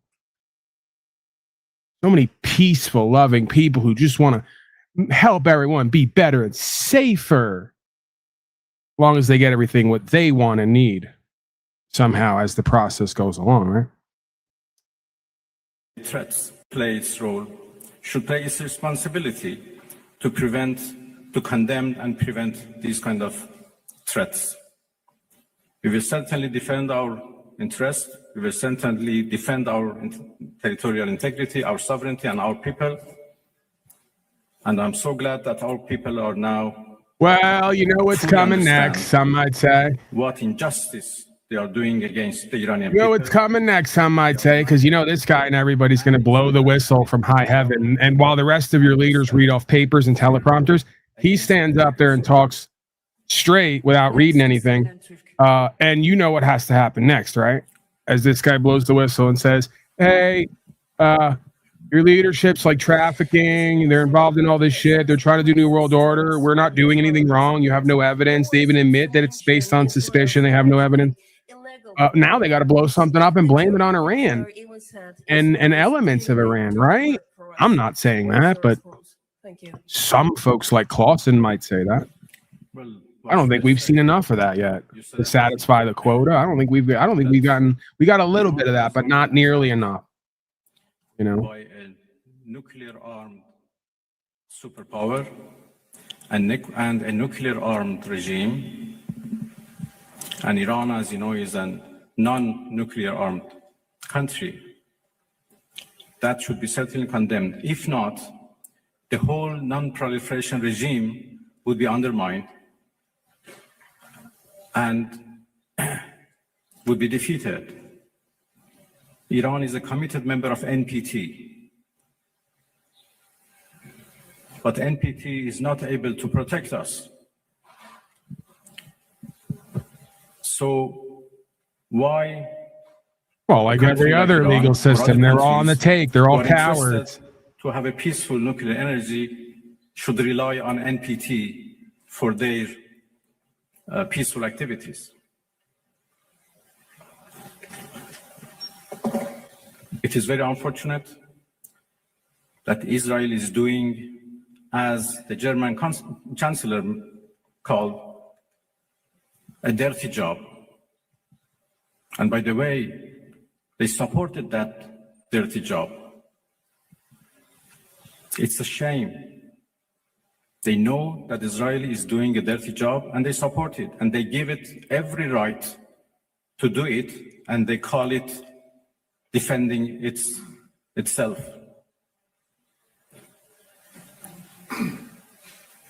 It's really a shame. Pardon? Well, I think I'm not in a position to reveal what we are going to do in response to what Americans did last night. I just talked about the fact that NPT failed to protect Iran from and its peaceful nuclear program. And this is a serious challenge. Next, we'd like to take a question from IRIB.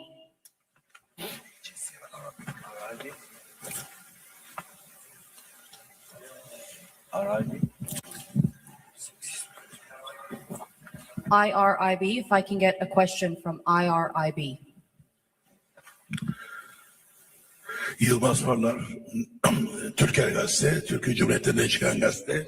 I'm from a Bir de Turkish Net Haber newspaper Ajans. and also Sayın Bakan, representing Net News Agency. Çin'in İran'a destek verdiği söyleniyor. It is indicated that Bu China konuda is Amerika ve supporting Iran. İsrail'in tarafından caydırıcı olmasını nasıl How do değerlendiriyorsunuz? you evaluate its Rusya'yla olan deterrence power ilişkiler vis-a-vis münasebetleri USA and beklentilerinizi öğrenebilir Israel? miyim? And Teşekkür can we ederim. learn your expectations about your relations with the Russian Federation?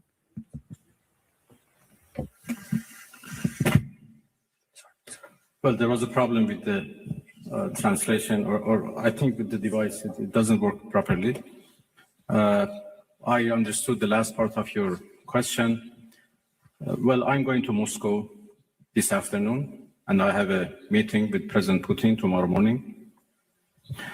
Russia is a friend of Iran, and we enjoy a strategic partnership, and we always consult with each other and coordinate our positions.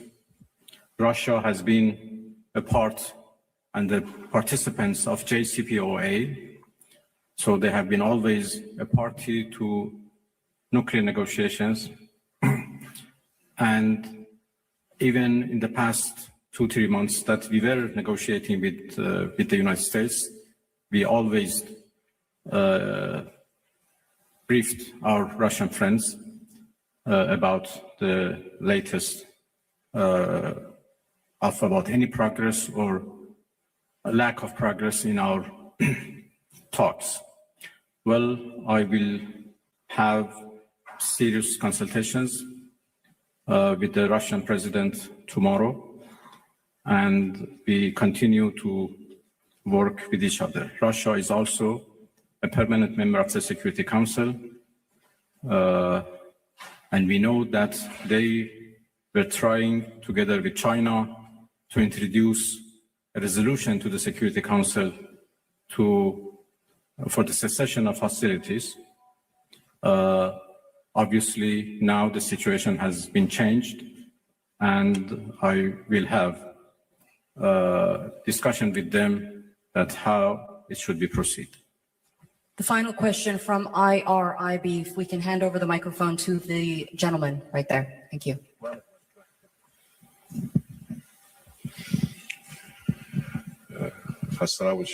Can I ask if folks are in chat? I don't mean to be the old codger here at the ripe old age of 37, but can we limit the random chatter of dumping of whatever your hormones are doing this moment, right? Like whether go masturbate, go move your bowels, go jump up and down in a field and scream and look at the moon.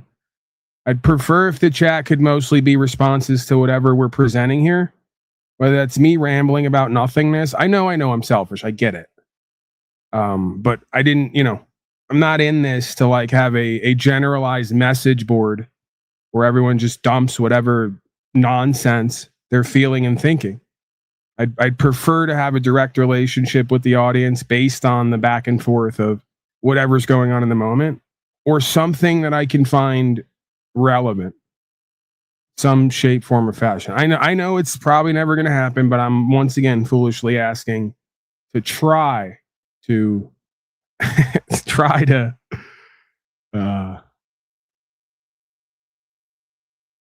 right. So the answer now is to, again, now folks want to personalize it, make it all about them, attack me. And this is my point, right? Go start a broadcast, go start a message board, go start an email, link chain, whatever you go need to do. Just please don't turn me and my life and what I'm doing into what you want. That's all I'm asking. Against Iran's peaceful nuclear facilities. It is an outrageous, grave, and unprecedented violation of the fundamental principles of the Charter of the United Nations and international law. The warmongering and lawless administration in Washington is solely and fully responsible for the dangerous consequences and far-reaching implications of its act of aggression. The US military attack on the territorial integrity and national sovereignty of a UN member state carried out with genocidal Israeli regime, carried out in collusion with the genocidal Israeli regime, has once again revealed the extent of the United States' hostility towards the peace-seeking people of Iran. Barry writes, I hope you're talking about me, and in which case I don't think it's completely true, and not this guy, because you're saying this guy has horrible English. How good are you with Iranian? This guy's an Iranian speaking English almost perfectly. And you're going to say I'd love to see you get up there and talk Iranian as good as he talks English. But also the reckless and unlawful actions of the Israeli regime. Was elected on a platform of putting an end to America's costly involvement of forever wars in our part of the world. He has betrayed not only Iran by abusing our commitment to diplomacy, but also deceived his own voters by submitting to the wishes of a wanted war criminal who has grown accustomed to exploiting the lives and wealth of American citizens to further the Israeli regime's objectives. The US act of aggression against Iran's peaceful nuclear facilities constitutes not only a flagrant breach of the UN Charter, especially the prohibition of the use of force under By the Article way, 2, Paragraph 4. I highlighted this comment because I think it's a new viewer. Then I read it. And boy, is it a doozy. So this person writes, by the way, thank you. We love you. We love these people. Island Horizon videos. I don't think we should even make any bargains with Iran. Because Islamic people will lie to non-believers to further their cause. Can you explain the difference between Islamic believers based on your criteria and the average politician or anyone who's involved in politics? Or just the average slave in general, right? Again, you're kidding yourself. You just projected what you and or everyone around you is doing a good portion of the time on a whole culture and not focusing on how you and others do it, right? So your fake ass leaders of the corporation you call government are only known for lying to the people, promising one thing and then having the opposite happen every time. We'll wait. We'll get there at some point. Level of danger and chaos. Humanity has come too far as a species to allow a lawless bully to take us back to the law of the jungle.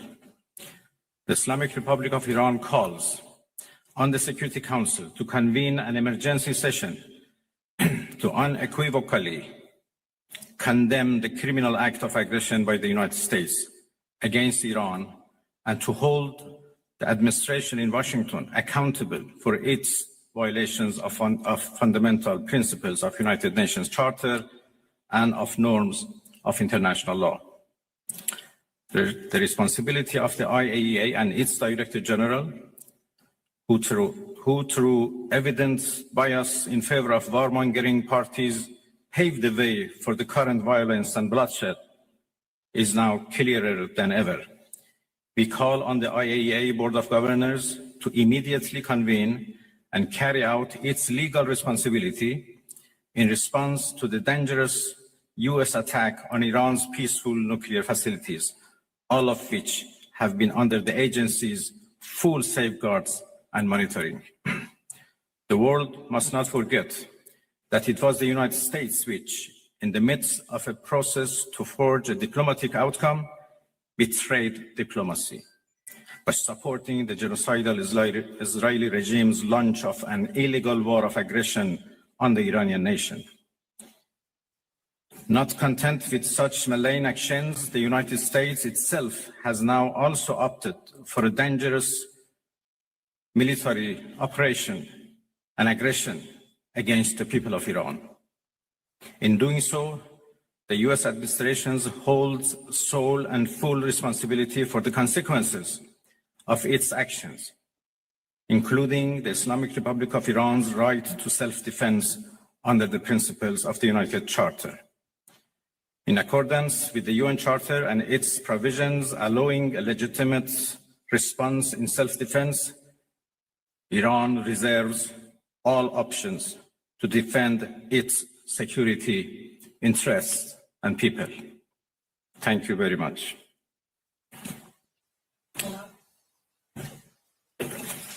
We will now be taking questions. We'd like to start with the Associated Press.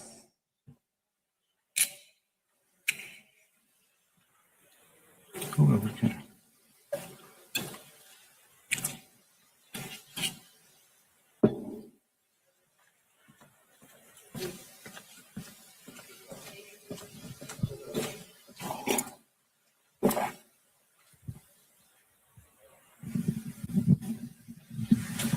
Legitimate response in self-defense, Iran reserves all options to defend its security, interests, and people.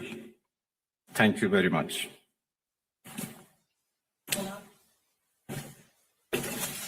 We will now be taking questions. We'd like to start with the Associated Press. See, what's hilarious about this is,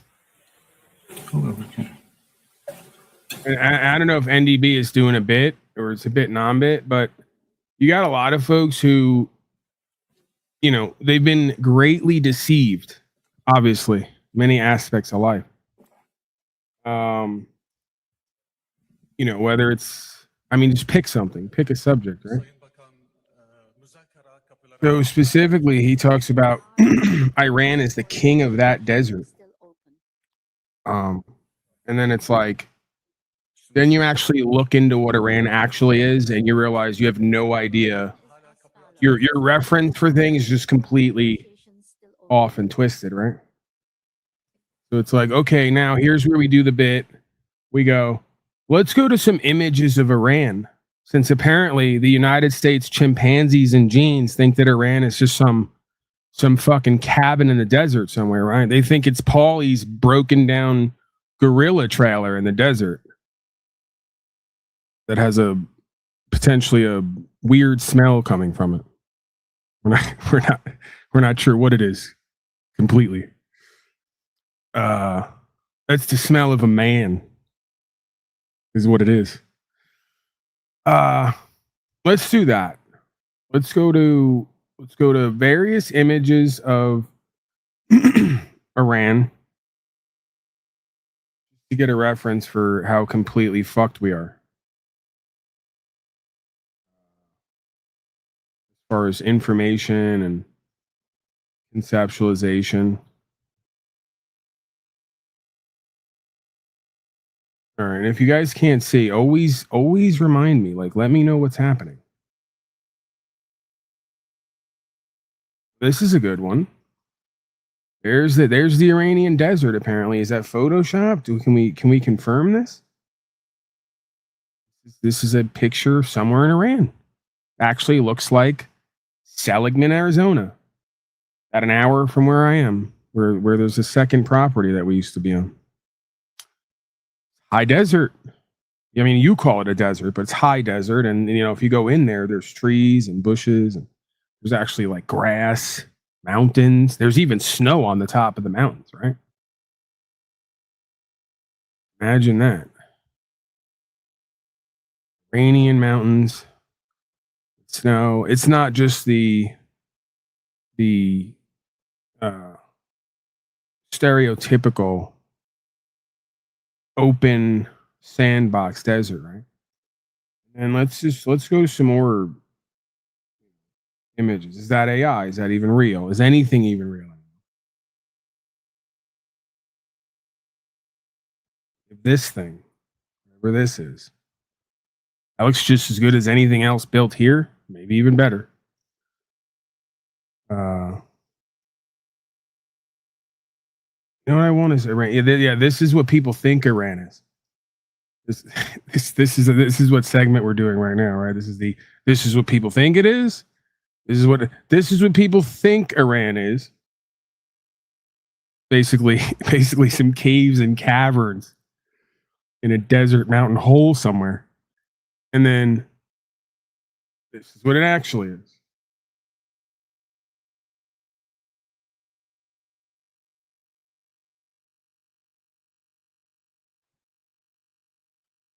All right, we'll do a couple more.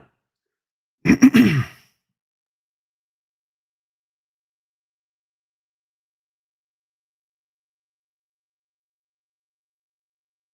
don't even have another. I might have to come up with a second. Okay, yeah, we'll do 2 or 3 more. This is kind of a fun game.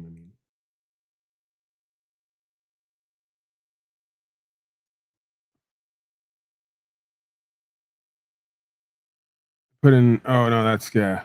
You got to watch your spelling there. There's a big difference between a desert hole and a dessert hole.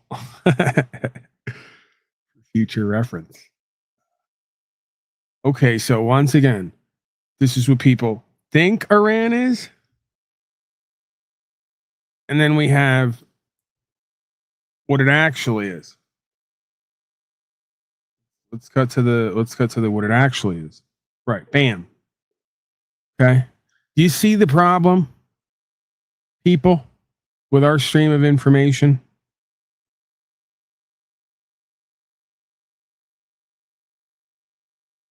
Should we do one more?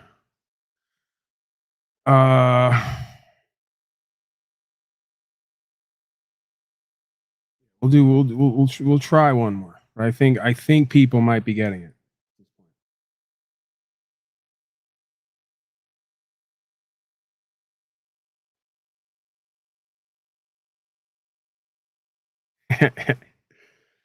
Okay, one more now. See if we can help these United States slaves understand.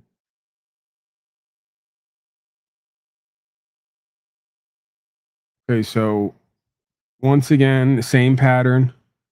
This is what people think Iran is, because they're a backwoods redneck slave who like either watches TV constantly or hasn't watched TV in the longest time. But the last time they did, Sean Hannity told them that Iran was basically a sandbox with a turd in it, you know, and that they're all living in caves over there and like riding on donkeys. So that's what people think it is. And then show us what it actually is.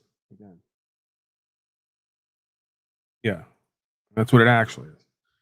So basically what we just learned is we're all going to move to Iran because their supposed leader, non-leader, it was I don't do that no matter what, but if I have to be part of this garbage or experience it, their leader doesn't have a teleprompter, doesn't read off paperwork constantly. He just puts on the headphones, they ask him questions, and he fucking answers. And everything he says, he sounds like, what's his name? It's not I was going to say Ahmadinejad on slave, but whatever this new guy's name is, he's an Enslavian. He's an Iranian Enslavian. Because he's like, listen, you are run by bankers to Israel. They're bombing. They're doing slavery, genocide. Okay? They are going with island boys. I don't know what you want me to do. Be still. And I'm like, yeah. Hello? I'm thinking about, and this is how you get yourself in quote unquote trouble. Because now I'm a sympathizer, right? I dared to show people that Iran wasn't a desert shithole like what it actually is, which is like parts of it are paradise. You know, they're not like stuffed full of 5G towers beaming radiation down on you. There's like farms everywhere, fruit trees, mountain escapes. Again, their slave daddy leader can actually talk without a teleprompter. He makes sense. He's not lying every 3 seconds. He's exposing the liars and their new world order. He's saying, you guys have legal and lawful process. You're not following any of it. Sounds like me. So we're all crazy. We're all bad. We're all terrorists. We're all crazy. We're all making stuff up. And we're all just victimizing and picking on the United States corporation and the central bankers who are puppeteering it. Yeah, I mean, you know, something's got to be done about all of us.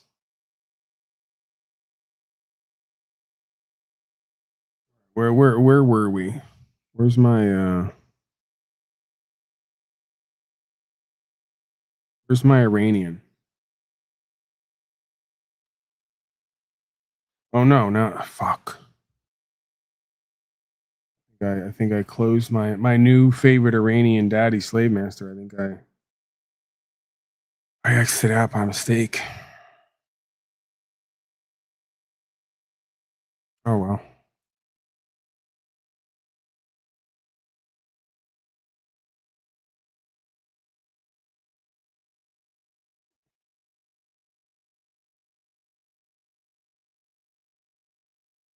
All right, I'll search it.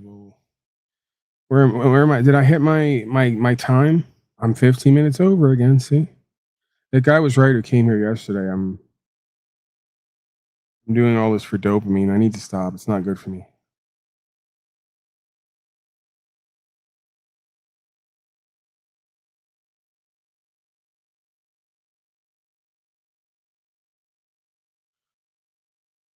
Just 10 more minutes of slavery. Just 10 more minutes of slavery. I'm fascinated by it. You watch these slaves do slavery back and forth all day, every day, like a tennis match. One of, if not my greatest passions and forms of entertainment.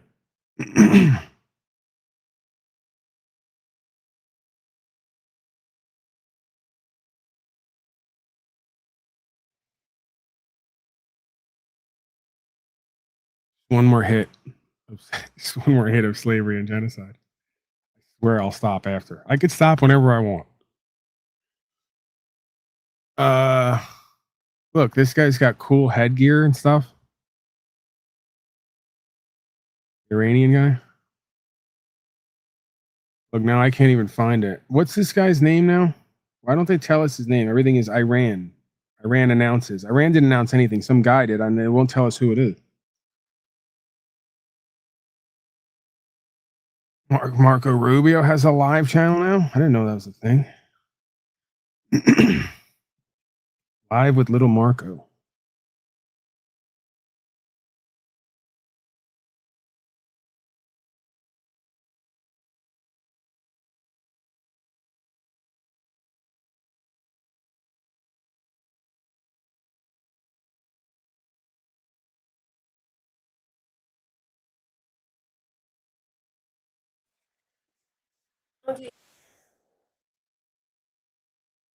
Listen to this fraud.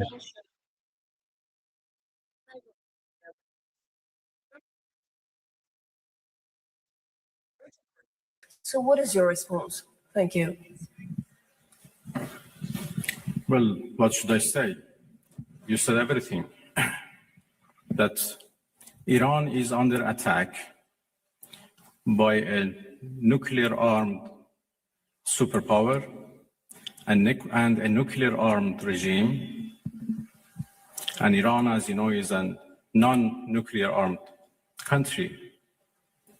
That should be certainly condemned. If not, the whole non-proliferation regime would be undermined and would be defeated. Iran is a committed member of NPT. But NPT is not able to protect us. So why a country like Iran or other countries who are interested to have a peaceful nuclear energy should rely on NPT for their peaceful activities. It is very unfortunate that Israel is doing, as the German Chancellor called, a dirty job. And by the way, they supported that dirty job. It's a shame. They know that Israel is doing a dirty job and they support it, and they give it every right to do it, and they call it defending itself.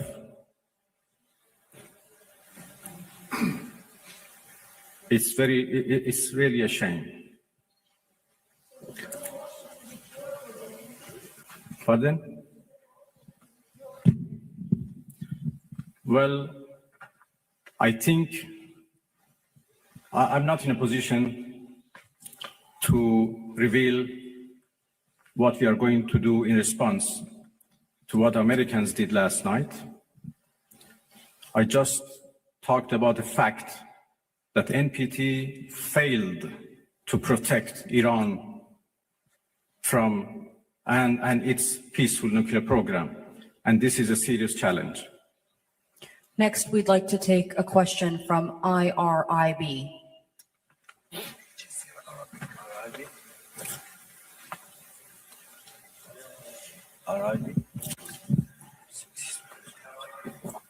IRIB, if I can get a question from IRIB. What is this, on a 10-minute loop? Yılmaz Varlar, Türkiye Gazete, Türkiye Cumhuriyeti'nde çıkan gazete. And from Bir de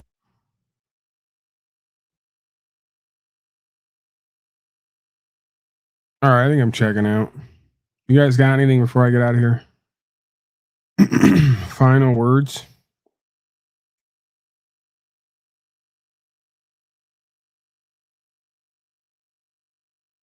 Crying? Are you crying? Are you crying? There's no crying. There's no crying in foosball. You fucking cried after 3 days in the fucking holding tank. Looked like a fucking pile of wet rags at court. You should see how I showed up to court after 3 days in the box with the light on. Please, is there anything I can do, sir? Please.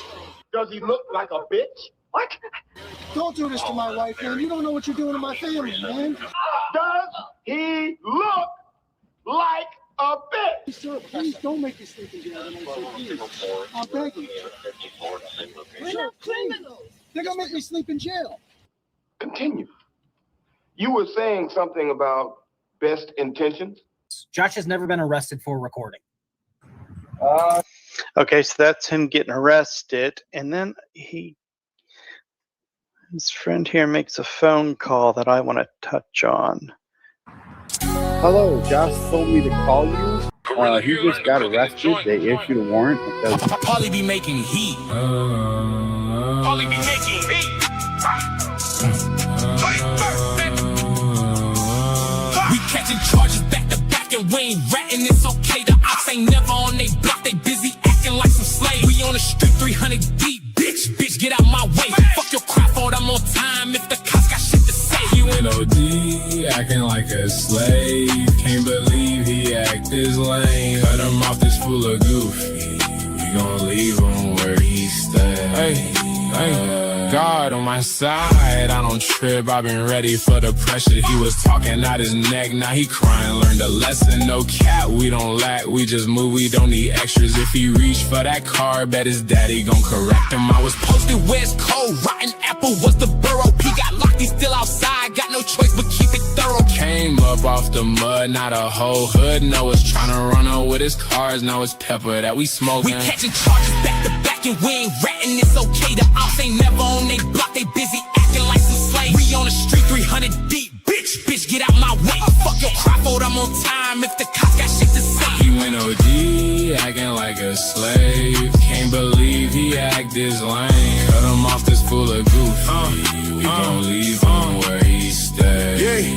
I've been heavy on my own. never needed extra manpower. They love to speak on smoke, to that pressure bring the man out. Brody got a couple views, wolf and let his mask down. If it ain't about the money, you don't never see these damn clowns. I remember long nights, suicidal in the town. Same ones used to call me crazy, ask me what we gon' do now. Keep it all in motion, I can't stop this train for nothing. We bringing the real shit back, these other slaves just bluffing. We catching charges back to back and we ain't ratting, it's okay. The ops ain't never on they block, they busy acting like some slaves. We on the street 300 deep, bitch, get out my way. Fuck your cry fold, I'm on time if the cops got shit to say. He went OD, acting like a slave. Can't believe he act this lame. Cut him off, this fool a goofy. We gon' leave him where he stay, yo.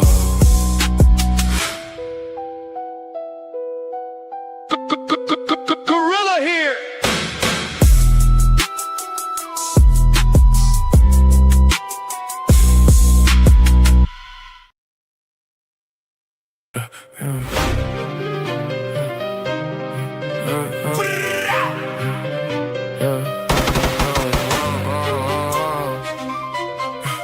These slaves be tough as fuck. Yeah. These slaves be tough as fuck until they lock them up. Nah, I ain't got no chill. I'ma keep this shit real simple. Slave, if you fuck this up, you get killed. I can guarantee that bread ain't gon' stop your ass from getting buttered. March to my own beat like a drummer. I might catch some charges this summer. These slaves play macho. They gon' range your ass like Tonto and heavy slaves dancing like Michael. It's gonna cost you some cheese like nacho. I ain't with the cap though, ain't got no license. This like extortion. Feel like I'm drinking one and pop a 4/5 punch that is clock, that's the end of his shift. I don't got patience for fraud and we already exposed him, the scholar just talking. Oh, you didn't pay attention, you know that it cost him. Acting like he be on that, so they offed him. I live with a chip on my shoulder, you get on my nerves and smoking and coughing. Get your ass clapped like Lena. Since he thinking he tough, well, a slave, they bout to lean you. Boom! These slaves be tough as fuck until they lock them up. Nah, I ain't got no chill. I'ma keep this shit real simple. Slave, if you fuck this up, you get killed. I can guarantee that bread ain't gon' stop your ass from getting buttered. March to my own beat like a drummer. I'ma get some charges this summer. I know my rights. I don't bow to no fake crown. Freedom in my chest, I won't let them shut me down. The badge ain't legit and I don't comply. I answer to the truth, not the lies they supply. Hands up for the people, not the ones who in line. Stand firm in the storm, I get stronger by the hour. Can't on my mind, can't make me cower. I move with the free and I'm staying empowered. It's fucking till they lock them up. Nah, I ain't got no chill. I'ma keep this shit real simple. Slave, if you fuck this up, you get killed. I can guarantee that bread ain't gon' stop your ass from getting buttered. March to my own beat like a drummer. I might get some charges this summer.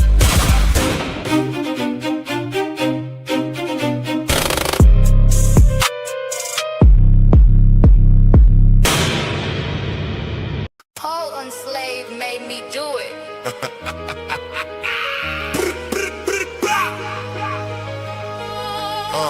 To the man who rules over you. Tell the man. To the man, to the man.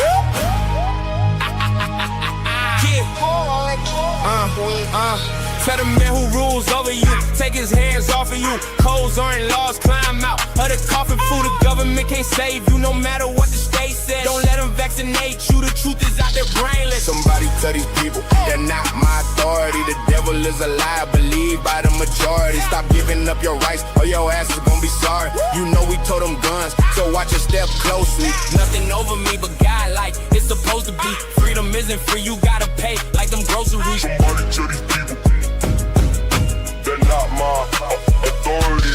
They want your name on paper, want your fear in the line, want your hand in the machine while they sell you the lie. I don't bow to a badge, I don't kneel to the crowd. Keep my house in order and I say it out loud. If the walls start closing in, then I widen my stance. You can chain up the weak, but can't keep down a good man. Don't trade the birthright for a tiny little cage. I'm still here, unshaken, I won't never be your slave. Somebody tell these people they're not my authority. The devil is a liar, believed by the majority. Stop giving up your rights or your ass is gonna be sorry. You know we told them guns, so watch your step closely. Nothing over me but God like it's supposed to be. Freedom isn't free, you gotta pay like them groceries. Somebody tell these people they're not your authority.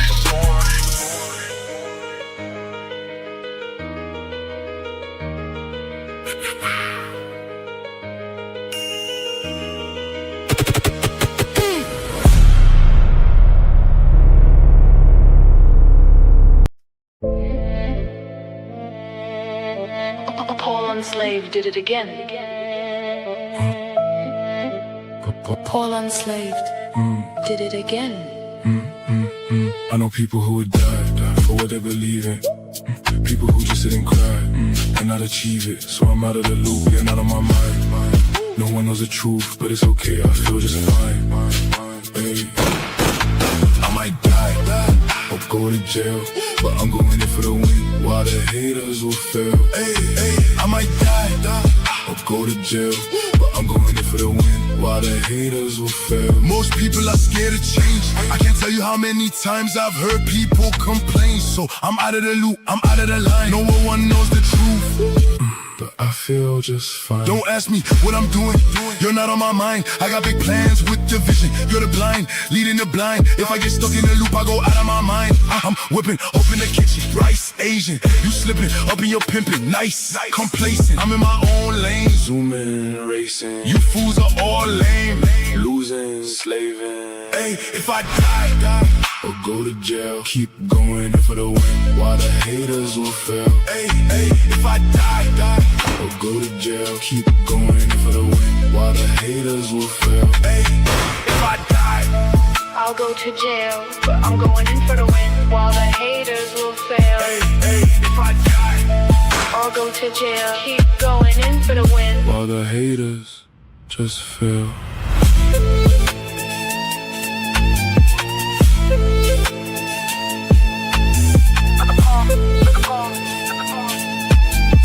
Paul Unslaved made me do it.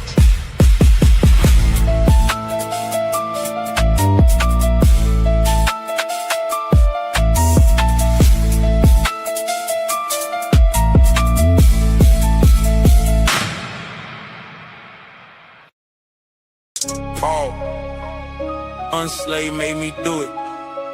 Paul Unslaved made me do it. I'm a certified gorilla. I jumped off the porch and I verified the mission. Taking hoes for sport while people getting taken missing. Meetings after dark, doing business with no witness. I heard the popo got a collar. Goofy's on some funny shit. Why the fuck he holler? We was on some dummy shit. Yo, no hablo nada. I think he a little slow in his medulla oblongata. Talking all that shit, then cry to his partner. He ain't about shit. That little pep ain't no scholar. Keep it quiet, keep it tight. Ain't no room for panic. One wrong move and the whole thing static. I'm a certified gorilla. I jumped off the porch and I verified the mission. Taking hoes for sport while people getting taken meetings after dark, doing business with no witness. He was loud on the front end, soft when the heat came. Started ratting quick, right on the E-way. Wasn't that some shit? I can't believe what he say. Yo, no hablo nada, keep it tall like Rasta. Life's a gamble like Borgata. He the type to get locked up, then blame it on his dada. Paul Unslaved made me do it, big surprise, another rata. Keep that same tone, say it with your chest now, better bring your own. If you come for respect, better stand on that. Cause the line get crossed and it don't come back. I'm a certified gorilla. I jumped off the porch and I verified the mission.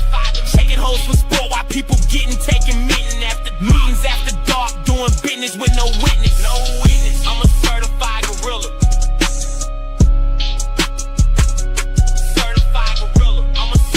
You're not right for that. How are you gonna bring Timmy's wife into some shit? See, this is how you all get people in trouble. That's not funny. Don't laugh at that. See? This is why we can't have nice things. If I start on Slave Festival, now I'm over here, we transition. It's nighttime on Slavey, right? I'm doing music. We got a vibe going. Now this guy's over here talking about it's cool you got Timmy's wife to record the Asian lady voice. And then he's like, we're like 4.5 hours in too. He pulls that out of his back pocket, right? See how these people are?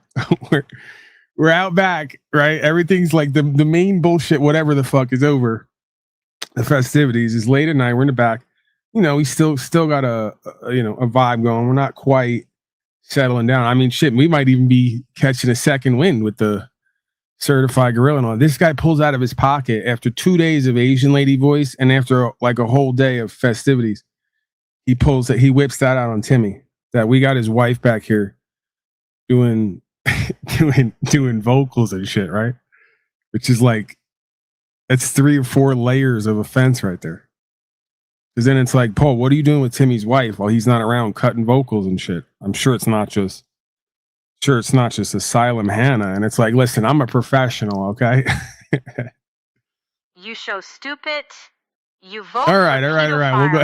Yes. This is Timmy. We got it. You think code is We got law. You listen No, we to got it. We people got the. because you all think right. they have money and power. She is a hard worker, this Timmy's wife. You ain't right for that. See how you get me in trouble? To use them? Boy, you are so pathetic and stupid. Why you no listen to Paul and Shrave? And be honorable and courageous and stop complying. You are an embarrassment to America.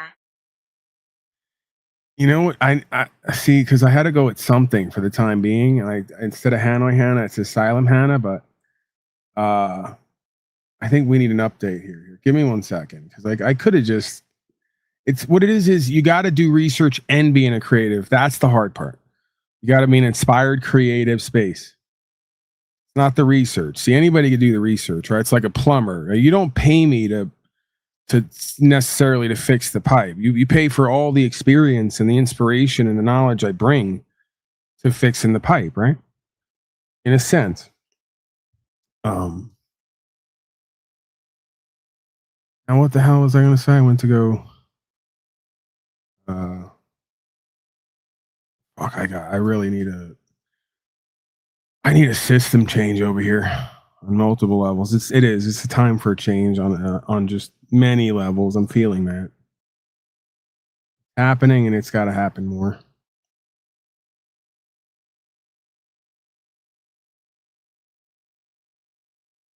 This is also why you don't. Not only is my equipment just fucking me 5 different ways lately, so it just throws me off track. But this is why you don't broadcast multiple days on end and for more than 4 or 5 hours at a time, because you just start, like, things start popping up and then you just lose them. You can't get them back. You're almost like you're in a dream state, and then like you wake up and you go, what just happened? What did I just dream? You go, I just had the most insane dream ever. And then someone goes, well, what was it? And you go, I don't know. I can't remember. Like I just remembered 5 seconds ago, but right now it's just gone. Didn't even happen. That's pretty much what the whole thing becomes like. All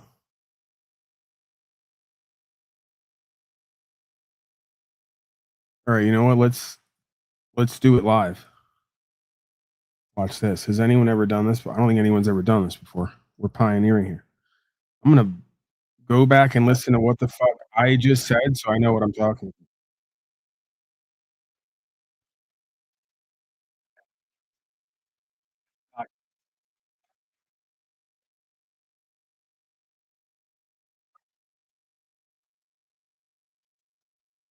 You know, listen to Paul and Shrave? And be honorable and courageous and stop complying. You are an embarrassment to America. You know what? I see, because I had to go with something for the time being. Like instead of Hanoi Hannah, it's Asylum Hannah. But thank you. I think Paul Enslaved for reminding me about what Paul Enslaved, were just about to do. I better do it quick, because if not, I'm going to have to loop a second or a third time to listen to myself back to know even what I was saying. I really do need to watch and listen to me more. Right. So California dreaming on a chemtrail winter day. California town named H. By the way, this is a peek into the type of fucking researching skills that I have going on. Okay, so we got Hayward. It doesn't really ring a bell. I knew this was going to be the thing, right? Is now I got 40 of them. No. There it is. Right there. Or Hermosa. Hermosa's a whole thing. One of these broads who I've convinced 5 people in my life to have sex with me. And one of them, it's a shame too, because Italian girl, you know, we resonated by very similar sense of humor, almost too much. It was almost too much for everyone in the equation. Us, onlookers, you know, me and this broad, I know she's sitting somewhere right now regretting having sex with me, but cherishing and treasuring those moments of just, you know, humorous alignment, right? And I look forward to that at some point. I will manifest a partner who is able to love all of me, good, bad, or indifferent, and has a very similar and complementary sense of humor. But yeah, we had a whole bit about Hermosa Beach. Or there was a bit about Hermosa Beach that we heard somewhere else and then turned it into a whole other bit. And it was, I don't even know why I'm sharing this. You guys don't care. Or do you? Well, you're not in on it, so it doesn't really matter to you, I guess. Humboldt. That's what it's going to be. Humboldt is a well-known town or county. I think everyone knows about it because of the weed, and then it's symbolic of California. So the new name now is Humboldt-Hanna. I'll go ahead and change it. And people who know the original reference, they'll appreciate it. Everyone else, again, you can go fuck yourselves. That's how this works. Humboldt-Hanna, and she's our modern day, and no, it's not Timmy's wife. She's our modern day Hanoi Hanna, who convinces the troops, actually rightly so, to stop being slaves and following orders and fighting for their central banker masters. So yeah, that's good. I should have did that before. And thank you for whoever indirectly inspired me and didn't know that they were doing it to correct that. Asylum Hanna just wasn't quite doing it. I think Humboldt Hanna, that sounds a bit better, at least for now. We're going to keep that for now. Working title.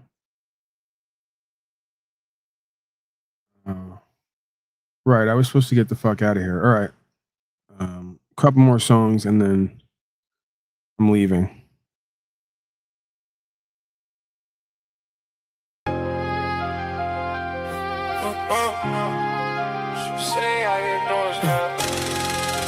Sitting out here, they say they out here doing something where they at. They say they out here moving somewhere. I'm a touch people, but I know filter. The only reason we know them the white gorilla. In the zoo, I'm the one who's free. No enclosure can hold me. 12 monkeys, but they don't got the keys to the street. They just doing what they told to do. All I see is cage dates. Got me uncomfortable. So I'm out here making a whack. King Kong in the whip. I run through their city. They home with the drip. We never see these pussies. Warriors come out and play. I've been getting bored smashing on these slaves. They say they out here doing something where they at. They say they out here moving something where's the pack. I'ma tell the truth without no filter. The only reason we know them the white gorilla. They say they out here doing something where they at. They say they out here moving something where's the pack. I'ma tell the truth without no filter. The only reason we know them the white gorilla. In the jungle I run, from the bottom I'm up. No one believed that I'd be free. They thought they could chain me. Now I sit in the sun with bananas to munch. You must be crazy, thinking you gon' slave me. On my 8 gang, stay hanging from the trees. We got each other even if we got no lead. Ain't going back to the cage, it's easy to see. But haters keep asking, why is he free? They say they out here doing something where they at.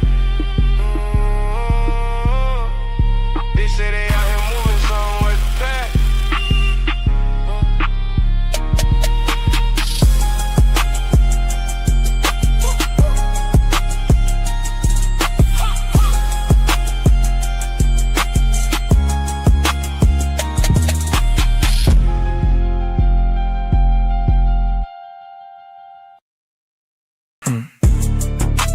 I'm still low, I'm tired. Ain't gon' sleep, I'm ready to rise. God is on my side. They talking about me, but I'm still gonna thrive. I got fire in my eyes. Ain't no system gon' make me hide. Been held back too many times. Now it's my turn to decide. Soon as I came, they lie. Won't fall for crown, I move like Christ. I ain't scared of change. All the real ones back, but they know our name. Slave, you better hold your ground. You won't believe what we have found. Head first came, then I was felt. I played the cards I'm dealt. I put my truth on my back, won't let them turn me into something else. We still gorilla breathing, bet you know we gon' be smelled. Pulling up and popping out, you know we give him hell. He's talking it like he's all about it, but we can tell that it ain't real. And when we start to talk the real shit, we can see he can't sit still. Goofy tried to mock the stats, but it's freedom, no it's facts. Keep it 100 going ass, they don't run it, gotta pass. They keep asking why he's free, I guess he got it just like that. Like I'm hearing voices from the past, throwing stones won't break the glass. You know my soul more strong than that. They was doubting, now they count. We know they hating, we just laughing. That's just how we gon' react. We don't sleep, little boy, we stay ready for the task. Keep our hearts and minds intact. We ain't vaxxed or taxed or lax. We don't cheat, we're in the lead. In this world, gotta be free. P, they asking who gon' lead. I think it's gotta be you and me. Still drumming like the beat. Can't wait to heal and hit the street. Back in that mode on their ass. Haters smelling like defeat. I'm still up when I'm tired. You ain't gotta sleep, be ready to rise. God is on your side. They talking about you, you still gon' survive. Some fire in your eyes. Ain't no system gon' make you hide. Been held back too many times. Now it's your turn to decide. Soon as he came, they lied. Don't fall for these slaves, better move like Christ. We ain't scared of truth in life. All the real ones know we're right. Slave, better clear your mind. Tell me what you felt. Head first, can't back down. Play the cards you're dealt.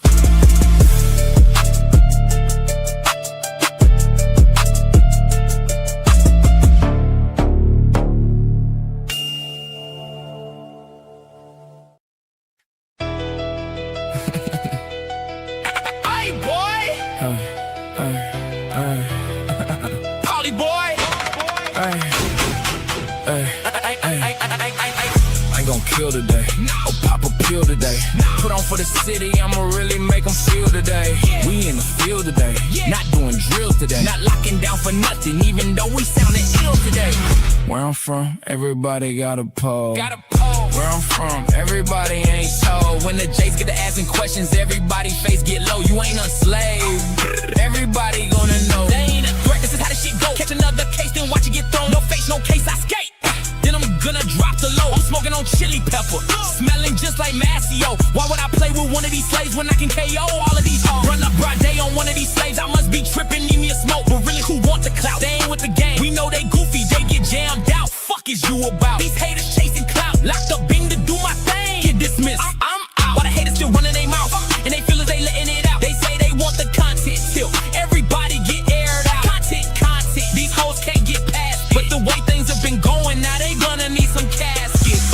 I ain't gon' kill today, or pop a pill today. Put on for the city, I'ma really make them feel today. We in the field today, not doing drills today. Not locking down for nothing, even though it sounded ill today.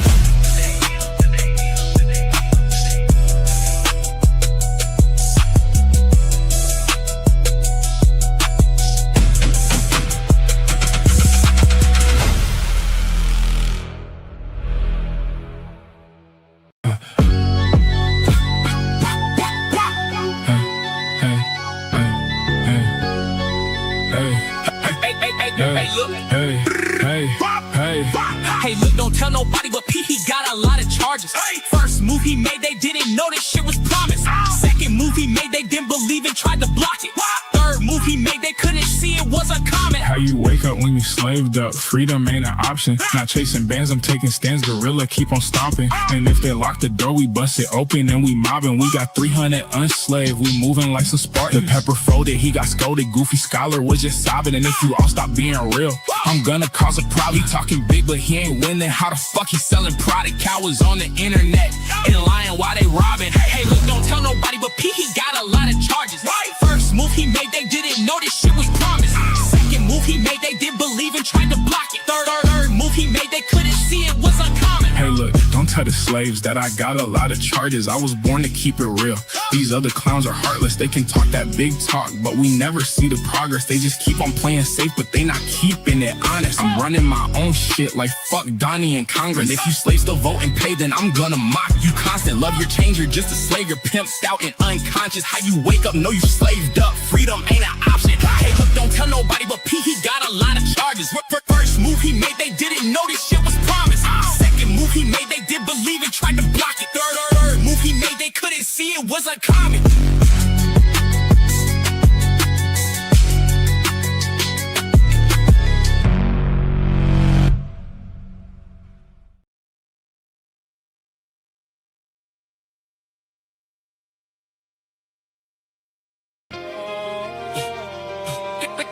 speakers on. Polly boy, where's your purpose, slave? Why you ain't free? Living like you nervous, slave. Come and roll with me. Let's be us some service, slave. They ruled over like some clowns. I guess we at the circus, slave. With no master, with no chains, never be not restrained. They just let they self remain on their knees enslaved. Still singing like them Negro spirituals. Some things never change. We gon' send these slave owners running to their cage. I would never let these cowards put me in no cage. If you love your shackles, love them. I ain't throwing shade, but I'ma keep my ancestors rolling in their grave. They say they don't wanna leave. They don't wanna go out. Some people like to be property. Some people wanna be owned. Where's your purpose? Like why you ain't free? Living like you nervous, slave. Come and roll with me. Let's be us some service slaves. They ruled over like some clowns. I guess we at the circus, slaves. I don't belong to nothing. I belong to me. Ain't no throne, no chain, no book on decide what I believe. Won't kneel for a crown. I was born to be released. Power in my own hands. That's the meaning of being free. You can keep your rules. I won't live inside your scheme. I'm a mind you can't contain. I'm a fire that's unleashed. If they want a master, let them have that fantasy. I was made to stand up, not to live on my knees.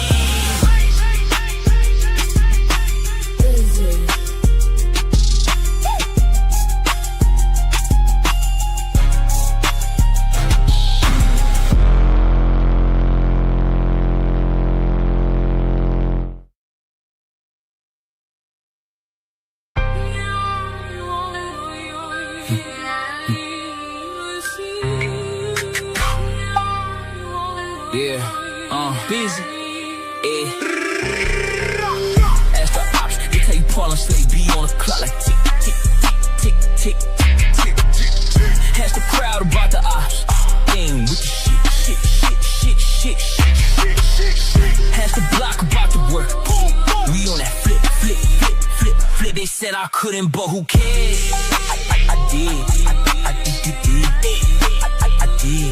Now I'm putting on for the city. Still my ribs, I move grit. Same ones that laugh wanna see it in the picture. Kept it on moving, no pause, no switch up. Hands on the grind, I was here in the rain. Now they see me arriving, they feel that pain. From the door to the plate, from the lock to the key. When they got it back then, look alive when they see it. Ask the ops, they know the name. Ask the ops. I don't play that game. Brick by brick. I built this flame. Brick by brick. Now they say my name. Tell them check the steps, every scar got proof. Every move I made had a ruthless truth. What they couldn't break made my backbone click. One more time for the town, watch it stack up quick. Ask the ops, they tell you Paul and Slay be on the clock like tick, tick, tick, tick, tick. Ask the crowd about the ops. Game with the shit. Ask the block about the work. We on that flip. They said I couldn't, but who cares? I did.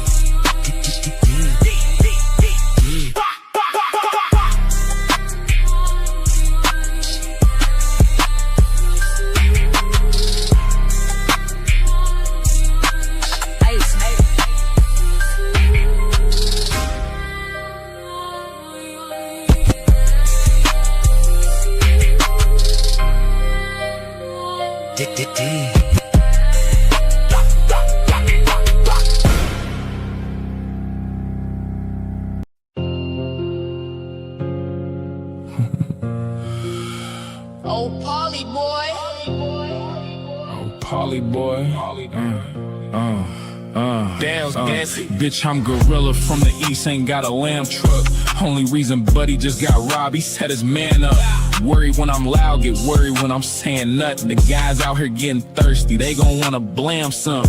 Checking slaves if you ain't outside, don't be saying nothing. Fella keep on going back, he's already been a dozen. Slavin' just jumped off the bench, we caught him and his ass got busted. They act like they wanna bang, but they ain't on nothing. I keep saying to them boys be cool and keep them guns up. It's hard for them to chill, they settle problems with a run up.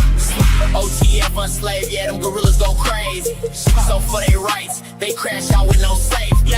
Vengeance ain't ours, go to God, I told him chill. But lil' bro don't give a fuck, he'd rather go and do a drill. playing dumb. Ain't out here doing none. 300 days in a row, getting away, and it's smoke. Got kinfolks claiming blood, got blood claiming low. I tell them put the flag down, let's take care of home. The wolves are hungry, gotta eat, so I'm going on my own. Since 2021, they say that P is putting on, but really, in my lane, it's true I've always been alone. Fight cases, I'm like fuck 12, I go to hell. Turn witness, I'm like fuck 12, I'd rather go to jail. Burning out ain't an option, go and see myself. They say how'd he get free if it was them? They try to tell, these slaves be kinda slow, they're moving on some snail. Ain't no evidence he got dismissed, slaves like what the hell? OCF enslaved, yeah, them gorillas go crazy. So for their rights, they crash out with no safe. Vengeance ain't ours, go to God, I told him chill. But little bro don't give a fuck, he'd rather go and do a drill.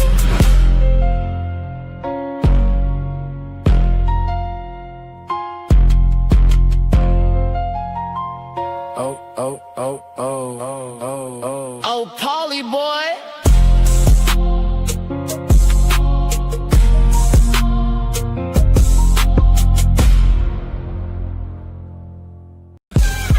Bottom of YouTube feels so much better than an asylum. So much better. User panel hopper mad at me. I think I know why. User panel hopper trying to figure out how you gon' lie. User panel hopper, no viewership. Coming to see if you're live. Hey, yeah.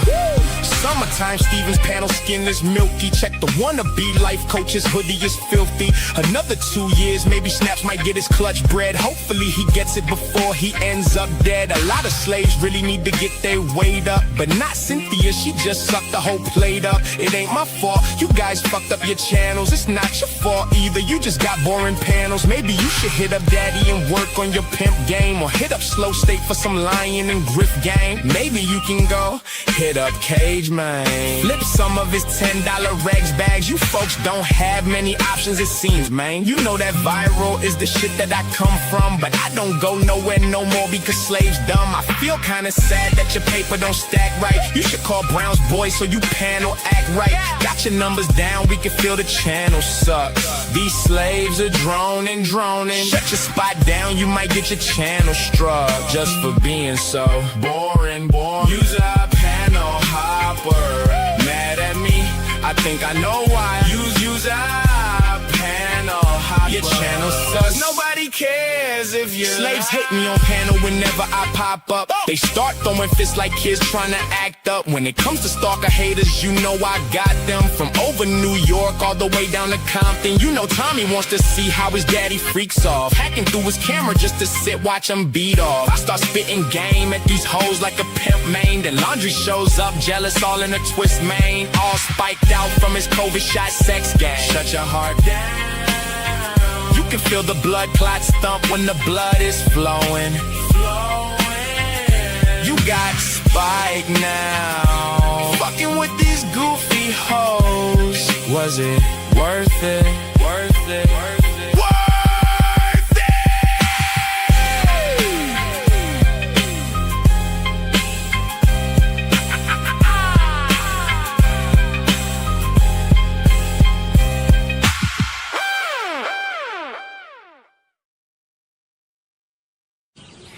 You can't treat him like any of the other niggas around here, because he ain't like any of the other niggas around here. You got it?